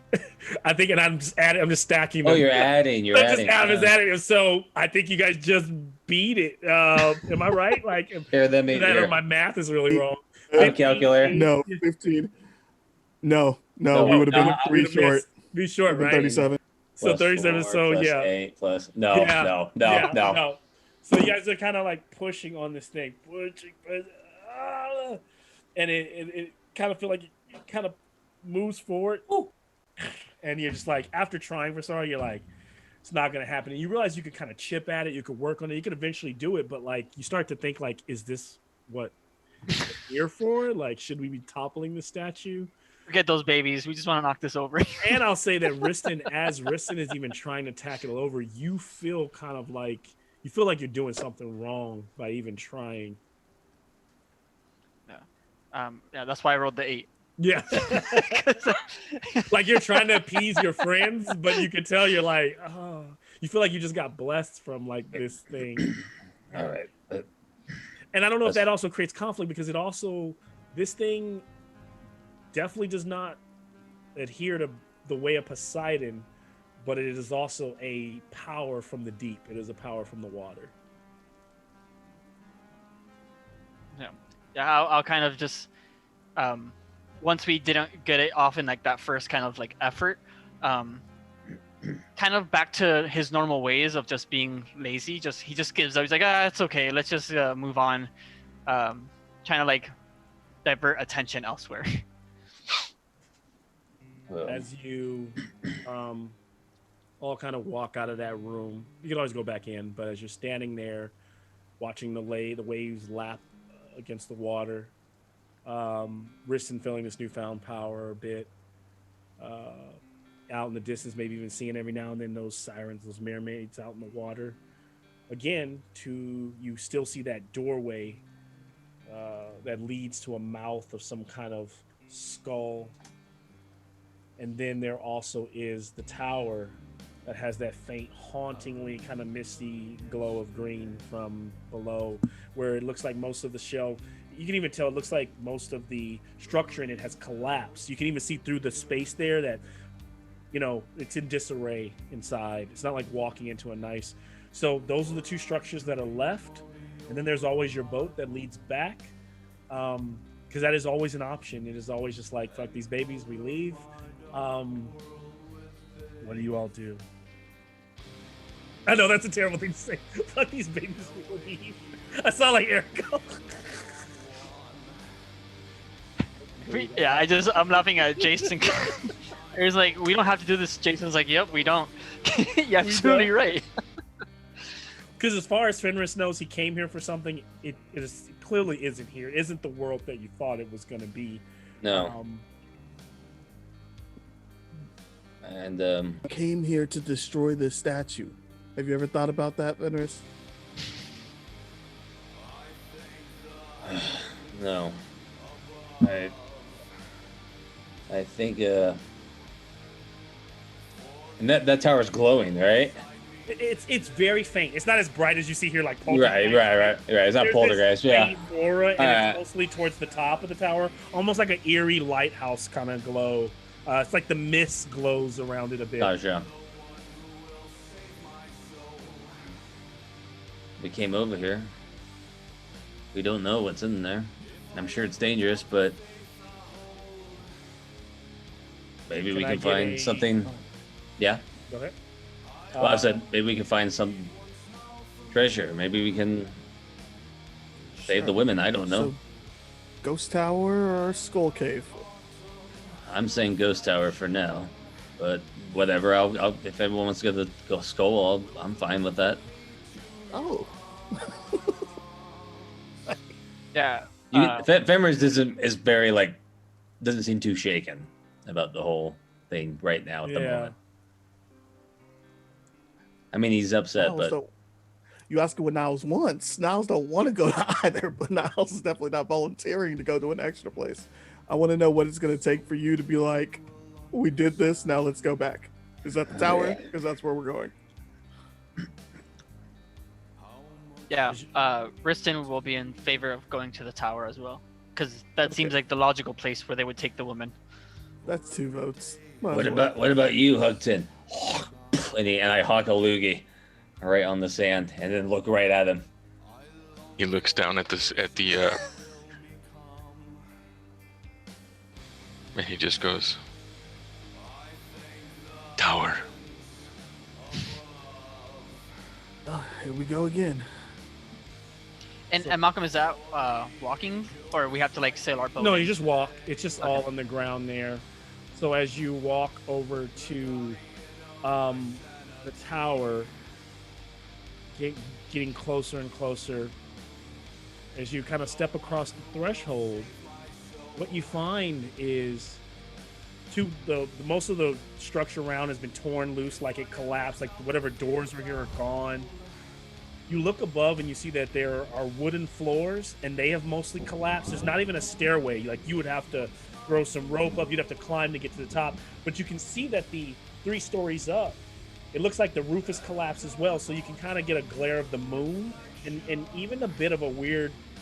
There's not like an orb or anything creating that ghostly glow. It's almost like when you see light pouring in, you can see like the dust flicks moving through, and they all have that ghostly green kind of feel, as though there's remnants of magic that's left over, and that's why the tower just glows, because of all the spell books that burned here or were taken under in the water.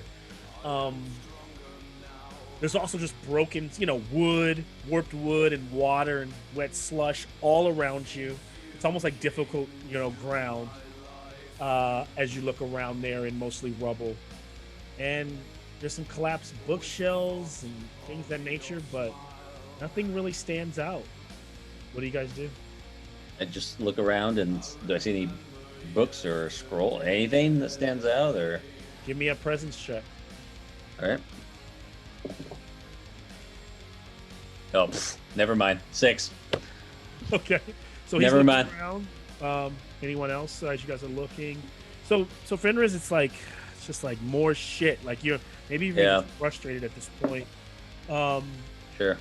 Are any signs of actually with that 6, what I will say you see is you kind of Fenris kicks the ground, a piece of board moves, and there's a skeleton in heavy plate armor, and he's lying there like a knight that was there, could have gotten crushed or could have died here, and there's a body there in that plate armor. So there is another, like, pretty much it kind of nasty looking Rusty, but there he is wearing armor. I should. The sword he's Okay. broken looks. The sword he's like was near him is broken, and pretty much useless. Um, Anything on him? Probably not. as you bend down, what was Riston saying he was gonna do? Yeah, sorry. Oh no, no. I was gonna see if there was any signs of the women, Yeah. even though the Can you- room's empty. Yeah. Can you give me a presence check as well? Yeah.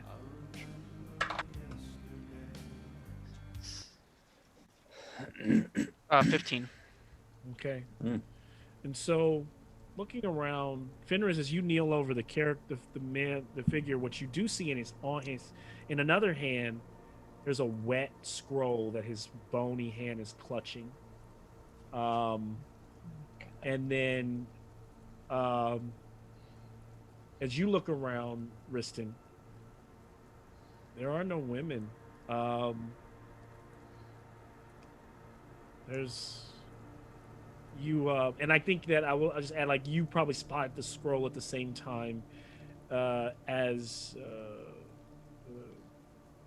Fenris.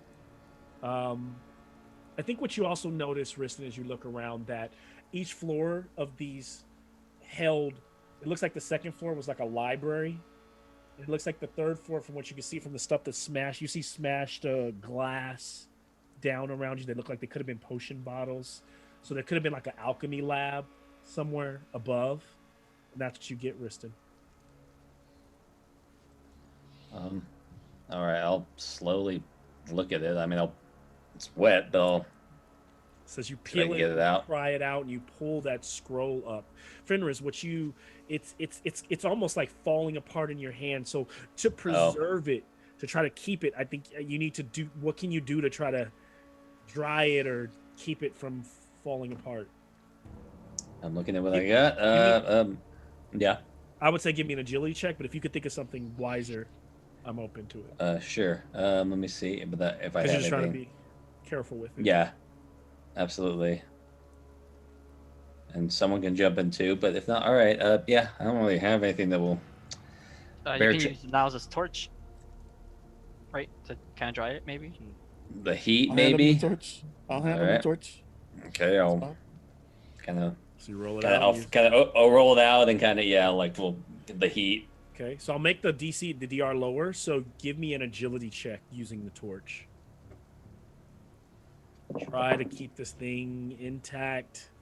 12. Man, it's good. So thankfully enough, whether it's Oh, like good. you're able to like hold it off and with the torch heating it, you're able to slowly roll it out. Bits of it are flecking off already, but none of it with the main parts of ink that you need to be able to read. It's a bit blotchy, but you're able to make it out. What it is a scroll of Lucy's levitation, and that is in the PDF in the book. So you all have Lucy's levitation. Ooh, that's cool. Just to be sure, we saw like a boat outside, right? That's across the way. Back Like yeah, we're there not was just over. it was a big Like no, I'm ship. saying on this side, we saw them beach the boat. We saw some footsteps. Like we're not just around here on this random island, just like, hey, There was no boat. look for these dudes. Oh, Okay. There was no I boat. didn't even think about that. Yeah. Good call. So Niles just remembers that and is like, hey, and then you all realize you didn't see a boat. You didn't see feet going anywhere. Y'all got out here. Oh, for shit's sakes.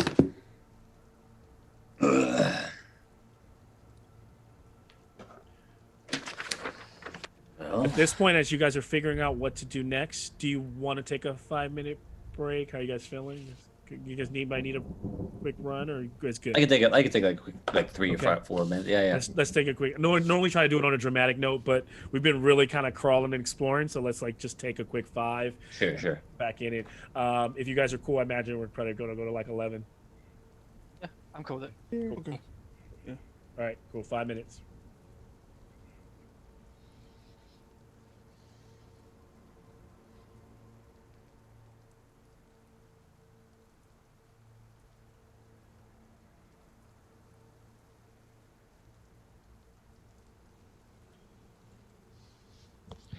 You good, man? Yeah, they're going really good tactical dungeon crawling here. Yeah. What's so funny is like I'm not making any of this up. That's so funny that you chose a character that was attracted to Poseidon in the water. Yeah. Oh And yeah. like I like had all that kind of like built in. So I'm just of course I kind of like catering a bit to it for Risted, you know. Yeah. Yeah. I originally was gonna kind of use like the whole like when I was like picturing my character, I was like, because I was looking at the classes and I was like, all right, what do I want to do that's like a little bit fun and quirky? And so I was just gonna have him kind of throw out a bunch of like Greek pantheon names, you know, like by the jealous eyes of Hera or something, stupid shit like that. And then as soon as you started the description, we're in a river, so like immediately I googled like river god names. But then when you put us out in the ocean with the sirens, I was like, all right, Poseidon it is. Like I'm just gonna rock that. That at was the great. end. That was good. Good. I'm enjoying it. I'm enjoying the slower, like less lethal version of Mork. I feel like our last game felt like that too. It's like it's almost like the more you play, the more you're like, take a step, look around, see what's going on. Yeah. I was looking at 2 modules for the next one that are going to be a different tone than what we've done, Yeah. Have you read, because I found where you got the first one, Cleaving of Buscat? Yes. And I bought that the Dissident Whispers book. Yeah. So I saw Flails Akimbo there. Have you read that one? Yes, that's the one where you're like on a TV show and you're all yeah. Yeah, I'd love to play that one. That one sounds fun. It's like if you've ever seen, there's another one of those old movies that I know you're younger than me. Have you ever seen The Running Man with Arnold Schwarzenegger? No. It sounds like a Mork version of The Running Man. And The Running Man is essentially a cyberpunk, a really dark future where corporations make all their money off of this extremely popular TV show, which is essentially like gladiator games. It's like American Gladiators or football. But they pretty much take convicts and put them on TV, and they make them kill each other. It's like it's like American Gladiators. They send like guys that are like the best at it to murder these other guys, and every now and then they kill the gladiators. Yeah, and it's pretty much Rome, but in the future. And of course, Arnold Schwarzenegger's character is he was innocent, but he was charged with this crime that he didn't commit, and he's the Running Man. But of course he starts murdering all of the American gladiators. Starts rising to the top. It seems like one of those games that would be really fun to play in Mork. Yeah, it reminded me. Have you ever played that arcade game Smash TV? Okay, Smash TV. Yeah. So this is what's crazy about Generations. I always think it's funny when you say that Smash TV. They created that video game from Running Man. It's like it's like direct derivative. It's like how somebody who watched the movie was like, dude, we should make that into a video game, right? Like, it's like so Smash TV is Running Man, the video game. So that's great. It's exactly what it is. So that's funny. That's where I went, and then you were like, I think it's like Smash TV, and we're both like, yeah, that's exactly what it's like. Yeah. That's great. I love that. I love that when you like still see eye to eye. Yeah. How did you like Aliens, by the way, since you watched Aliens? It was good. Yeah, it was great. Completely different from Alien. Totally like I said, like same world, different tone, right? Which is a lot of fun. Which is why I like Flails Akimbo. When I read it, I was like, ooh, that's juicy. Like I like that. There's only been a few people that can pull that off, and James Cameron is one of those directors who's done it twice. Whereas if you've ever seen Terminator, it's the same. James Cameron directed that and created that, and it's like a horror movie. Arnold Schwarzenegger kills everybody, and then in the second movie, he's the good guy, and it's an action movie. Completely different tone, but they're both beloved films. So So I was reading that one, and I was reading another one that takes place at like a tournament, like a medieval tourney, like fair. But Mork twisted versions. Yeah. So I was like, okay, those two are very different from what we've done. A little bit like open, and dark, festive. Which I'm gonna read more on them and see what twists I can add to it. I like it. We're playing very cautiously. Very cautiously. Has anybody lost a hit point yet? Like, is there? No, huh? That's good. Yeah. I'm not gonna I told myself this is not gonna be the game where like I arbitrarily just like hurt people. So I'm just like, you guys are doing really good. Like, there's been no, it's been good. Strangely enough, like my campaign, I don't think any of you guys got even hit once. No. but it felt like you got beat up. Yeah, we got mentally. I was mentally exhausted playing your game. I think it was just Which one? Everybody has Bloat. their thing, and for me, darkness is fine. But the things that like they don't actually scare me. They just disgust me, and so like bloat was just disgusting. Like it was just so much like the visuals that I had to constantly keep. Like my brain, the places my brain had to go, bloat. Yeah. keep that world like there. I think when it was done, when it was finally all and the world disappeared, I was like, why am I so fucking tired? Like I was just like, I need to go take a nap. So yeah. Was I in that one? I can't remember. Yeah, you were in that one. They're also I like the games I played have like there was obviously the first one with Fenris, and then we had the one Henry where was that the second one, the spider one? Yep, that was the second. Yeah. Oh gosh. They're surprisingly more forgiving than we give them credit for. I know. You play the game the way it's supposed to be played. You know. I think it's great. I think the system's great. Because now when I look back, I realize everybody probably would have if it wouldn't have been for the worshiping, right? Everyone died literally because they succumbed. They didn't fight the creature and lose on numbers. So yeah, we don't know what would have happened there. Interesting. Yeah. All right, so let's get back into it.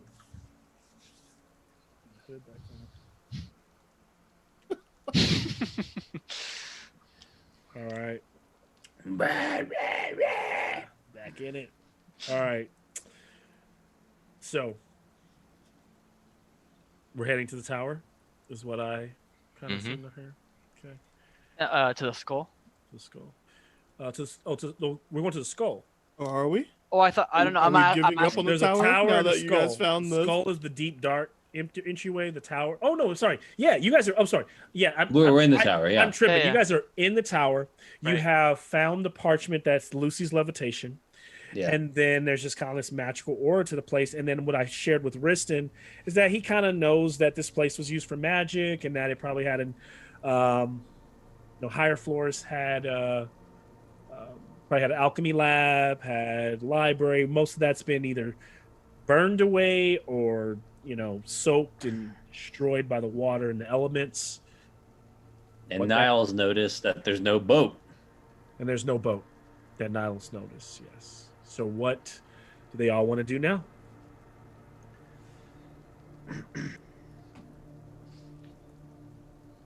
Well,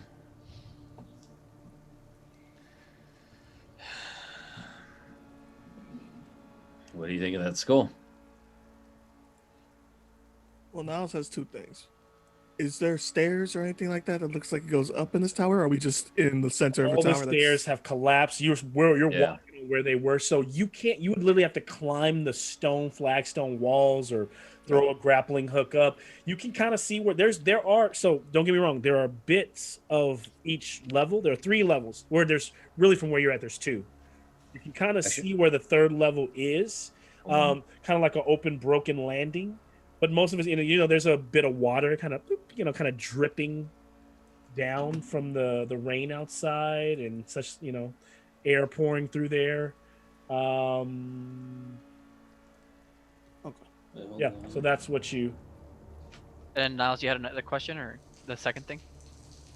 On our way out of the tower, because I'm assuming nobody wants the grappling hook to see if they're flying babies up. No? Okay. Do I still see our boat? Yes. Your boat is there. Okay. If Niles has a boat, you know which way he's voting. But the other 3 on you. He's like, let's go.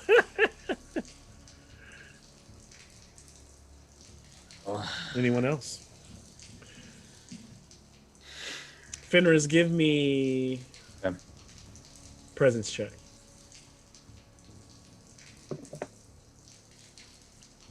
Uh, 14. So Fenris, from that dark, almost like you look at it for a second from that mess of rock and rubble that looks like a skull, that cave, that makeshift cave, you swear you heard a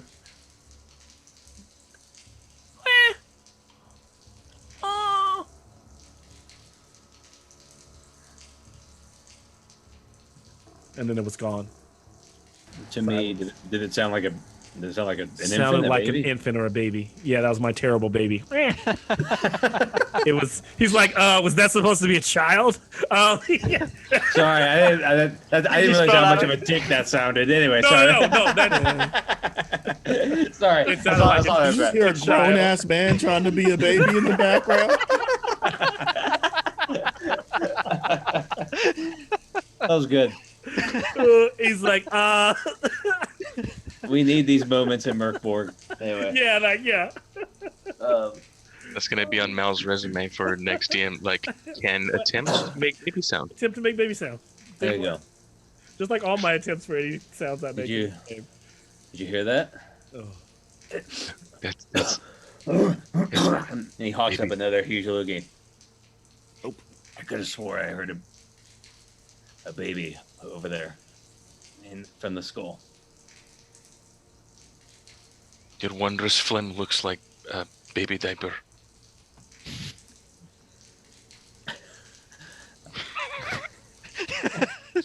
Anyway. I think we need to check. He's Riston, you're very quiet. What do you think? Riston, he takes a swig of his flask and he's like, "It's the only remaining place. That must be where the women are." We came over here. We might as well. Nels, you with us? I mean, shit, I ain't standing out here by myself. Okay, you go first now because you have the shield. My ass, I'm going first. I'll go ahead and light your way from the back. I'm holding a torch that's encompassing. All right. Let's be ready, okay? And Riston will rummage through his sack and take out a crowbar. So as you walk all over to that cave, as you grow closer to it, everything almost starts to get silent, like as you enter the darkness. Almost like if we were watching you in a camera, we would be watching, almost like out-of-body experience. You'd be watching yourself in a dream state enter. And as you do, the wind dies away, rain dies away, and for moments there, it's just you all in the darkness. Now, is Niles, your torch stays lit, but all you can see is the hallway's about 5 feet apart. So it's 5 foot in flagstone, mostly covered in dark algae, and it's kind of moist. You can hear it. It almost seems like it drips a bit. Like it's not really dripping. It's just moist from the wetness. And the platform descends, not like stairs, but just at an angle. Kind of starts to curve. You guys are in there about the first 30 or 40 steps, and you can already look back and see that the exterior where you came from is slowly dropping away, and it's getting darker and darker. Your flame is not casting nearly enough light to tell you where you're going. And in that, as you're walking, the tunnel goes deeper into the structure. And after you get about 100 feet, you're in just pitch black. And you all feel a tingling in your body. Just a kind of weird feeling. What do you do? You're still in the dark. You can still feel the walls. Niles' torch is still, it continues to go deeper. At this point, the entry point is very small and back there. And you're probably like 200 feet in when you start to feel this tingling. And it's not like a steep drop, but it's a slight decline, continuously decline, like you're going down.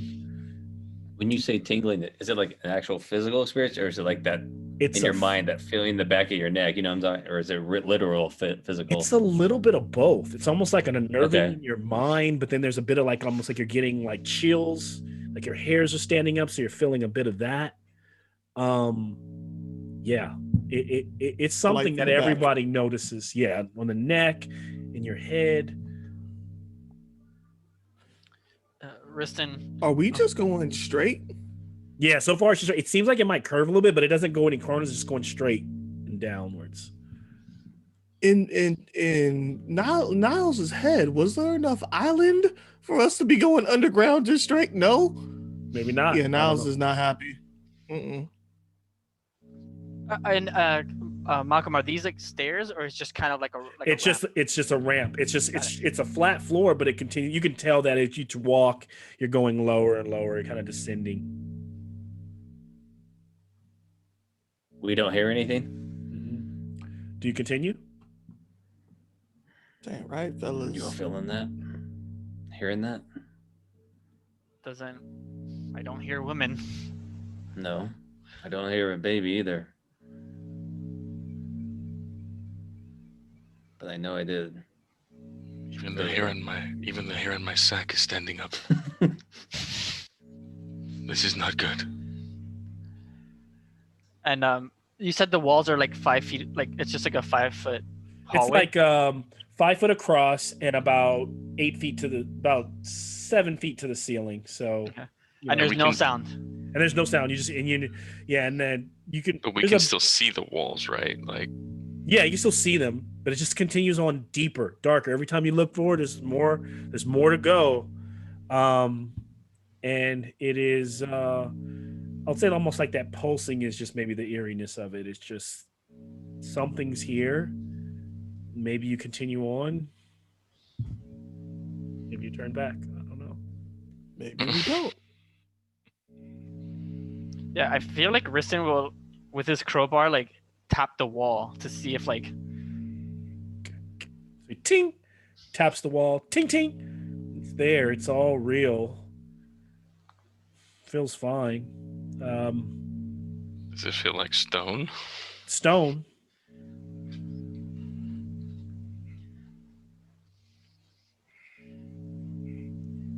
I mean, The baby. The baby. Baby sounds. I told you all it's the teeth, baby. That's what I heard when we were on the surface. So, okay, so Hudson he's gonna keep the mace in one hand, and he's gonna reach into his pouch of silver and pull out a coin, and he's gonna just toss it to see if it'll like bounce and see how far down. So he give me a strength check to just see how, or agility or strength, whichever one you think is best for your character. I'll do that. He's gonna go strength.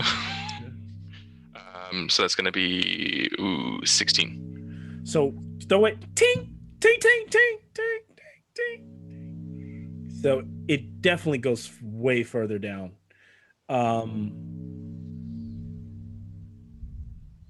Definitely goes. How when we heard the baby, do we have a sense of how far that was? Echo? It almost seems like it's an echo coming through this chamber, and that baby's definitely farther down there. You can't really tell how close you are. I'd say this, between Fenris asking that question and Hudker's pretty high roll on the coin toss, even though it's a different kind of stat, I'll just say that you can, if that baby's voice, you're trying to surmise, it could be maybe another 200 feet to get there. It's actually not that far. And Niles, In the dark it is, but In the dark. Yeah. But Niles, you should really hold that lantern really, really high There's a cat down here. in case. Do you guys in want? case Do you guys in want to hold case your own babies- lantern? babies somebody. coming from if you ceiling. don't mind. Yeah. Okay. Niles will pull a second lantern out of his sack and light that one. the lantern lights up. And then as you start to, do you guys continue on a bit? The fire flickering. There's two torches going down. One of them's kind of getting a bit lower. You've been using it for a while. Light casting off the walls, kind of strange, like green, kind of dark growing on them. No strange glyphs or anything. Nothing out of the ordinary. Then it's just a dark hallway. Around the next 200 feet, maybe you're 100 feet away. That tingling gets stronger, but now, can I get a presence check from everyone? 12. Okay. 14. Defenders. Natural 20. Okay, nice. The 20, 17. 23. Hey, So I don't think it's one anyone of felt this. So with none of you failing this, like everyone immediately realizes, like in their own way, your armor feels loose. Doesn't feel tight like it should. Your clothing, Fenris, feels loose. And the hall seems to be getting bigger. And your shit seems to not, your weapons are getting heavier. And you're like, am my stuff getting bigger or am I getting smaller? Are you all? Oh shit! Hey, all that, man. I'm too pretty to be babified. Can we like use wingspan to try to figure out like is the room growing? So when you guys both lean out where it was 5 feet apart, you could easily touch. You guys can no longer touch. Your fucking helmet is kind of, I mean, your chainmail's a little rattly. I think we need to. I think we need to turn I'll around. start running. I think we need to turn around. I'll start running up the other way. Yeah. At this point, Riston, because he's been holding that pendant, he's gonna put on the pendant to get ready to just bounce. Come. Oh. You just hear down the hall. So do you guys leave? No. Niles is running. No. Run. So- No I think we're all thinking the same thing. So as you all start to work your way back, you exit that you're all like right outside the opening, and you end up making it back. It feels like forever, that run back. It almost feels like you're not gonna like you can't. Finally, when you're able to see the light coming to, as you make it out, you're like, oh god, you suddenly even feel and realize that like you fit your things again. Oh my gosh, I need a that's scary. Presence check again from everyone. Presence? Yep, one more presence. Something fade over here, man. 7. 16. Hugton, you lost an item. You get to choose the one that you no longer have. Yeah, 11. I got a 1. Oh, Riston, you lost 2 items. You can choose the items that you lost. I got an 11. Okay. Fenris, you lost 1 item. Okay. It's almost like the panicking and the running, and you were kind of like loose and littler, and you just had to keep going. The sacks, whatever it was, you choose it. You guys are Was I good with the 16? You're good with the 16. You're good with the 16. Heck yeah, let's do it. Shit. So now here you are standing here, like that place seems awful. And there ain't no women with no babies down there, bro. I'll tell you that right now.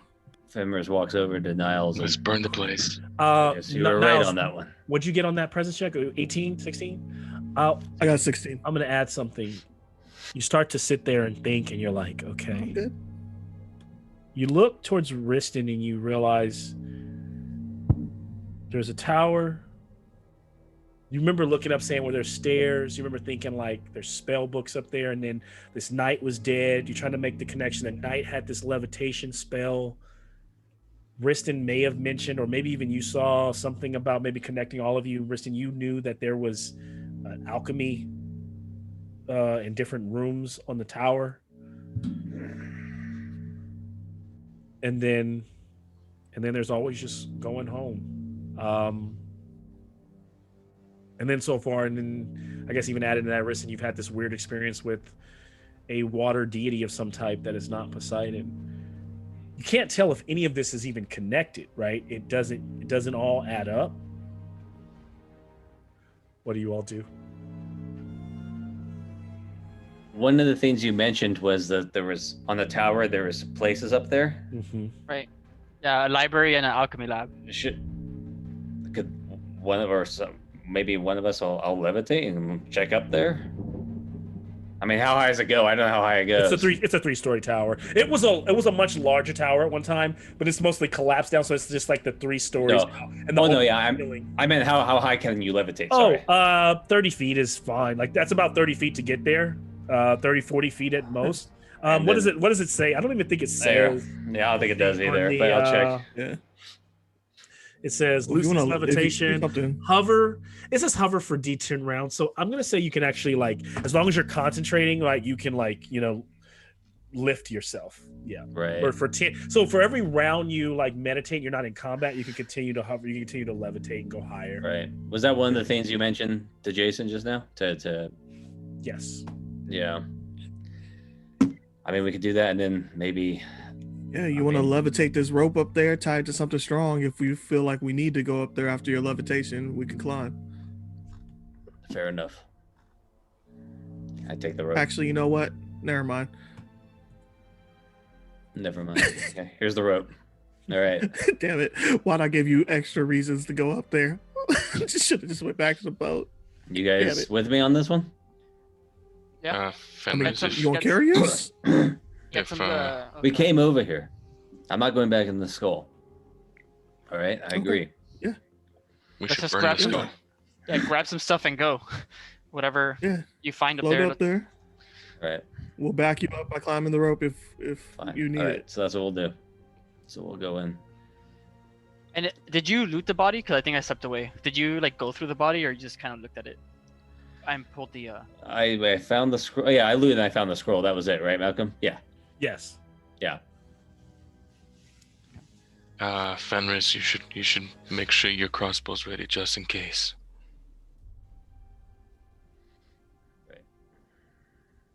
All right. So what are we doing? You're going to levitate up. So we're gonna go in and I'll look around. Yeah, see what's up there. So as you cast the spell, you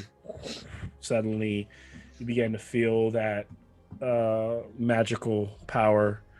No crazy lights come off of you, but as you read it, it slowly starts to kind of burn away like embers in your hand, and that you're kind of starts to run. You start to feel that heat run into you and down into the soles of your feet, and you start to slowly your soul start to lift. And then is Fenris doing this? Yes. So Fenris, you're levitating up. And when you get to like that 20, almost 30 feet up, as you see all the burnt out husks, shells of the library, you move into this space where it's almost as the same disarray, but there are bottles and there are potions everywhere. Some of them still bottles, some of them have like dried up inside. And as you look around, give me a presence check. 16. Nice. All right.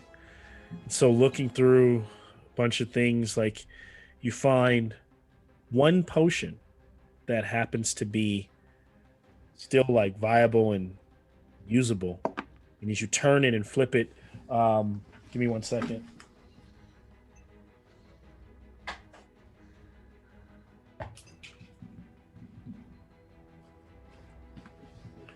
It almost looks like something like this, but I forget. Oh, look. Little there you like, yeah. Oh, okay. And you kind of look at it, and you turn it on the label. It says Dagel's death and dying. And then as you turn it a bit more on the side, the small script, it says an age-defying potion.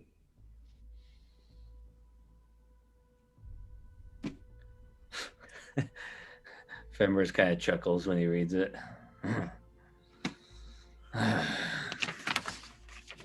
That's it. Nothing else, huh? I'm sorry. I actually, it is a, how would I say this? It's a,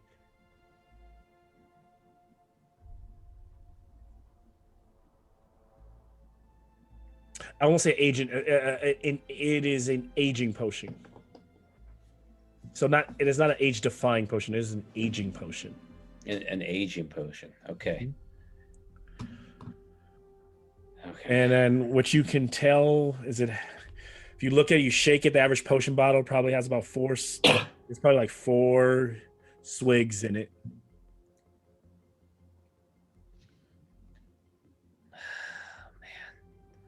All right.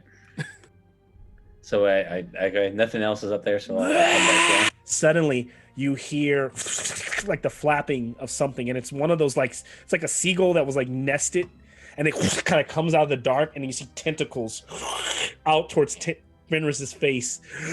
Fenris, make a defense check as you are. Actually, give me a presence check, and if you beat the presence check, then you can try to attack first. That's fair. I like that. 11. 11. Okay, so give me a defense check. All right, and that's the roll, and then the toughness, and then subtract the leather, right? Okay. 15. 15. So you're good. So how do you bat this thing away, or what do you do? Like, yeah, I pretty much, I mean, I'm holding the crossbow on the other hand, so I kind of just whack it, kind of like, or try to back, and it slams into the wall. It doesn't die, but it kind of flutters up, realizing, and at the same time, your magic is starting to dissipate. So you start to slowly fall kind of backwards as it flutters up and out into the fog. And as you come down, kind of landing, you have this potion in front of your party. And what do you do? What do you all? I don't know what you do from here. Is it attacking or is it gone? No, it's gone. It fluttered away from you. When you smacked it away, it just kind of flew away from you. You gave me a jump scare. Oh, yeah, I was trying. If you failed, you would have got damaged. It would have Yeah. So it was good. I don't know if you know, but basically they're the same things that are attacking from they're seagull versions of the crows in Henry's game. So it can tear your head off and then take your body. So you guys have just been rolling really high tonight. I don't think I've got one hit on anybody. That was my hopeful, I just tear Fenris's head off and he comes down, with this seagull head, starts attacking the party. So, yeah, you survived that. Good shit. And Fenris kind of looks up and he's kind of shaking a little bit. And he says, "This is the only thing I found. It's an aging potion." The what? So how would I interpret that, Malcolm? As I think this is also, you can interpret this however you want. If you're asking for more, then I have to. Yeah. Give me a presence. Give me a presence. Oh, mother of mercy! Everyone can observe it, so anyone can give me a presence check. Yay! Want to help me? Go for it. So you mean it's to make your sack look younger? All right. I got a 19. Yeah. So with 16. The 19, Riston is able to look at it and decipher that this was some kind of potion that was used to, when you actually wanted to make yourself look older, or you wanted to age yourself tremendously. Maybe it was used as a type of disguise versus it wasn't really an illusion. For a moment, for a certain amount of time, you would actually be old, right? Which is can be good or bad, and so. This thing literally could rapidly age you drinking it. So I'll explain that to the group that I've heard about this in old tomes about this potion. And as I'm kind of holding it up, the bottle, kind of explaining what it does. You don't mess with perfection, fam.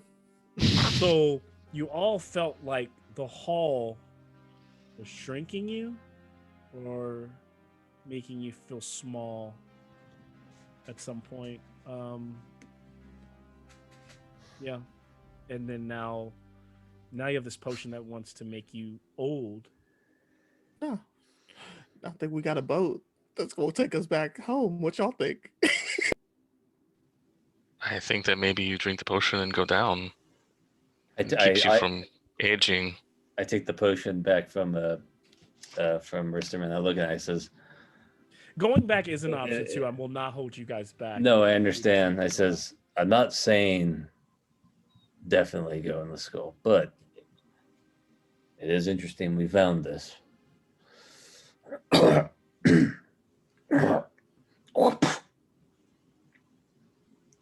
And there's enough for 4.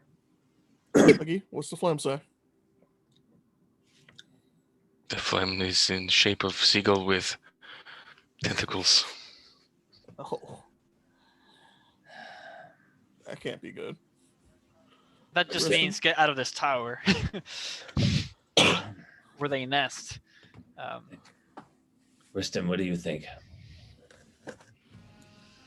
So do we go back down and drink? I mean, is there anything that will tell us that we were definitely getting younger and not just smaller? Give me a presence check. I know it's a lot of these, but give me a presence check, Niles. Well, that's paying the piper. That's a good old 2. Okay. Can I get? So I won't answer that question. So nobody knows that. Riston, can I get a presence check from you?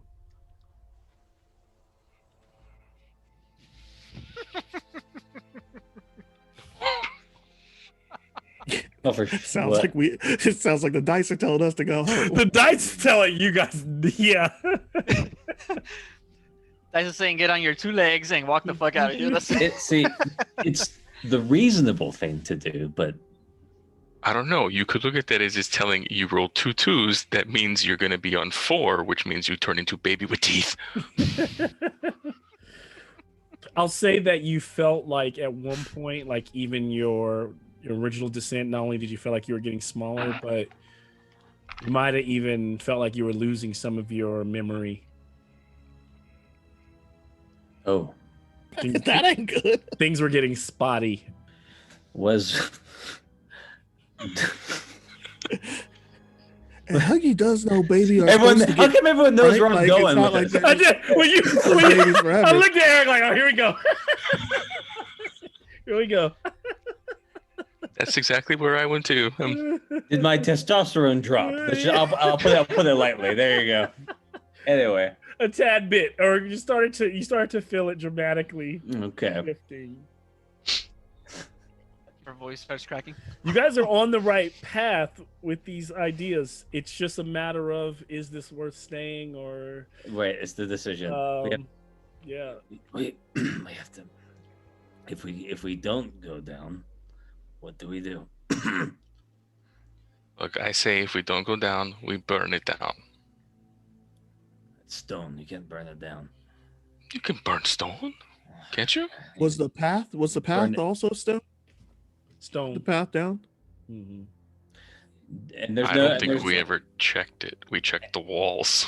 And looking around, there's clearly no hidden boat or anything like that. No footsteps, nothing. Shit. No, they So, probably took it down the damn skull. It's all I'll itty bitty and shit now. I'll say that, like, it feels that for the sake of this quest, going back would almost assure you could, probably get in your little boat and head back. You could, or even or walk back through the canyon and go back into the world, or you could go to the village. Of course, that's the only thing about this world. Nothing is safe, but you could live to adventure another day, essentially. And that's Did I just hear our options are we can live or we can go into the skull? Is that our or you option? can go into the skull.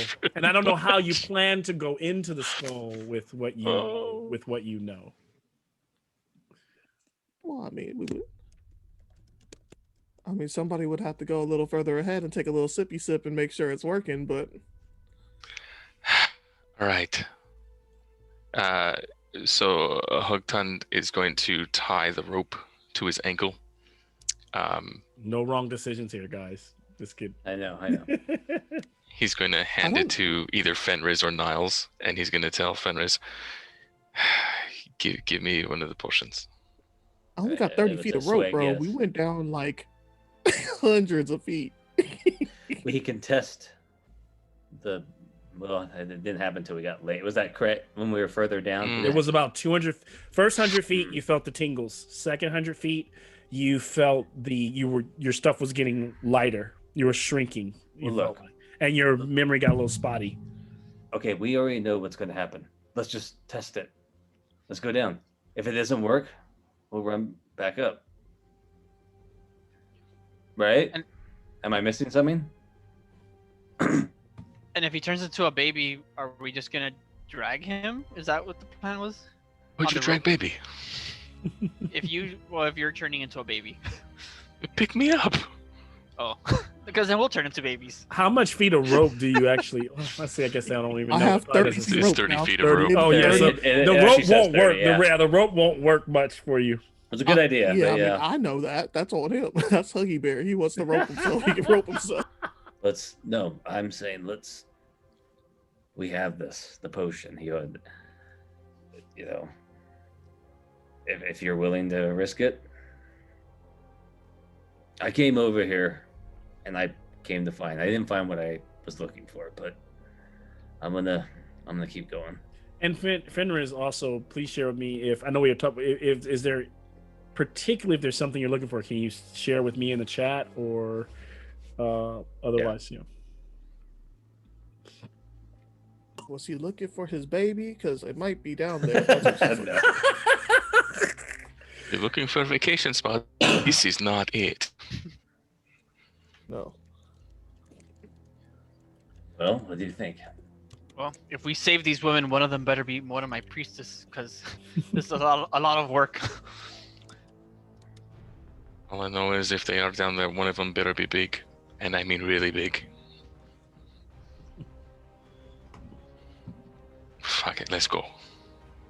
So, All of us, or just one? Is it just you going in, Huckton?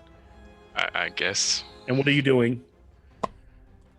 he's gonna grab one of the potions from. It's just one potion. There's It's just just one 4 potion? swigs. You just take it. Okay, so then he'll I guess he'll take it and make his way back down. So he takes a swig. As you kind of cough, it's this kind of dark, like root, earthy, licorice kind of taste, and like black licorice. And you turn towards the darkness. Oh yeah, and it just lingers in your mouth. And in front of you, his fangs start to, his mouth kind of starts to droop.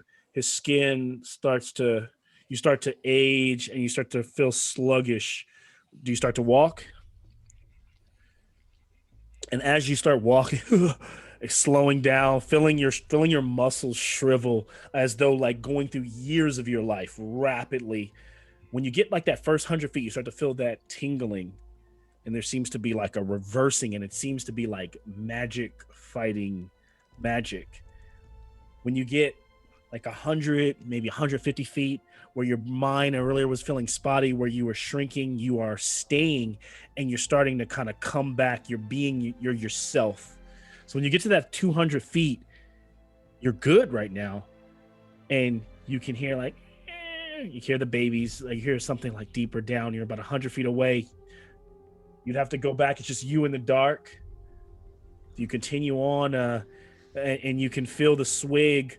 Now, here's the thing: is you took one swig, and it's like you can't tell how long it is going to last.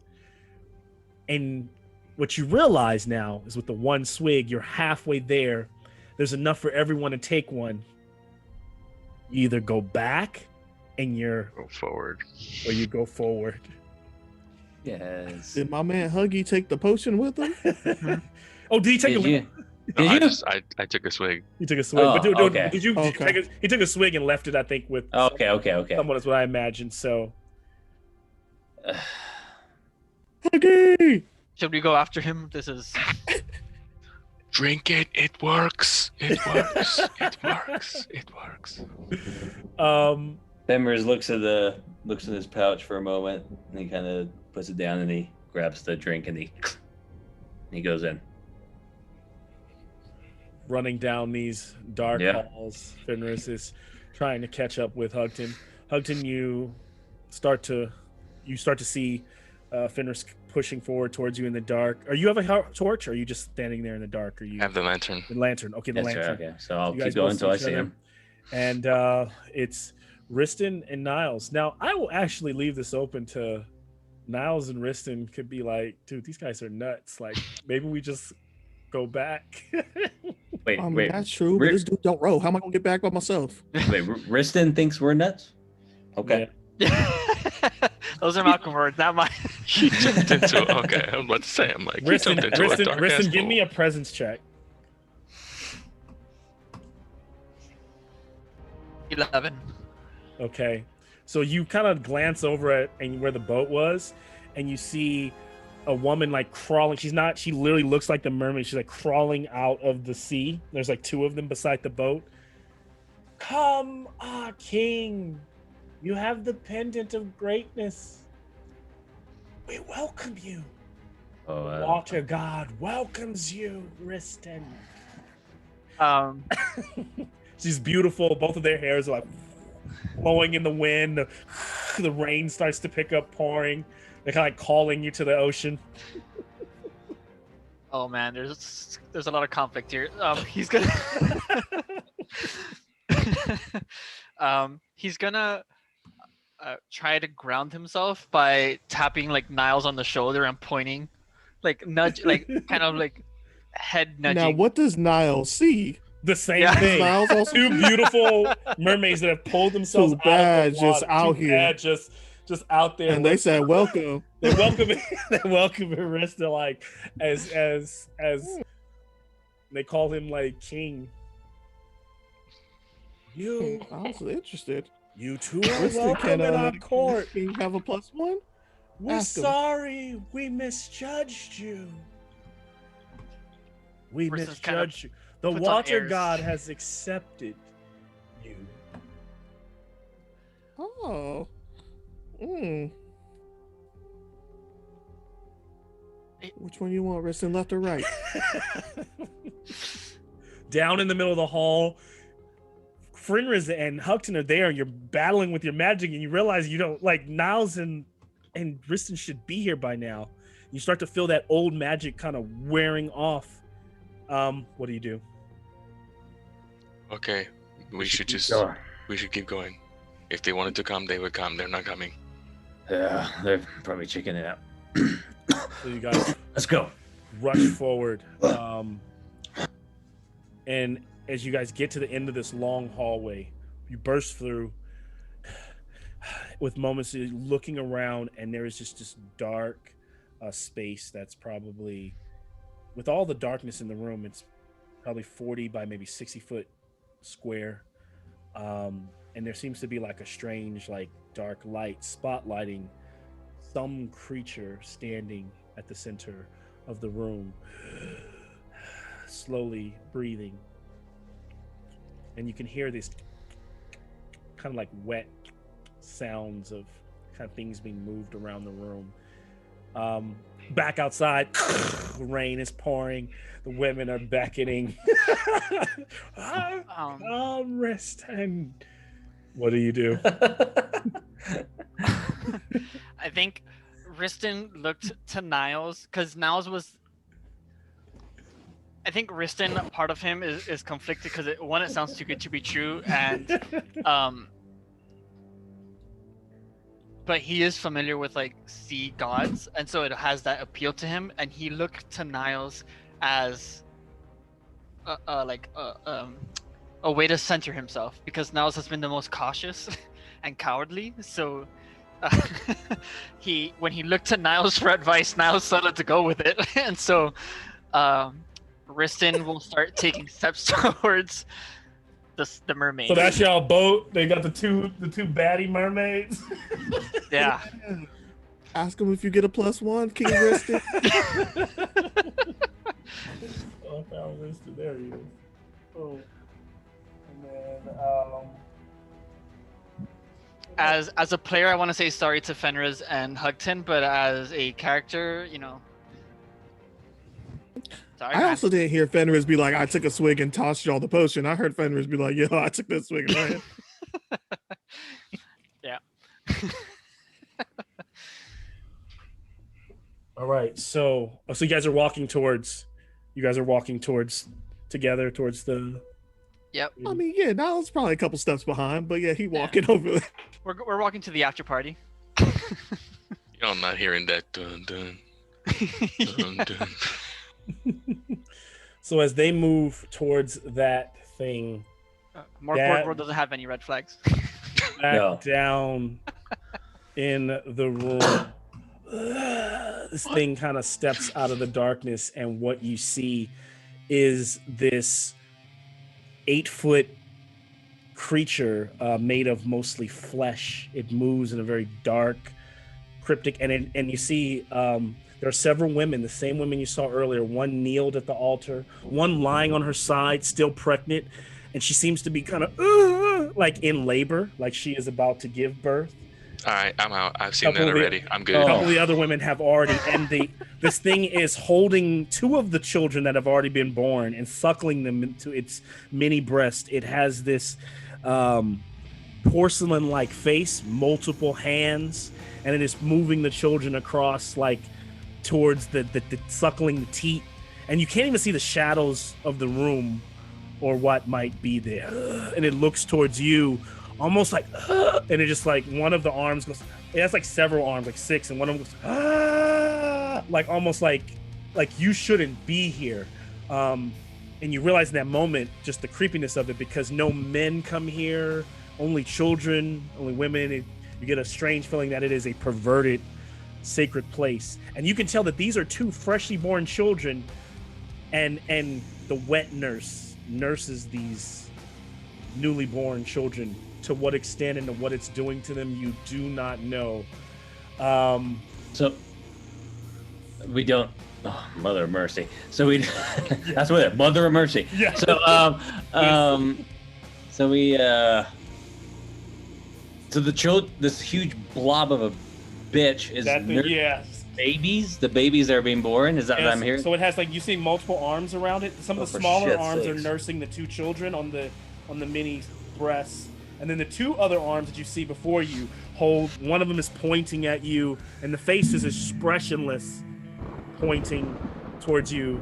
And we don't know what becomes of the babies. I'm looking around. Do I see anything? You don't see anything. I'm in the doorway. I'm ready to you're in the doorway. This is easily a combat moment, as you need to decide what you're going to do here, whether you turn back or stay. That is up to you. And then after I hear what you guys decide, I will go back to the other characters.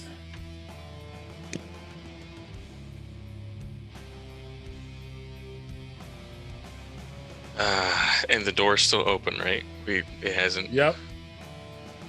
It's just an archway, and it's open there. Yep. Renee, did you see? Yeah. Yes. Go for it. As we're staying in the doorway, Fenrir is he's probably the first time he's truly looked repulsed, and just you see this hate just build up in his eyes. He grabs in and grabs a scroll, and he just goes, and he reads from it in this archaic language, and all of a sudden these 2 lightning bolts just go straight for the creature's head, and then and right after that he turns to Hugger and says, "Run!" And what do I need to do? It's sorry, I had it right here. Sorry, and I totally lost the page.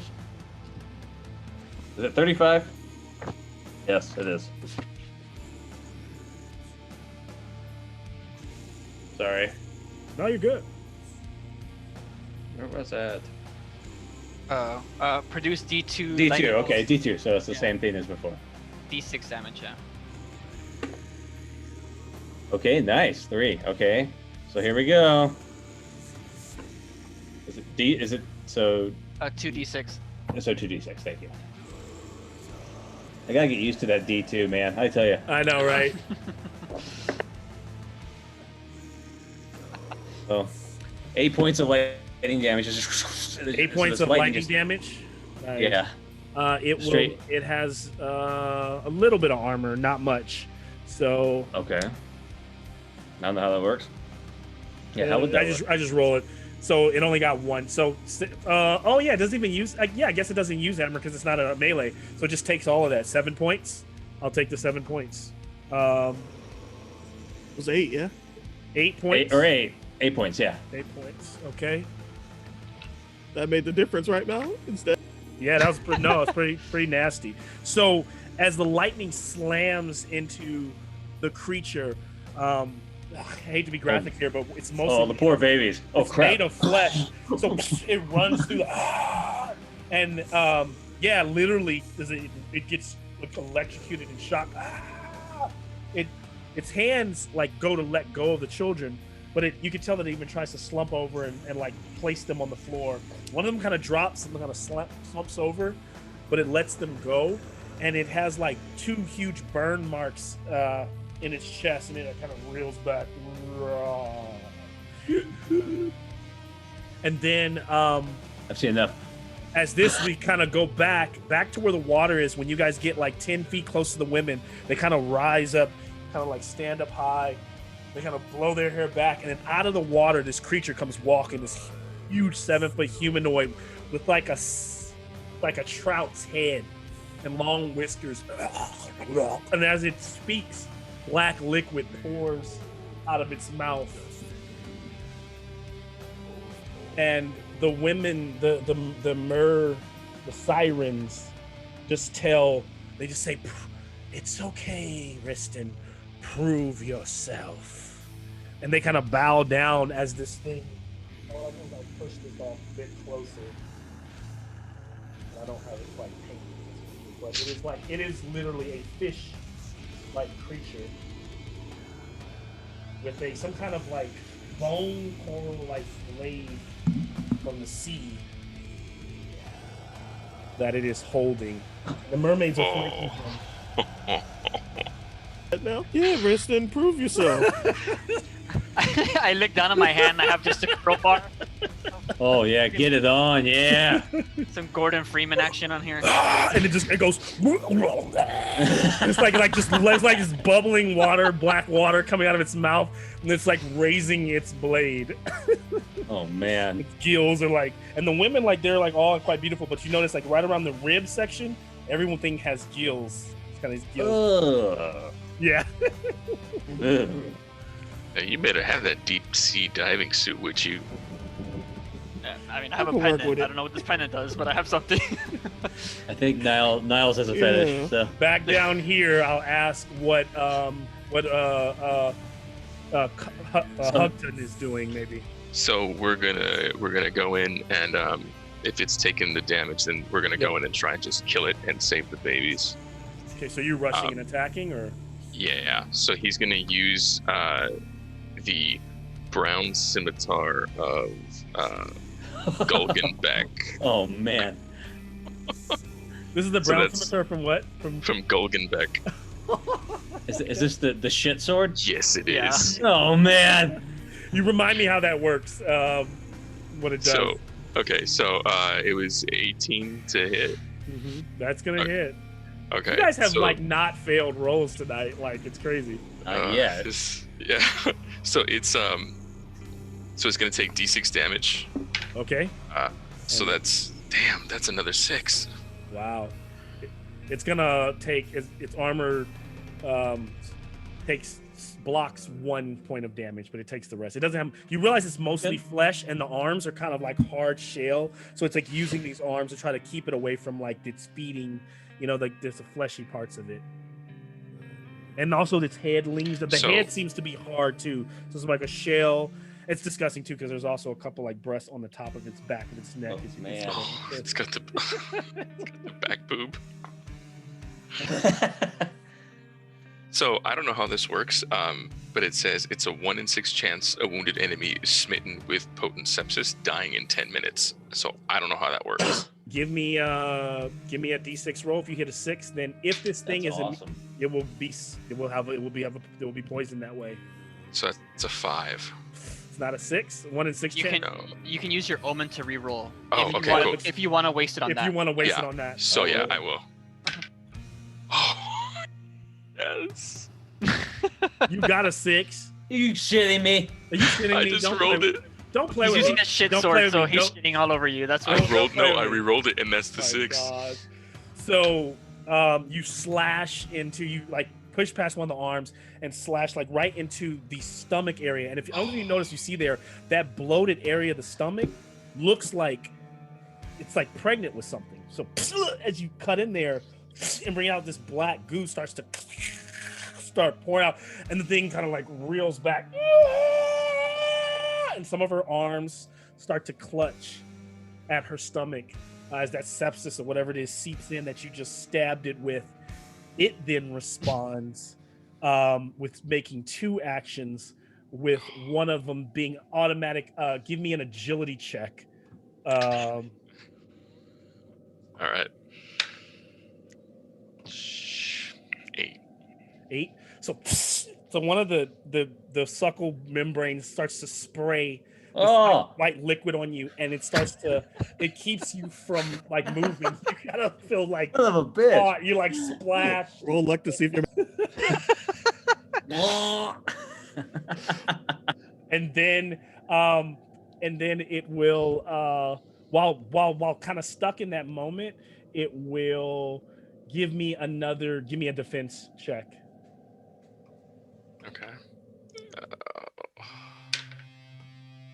So that's that, and then it's just your normal defense. Yep. Oh my god. I don't know if that's good or bad. It's bad because I have a -6. Oh, so Fenris. Wait, why do you have a -6 though? Yeah. Mouth was close. No, it's just the -4. No, from your here. your D6 is if you get hit, you subtract 6 from or a D6 of damage to you. Okay, Right. so it should be agility -4 for the armor, heavy, right? Yeah. Okay. Yeah. Oh wait, okay. So what'd you get? Come on. So it's whatever you rolled, plus your agility or minus your agility. That's what it is. Yeah. Yeah. Yeah, that's bad. Yeah. That's a 6. Yeah, still won't. So when you get sprayed all over your face, you can't hardly see for a second. As he kind of steps back like this, he feels one of those arms grab him, reach him up, and Fenris, you see it shove Hugton to its breast, start to make him kind of like suckle, and that whatever it's spraying into his mouth. He takes 4 poison damage, no armor saves, as it throws you back down. So now, unless you can stop that, you will take 1d4 every turn until this thing is dead. Okay. All right. So you'll make a toughness check every turn, and if you fail, you will take d4. D4 poison. Okay, but for now it was 4 automatic. I rolled a 4. Yeah. You're still alive though, right? All right. And so when we go got 2. back, you guys are out there. Prove yourself.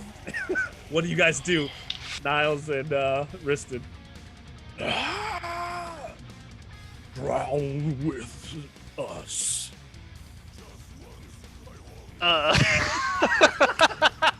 That was good timing.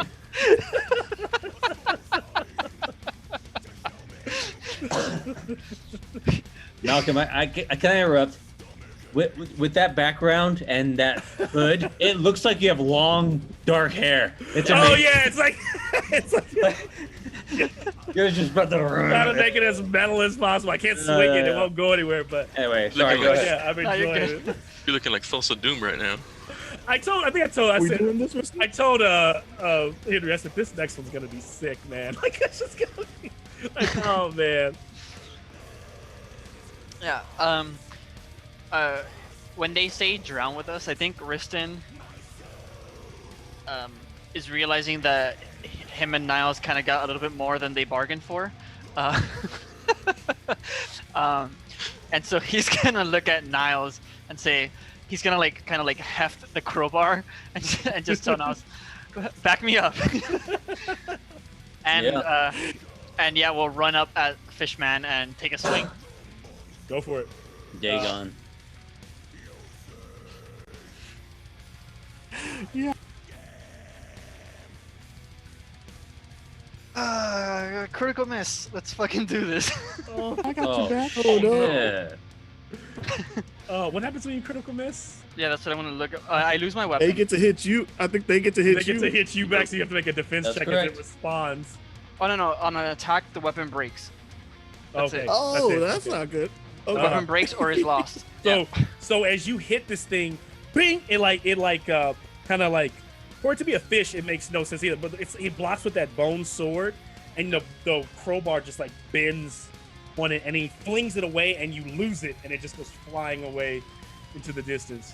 You can see those fish eyes kind of look at you, and then it just spits. Nothing. It doesn't do anything, but he just kind of like regurgitates a bunch of like seawater on you. It's like shit hits you in the face, blinding you for a second. Perfect. Yeah, now Niles is gonna follow it with the rapier strike though, and that's a plus strength. Do I have strength? I do not have strength. That is a 13. That hits. hits. That hits. But that's it. Hey. Most things are 12, mostly. Yeah, most things. And I just rolled a 6, so 6 damage. All right, it's got a little bit of armor. Okay, so it takes 4. No, So and it's pretty. It's a nice slice. So you're gonna kind of give him a mortal wound. So where would you kind of be going for? It's a fish, bro. I'm trying to gut it. I don't know. So you kind of go. He swings with the open hand. He swings with that like nasty man from the lagoon webbed hand, and you go under it and slice him right under one of the gills. And he's like with that dagger, and as it kind of goes by, and like he has a blow hole in his back. Oh, I'm using the rusty sword. I need a little bit more. So as that sword goes through, the blow hole in the back starts spewing out blood, like one of his lungs is busted. Hey, Kristen, I think it's a mammal. It's an amalgamation of things from the sea. Oh. All right. So if you have all attacked, I think everyone, then I think the only thing is the fish gets its attack. So just swinging wildly, both of you give me a defense check as it tries to take you down. So the only good thing that I have in my favor is that I'm wearing my wreath hat. Yep. And so defense is I just need to get a 10 while I wear that. So that's the only benefit I Good have. thing for you. It's agility, right? Agility. I think I need to get a 14 because of my armor, right? Yep. You know what's great? I got a 9. Nah. Wow, I rolled terrible in the attack, so with a D6 sword, I got a 1. So you have armor? You might have blocked that completely. Oh yeah, I do have armor. A D4. Wow, 2 1s. A 1 for both of you guys. So you get armor. If you have armor, you'll probably block that. You rolled a 2. I rolled a 2 for what? For my defense. Okay, so then I rolled a 1. So do you have any armor? You got the best armor. Yeah, I do. I have heavy armor, so I got the minus D6. Yeah, and you have a shield, right? So you're gonna and block I have a shield. Yeah. So you guys go ham as he starts blocking, and Kristen, what you realize is that one of the mermaids, the one you like the most, is kind of humming and kind of like giving you like almost like a bardic inspiration.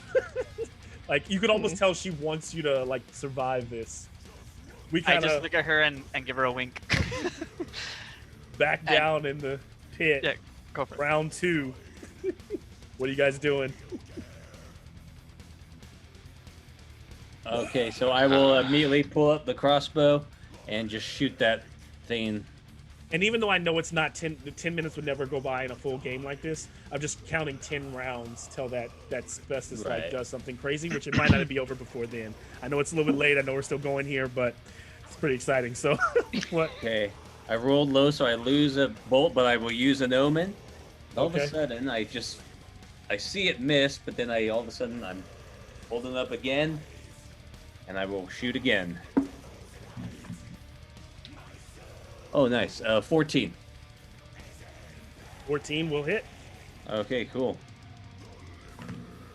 Oh, it's a D8. All right.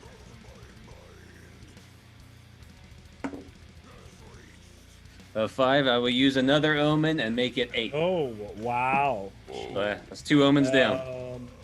1 block. I'll take. I can only block 1 armor. So how much damage total was it? I rolled an 8, so that would be what, 7? Okay, so 7. And I got 8 before. Yeah. So it looks. Where would you have been aiming for? Upper. So you hit it in the mask, and the mask shatters like under the neck, right in the jaw, and it like snaps, and it's almost like the porcelain kind of splinters, and it's like jammed right here, and it starts to kind of bleed. And it starts to spew out of its like everywhere like a bit, and it just starts swinging wildly, and it like automatically attacks with its tail. Okay. Hutkin. So do you have enough? Geez. Yeah. So Hutkin it's a tail attack for this one.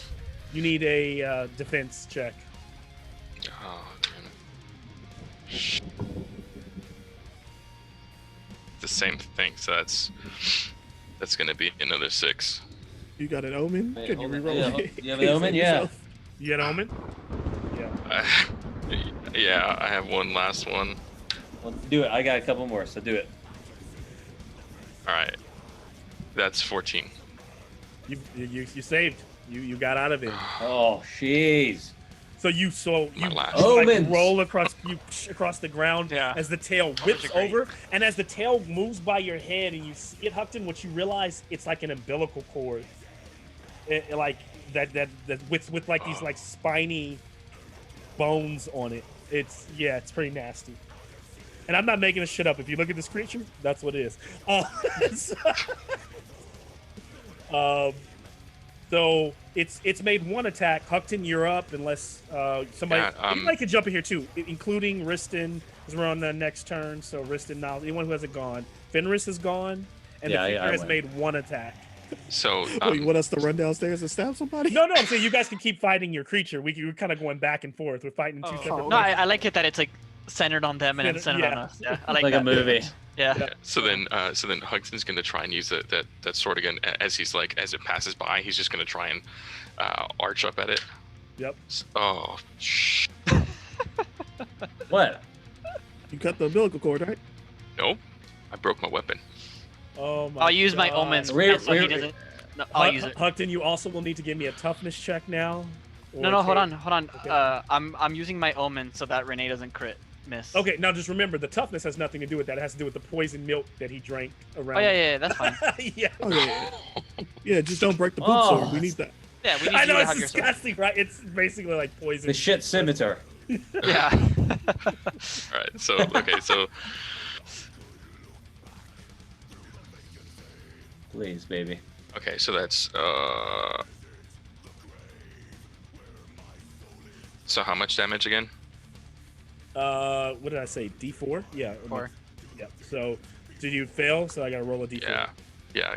2 on this one, and it negates armor because it's like Constitution based. It's like in your Oh damn. system. Okay, Yeah. so he's down. Oh. He had 2, and that was it. Oh crap. So now in this game, if he takes any more damage, he dies, and then on his next turn, he can make a roll to see what happens to him. It could still be, or do you do it now? Do you do it on his next turn, Henry? I would do it now. It's just. Yeah, to see. Yeah, So to see. What, it's gonna be. Give me a D4 roll. Shit. Did he at least spit the milk out as he went down? He's like coughing and spitting. Oh, man. Don't roll a 4, brother. what is that? Oh, 1. Is that a 1? That's Oh, good. fuck. Yeah, One's ones good? are actually. A 4 is the worst. Yeah. 4 is the worst. Yeah, Okay, 4 is so- bad. 4 In is this bad. lighting, I can't read it, but what does it fall? You're unconscious for You're D4 unconscious rounds, for D4 rounds. and will Okay. awake with D4 hit points in those rounds. So kind of track those rounds for me. All right. So he's down. The creature is kind of moving back and forth. Fenris He looks is hurt, down. right? Yeah. So then the creature will kind of slumps off. It still has that stab wound and is spilling out don't this black move me. bile. Oh! Over you. Kind of like slumps over to and will try to spray onto Krias. Krias Brent, kind of grabs one of its like and like sprays at you. Agility check. Did it just milk itself? Yeah, just Me, Wait, right? did he just spray It's a Barovia? I don't know. this might not be one I can post on the YouTube channel. Dude, this is insane. 16. Yeah. No. 16, baby. You're able to dodge out of the way as it kind of splashes against the wall. You're okay. You can move. The sickly man just dodges this Oh, putrid milk. This back is out the there. grossest Yes, game I've got ever. some motivation. Yeah, I already rolled. Niles is just trying to rip his sword from the one guild through to the other. He rolled an 18 to hit. Bow to the water god with 4 more damage. What are you doing?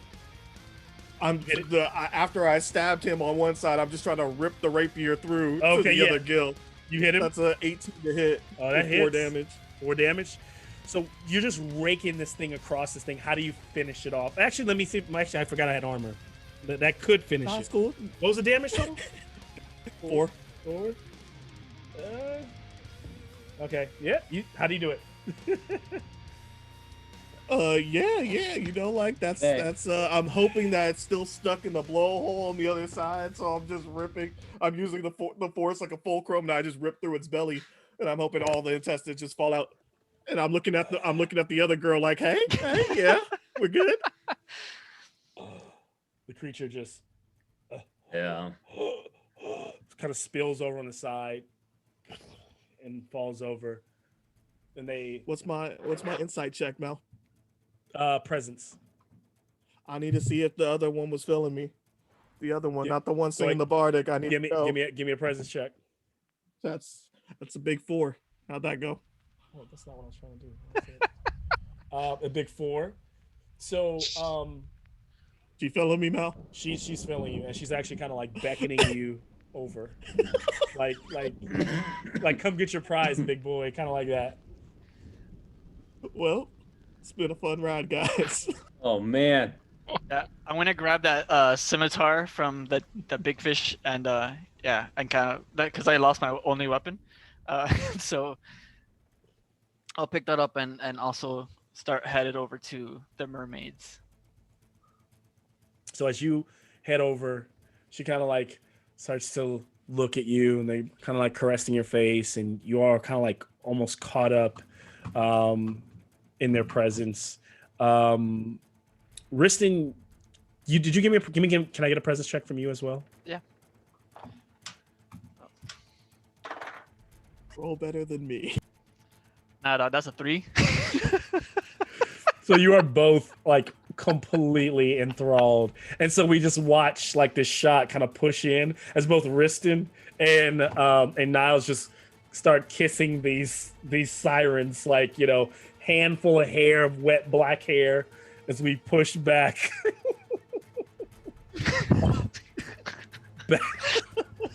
back into the room. Now, top of this next round. God. This is just one. Just Okay. for all sake and purposes, they're kind of in their moment. So- He's dead. What are you doing? So I have a question. Malcolm, you might know. Henry, I'm sure you know. You're the omen to. Sorry, I just had it here. No, for crying out loud. 38, I think is the page. No. Yes. Deal maximum damage with one attack. So deal maximum damage with one attack. Does that include a spell, or does it have to be attack? I don't see why Yeah. not. I don't see why not. That's actually a really smart way to jam. I don't know if All I right. thought about it, but yeah, I'll take it. Okay, so As written, it works. because I have that presence, I had a good. This is the last time I can do. Well, actually, no, I have 2 more, but I'll use it. I'm gonna use the lightning bolt again. But I have to roll, so hopefully I'll get 2. Eric, I mean, it may be a little too late. No, tell me. Have you been rolling a presence check when you cast your spell? Yes. Oh, okay. And so I had 5, and so I used 3, so I have 2. Oh no. So every time you cast your power, you have to roll presence. So the oh shit. Okay, I have not been doing that. Okay. Oh, okay. So let's do it for this one. Okay, so I roll presence. Oh, fuck! I'm sorry, guys. I totally. You've been thinking like D&D, where you just say spell and 17. it works. Oh no! Okay, yeah. So I thought like Yeah. because here it says, what I'm only reading here is presence plus D4 times per day. Like how many times you do? That's how many times you could do it, but you I thought that was it. So Because it could completely fail, and I forgot. I don't play this all the time either. Yeah, so. I forgot Oh, too. wow. I forgot about it. Yeah. That sucks. I felt really bad. Okay. No, it's okay. You're good. All right. Cool. Well, that was 17. All right. Cool. So there you go. This is where it counts. So this will be let's see. Yeah. 7. Oh yeah, I got 17. No, we're good. You hit it. All right. So All right. full. You're doing full damage. And what I am. spell is it? I can't even read the writing because it's like gothic writing. 9 violet signs unknot the storm. What the hell? It's the D6 lightning bolt. But I gotta see if I roll 1 or 2 though. I might only shoot 1 bolt instead too. Nice. Go ahead and let me know. Let me roll. Unfortunately, it was only 1, so 6. There you go. Nice. So Okay, as thanks, that. you you call forth these 2 lightning bolts. You notice that It was only one. one. Okay, so but it's the strongest bolt you can kind of gather. Kind of like, I mean, I hate to Dragon Ball Z, but it's literally like kinetic energy forming in your hand. But there's a bit of water like seeping off the walls, and it kind of forms a bit of a circle, almost like a mini storm develops in your hand, and you feel the presence of some other being too. And for the first time, you maybe even know what Riston may have been feeling as the water god leans in and says, "Finish it." And that lightning blast goes out. How much damage does it do? Well, it's only 1 bolt, so 6. 6? Or you said 2? If it's 2, it's 12. If it's 1, it's 6. It's 1, 6. Let's see. I'm doing my armor. 6. As it blasts into this thing's stomach, it starts to fry the entire creature, and it kind of starts to writhe, and its pale white, like kind of dark, skin starts to burn, and then it just the stomach bursts, and all this, like from the stomach is like a blackish red goo, along with this white ichor that just pours out all around as the thing slumps over and starts to drop off on the ground, and it starts to just pool. And there you see the women kind of almost come out of a stupor and look up, covered in all that bile and retch, and they look around and grab their children, start to like look at them and try to like speak to them, and it's terrible for a moment, but the babies start to move and writhe again, and as they start kind of like turn and look to you like what to do next. That's when you start to hear like the shivering from, you start to realize that there are holes in the corners of like in different parts of the room, like in the stone, and you hear something moving down them like they're coming from different passages, and a few small creatures start to drop into the room and stand, and they're all pale with long nails and bulbous heads. They're far enough to where you can just run. Yeah. What do you do? I tell the women to get out. Can I just use my last scroll? Oh, I gotta roll though, but that makes it more fun. I'm gonna heal Renee, the grace of the dead saint. So what happened to describe what I have to roll a presence, right? Yeah. You have to get a 12. 19. We're good. Water god. And so you all start to hear this, and water starts to pool up in that come rolling down the stairs. Water just starts to pour into the room as Huckton comes alive, rushing against those little baby creatures, and they start to get pushed back.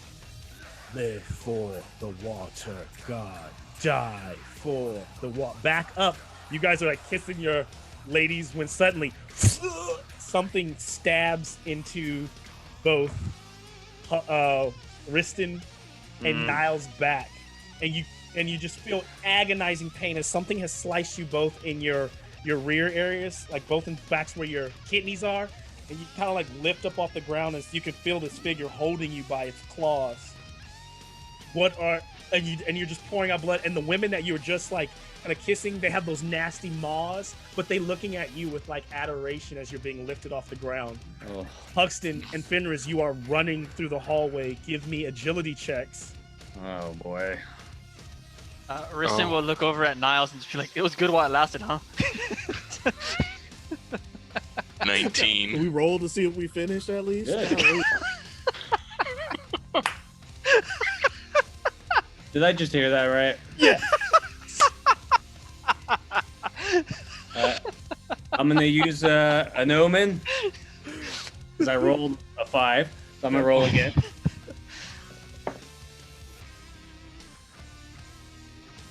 A natural 20. Wow. What do you know? So pushing together, I won't even, because of the natural 20, you're helping Huxton along the way. He's kind of tired. Hopefully Fangs the are women out. are making it. Women are behind you as they're pulling them, and as you all like get out of that open way, it just starts to like, so there's water pulling up from the shore, rushing in there, and the whole place starts to just crush and crumble as you can hear these little things coming as the whole thing crumbles in on itself. When you turn back, you see Riston, you don't see anyone standing there. There's no creature there. The mermaids aren't even there.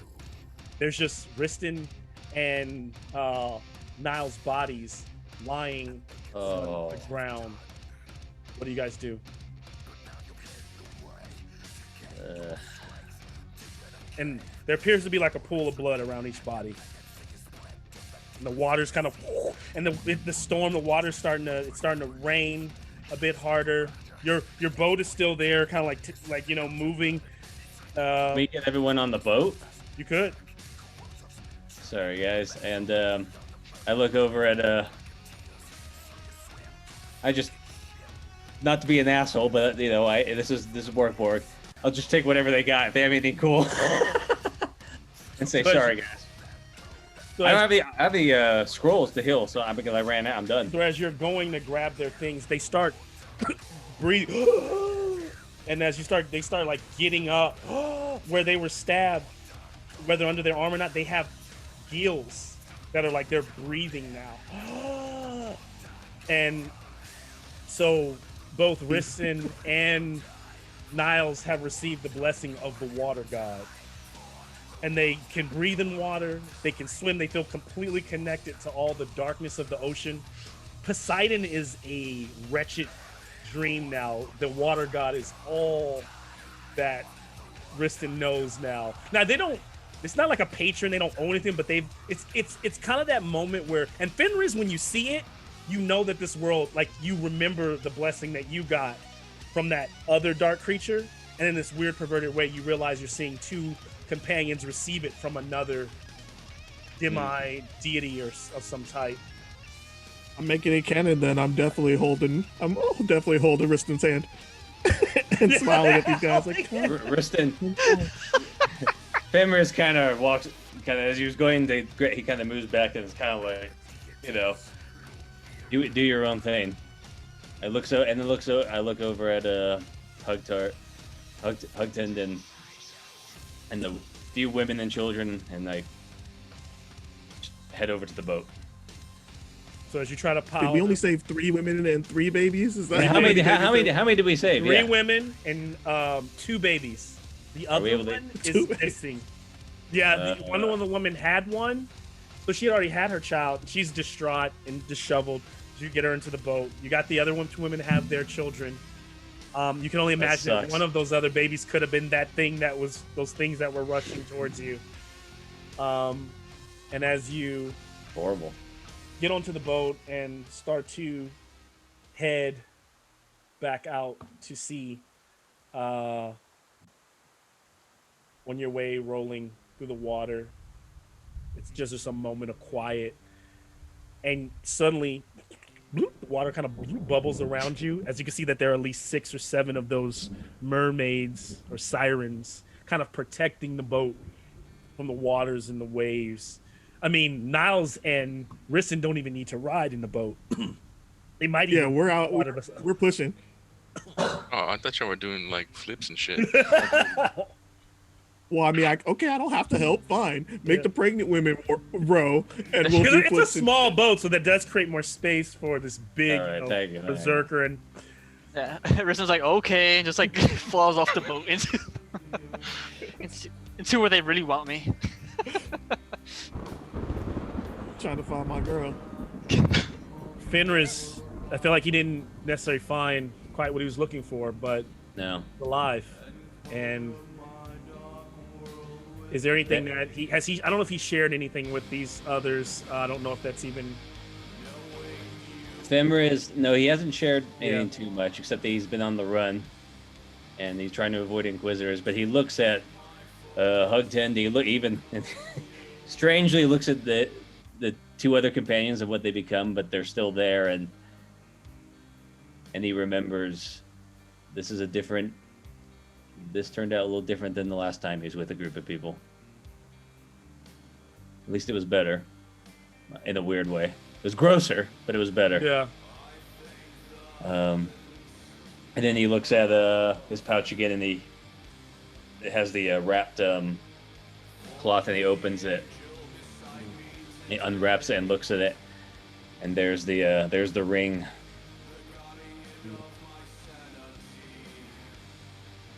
Not that ring. Everyone's like looking like, huh? Yeah, like, yeah. I'm sorry if there's some of you have been messaging me and I haven't even been like responding. I apologize. I was like, so. I mean, that's a good question, Malcolm. Are the women naked? They're like clothed as much as they can. They basically like shrouds mostly. Like I mean, all the people in this town, both women and men, are all mostly were almost nude. Yeah, Loincloths. So, loincloths dressed. They, but all means they are not like they are weak and tired, clutching their children. Yeah, it's a sad. You feel for them. Happy that they're reunited. And I can expand more on those abilities that Niles and Riston might have received. But yeah, is there any other last moments from anyone else would like to share here? We kind of go back to the boat. Oh, and Fenris looks at Hugtan and says, I'm glad you were able to read my loogies. We would not have gone down there if you didn't. I was also glad and thank you for the healing, even though I was suckled at it's what will we do with Niles and Riston now? I don't know. By no means do they have to live in the sea. I have no idea. They just have this extra that was actually ability my now. question. Yeah, I was like, are they arches. stuck there? Yeah. They're kind of like you were. I didn't even really give you anything, but you were like, for them, they just have that extra ability. It's nothing really special other than like they can't drown, right? And they can swim. That's nice. Yeah. Well, they're pushing our boat. I'm assuming they're with us still. Yep. Okay. Well, Niles is even prettier now, right? I Now think he's so. mermaid. Yeah. Now that he's the There we mermaid. go. oh, I forgot about that. Oh, weird. I think there's a whole merman vibe going with him now. I think it's a pretty combo for sure. Yeah, I think for Riston, his final kind of thoughts as kind of like the camera's like over the boat, he's like pushing it and just kind of like pedaling it, like like just kicking his feet, helping push the boat and stuff. And he kind of like looks over at Niles, and then looks over at the sirens that are around him, swimming around. And when Hugtan kind of asked him earlier, why do you worship your gods, right? And it was kind of like, like you have faith, but you don't. But in this world, there's so much doubt, like because shit is everywhere. I think for that moment, looking both at Niles and these women, he starts to feel the peace that the gods would normally offer, that the world doesn't allow, but now he actually feels that.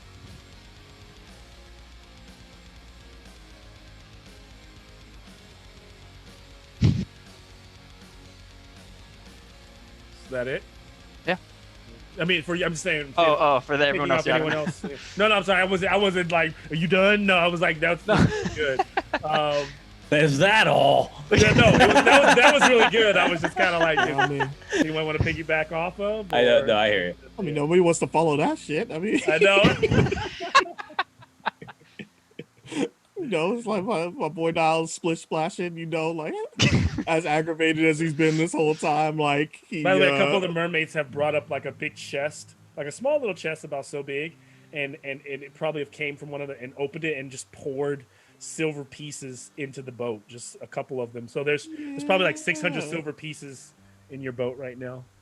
Oh my gosh. I mean, if anything, this is the fanciest Niles has been ever. So he's probably on a good one. He's probably asking Riston as we swim, like, what's good with this goddess we're serving now? Is it the big titty with the trident? Is that who we're serving? That's who it is, yeah.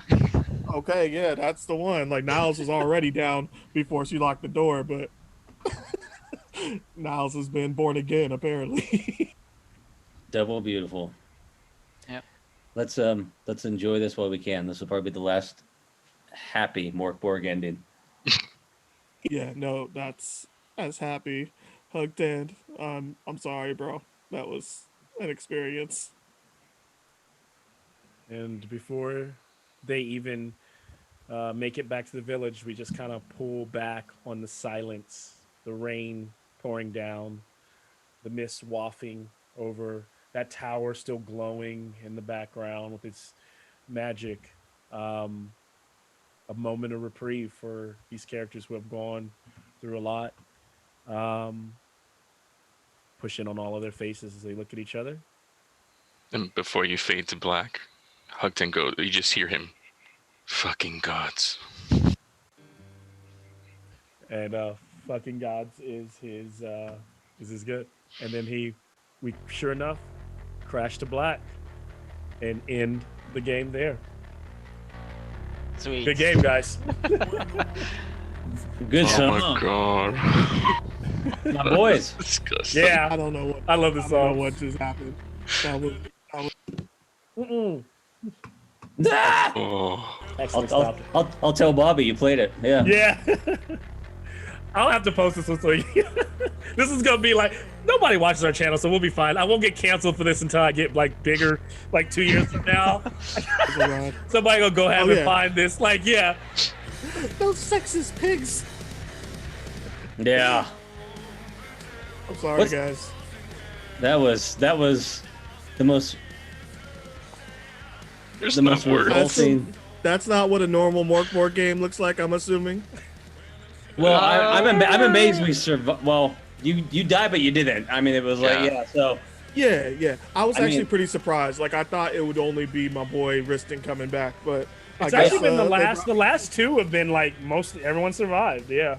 I feel bad about those Look at three my- I've missing sweated those on presents. I'm glad you brought that Yeah. up. That makes so much more sense now, because I was like, these spells are game breaking. So I was like, Yeah, what I am was like, I should I'm have. not like giving him all of that, and I was like, but I was just like So- hand waving it, like, yeah, that's works. So I'm sorry, I didn't know. I didn't. Yeah, no, I forgot okay. about it too, because Yeah, I mean, because I'm- spells are so like not common, so it's like a rule that you don't No, always remember. It makes it fun. I'm glad you brought it up. So I'll remember next time, because I got some good scrolls, so it'll be good to So take a risk. It was an Yeah. interesting episode. I didn't really like Fenris. I know I called it the Tale of Fenris. I just knew I wanted to bring you back, but No, I understand. it wasn't necessarily going to tie directly into your story. Oh, I I know. was I know. trying to leave it open for certain things to happen.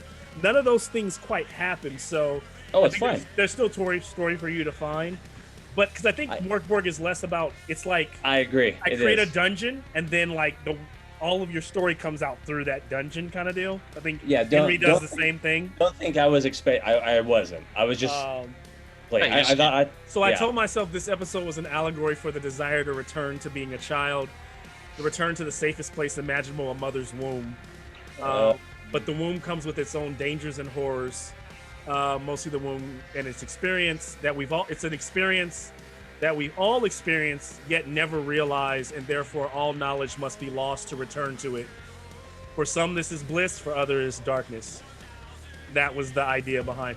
So yeah, everything everything from the river you took down, it was all like you were heading back to the womb. And that creature takes the women's babies and feeds them and suckles them, but it feeds the babies to turn them into monsters. But also there's this reverse feeding that by the babies even being fed, it feeds the creature that was coming. That creature was going to be a misery bringer if it survived, and it was going to be a land walker, and the water god wanted it dead because it would have threatened the water god's existence. And the water god, because of the rains, the waters have been rising, so the water god is on the rise. So I imagine like the main gods are Veyru, are she and he, but like I imagine like all the other deities are like crawling out of the woodworks, fighting for a piece of the world while it's dying, essentially. Yeah. So you said we actually did something good in this Yeah, world? Like, yeah, you guys. We actually did. Yeah, you guys stopped a misery from A happening. misery. It was like automatic misery, which sends the world closer to ending. And we had no idea, and we never will. Yeah. So, Yeah. okay, so let me get this straight. In every game played, I've been on my ass. This is the one time where it actually paid off. Yeah, that was crazy. Because when you stabbed it and did that, like I gave that. I was like, wow, okay, well that because originally if you killed it without stabbing it there or hurt, like because that I imagine that was like poison, but if you just killed it, it was unless anyone aimed for that spot, it was gonna be like kind of like the ending of Prometheus, where that thing in Just Extinct comes out. But I think you like finished it. Fuck, I mean, usually is that or they'll crawl out with sepsis for 10 days and then just die. Like that's not what we want to watch. No. It dies in 10 minutes. 10 minutes, yeah. So, 10 minutes, yeah. That shit's scimitar, dude. I tell you. I really can say, like, you know, honestly, I really don't want to play this game with anybody but this group. Like, this is like it's like I'll be honest. I was kind of already thinking that. Yeah, it's like this is the group for Borg. It's just so good. Like, whenever we play it, it's like. Jason, welcome. Yeah, welcome. You are one of us. I don't know if I threw the mood off or whatever, but so you guys were on the Siren side in that last end, so that was good. But if that would have happened when you gone to the what was it? If you go to the boat and you lose presence check, they seduce you. And what was it? They have a bloody bowl. So they have a move called Song and Sex. If you fail the presence check 14, you they seduce you and you begin whatever thing that they're doing to you. Then if you fail a defense check, which is already a higher check, then they do like D12 damage with their and they pretty much. Have anyone ever seen the movie? Because I would imagine it's an awesome moment in this movie. Has anyone ever seen Cabin in the Woods? Yeah, it's a great movie. So I love the movie where the guy he's like, I always want to see a mermaid, and he never. Merman. One guy worked the merman, and so when the merman comes out, he's like, oh fuck, and the merman eats his face, and blood just goes flying out the blowhole in the back. I love that scene. Oh, it's a great scene. That's what they were based on. It's kind of the merman from. So they look beautiful, and then they just have these nasty maws. Yeah, but not as disgusting as the merman. But that's a pretty good analogy for Mork in general. It's just like you're playing before the hand comes out, right? And yep. And that's why I wanted to seem like what's going on here, because there's all this water god stuff, but then there's this Suckle stuff, and so it was like literally, yeah. But that creature, as disgusting as it is, comes from a game called, which I've always wanted to play, called Kingdom of Death, which I know now Matt Mercer even plays or has. Yeah, I've seen the mini. Is that the miniature? That's the mini. Yeah, that game looks so sick. But I mean, this thing has 6 arms, tits on all other side, the umbilical cord tail. It's very Geiger, very Giger. Yeah, he used in one of the episodes. He used the baby face thing that has like the angler. It's disgusting. And then it comes with it's disgusting. It comes with like the pregnant woman on her side. What was this adventure called? Suckle. Yeah. That's right. I remember reading that like a week ago, and I remember looking at my phone and I went, okay, I'm not gonna think about it. No. I was like, yeah.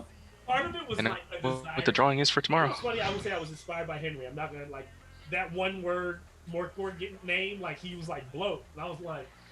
Bloat. And then I was like, I looked at the creature, I was like, Suckle. Like, that's the name of it. Oh, what are the nastiest single words in the English language? What can we do? I could not bring myself to harm the babies in this episode. Like I'm waiting for moist fellas. Let us know. Not to harm the children, but like, next game, moist. Yeah. You definitely killed a baby. There's a baby that's dead. Didn't make it.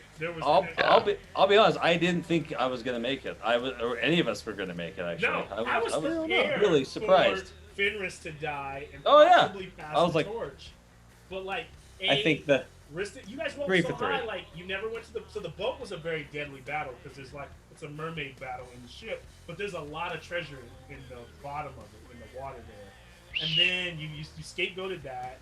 And then there was a random roll I made for a random encounter with skeletons. You scapegoated that. Then Riston didn't go to the mermaids on the way to the place. You're good there. The skeletons were never really hard because they were so weak. I used the bloody skeleton stats, but they're weaker and they have no armor. So yeah, we handled those. So it was like, man. I will say what does make a difference is those omens. Oh yeah. Omens, if you don't spend those and spend them right. Because my 3 low, like I had one, I had 1 2, and I had like a couple 4s, and that's where I used like 3 of them right there. So, I mean that Yeah, omens are definitely a game changer in this game, 100%. I probably would have been dead if I didn't have them. Yeah, You know, I it's saved like- my one omen all the way through. I think just because I only had one and I was just scared if I use it on something stupid, it's not gonna work. And then because I have I ended up not using 5 it. that a day. that reroll, that reroll saved the sword from being broken, and that was and it was my last one. I wound up with 2, and I was just like, damn. Who needs Excalibur when you got the shit scimitar? Shit sword. So I was like, yeah. That's so gross. What an idea. I know. You're writing a game and you go, hey, I got an idea for a weapon. I find a sword in the military shit. Yeah, I mean, like it's a historically accurate thing. Unfortunately, and I think that's the other thing too. Like I was using the D&D Avernus dice. I was like, oh man, because the last game I don't remember which dice I used, and those were just bad rolls. I was like, oh my god. I'm like, all right, if we're gonna play a curse game, let's just use those. The bloody glow in the dark ones. There's blood smeared on them, and they glow in the dark. Pretty cool. Yeah.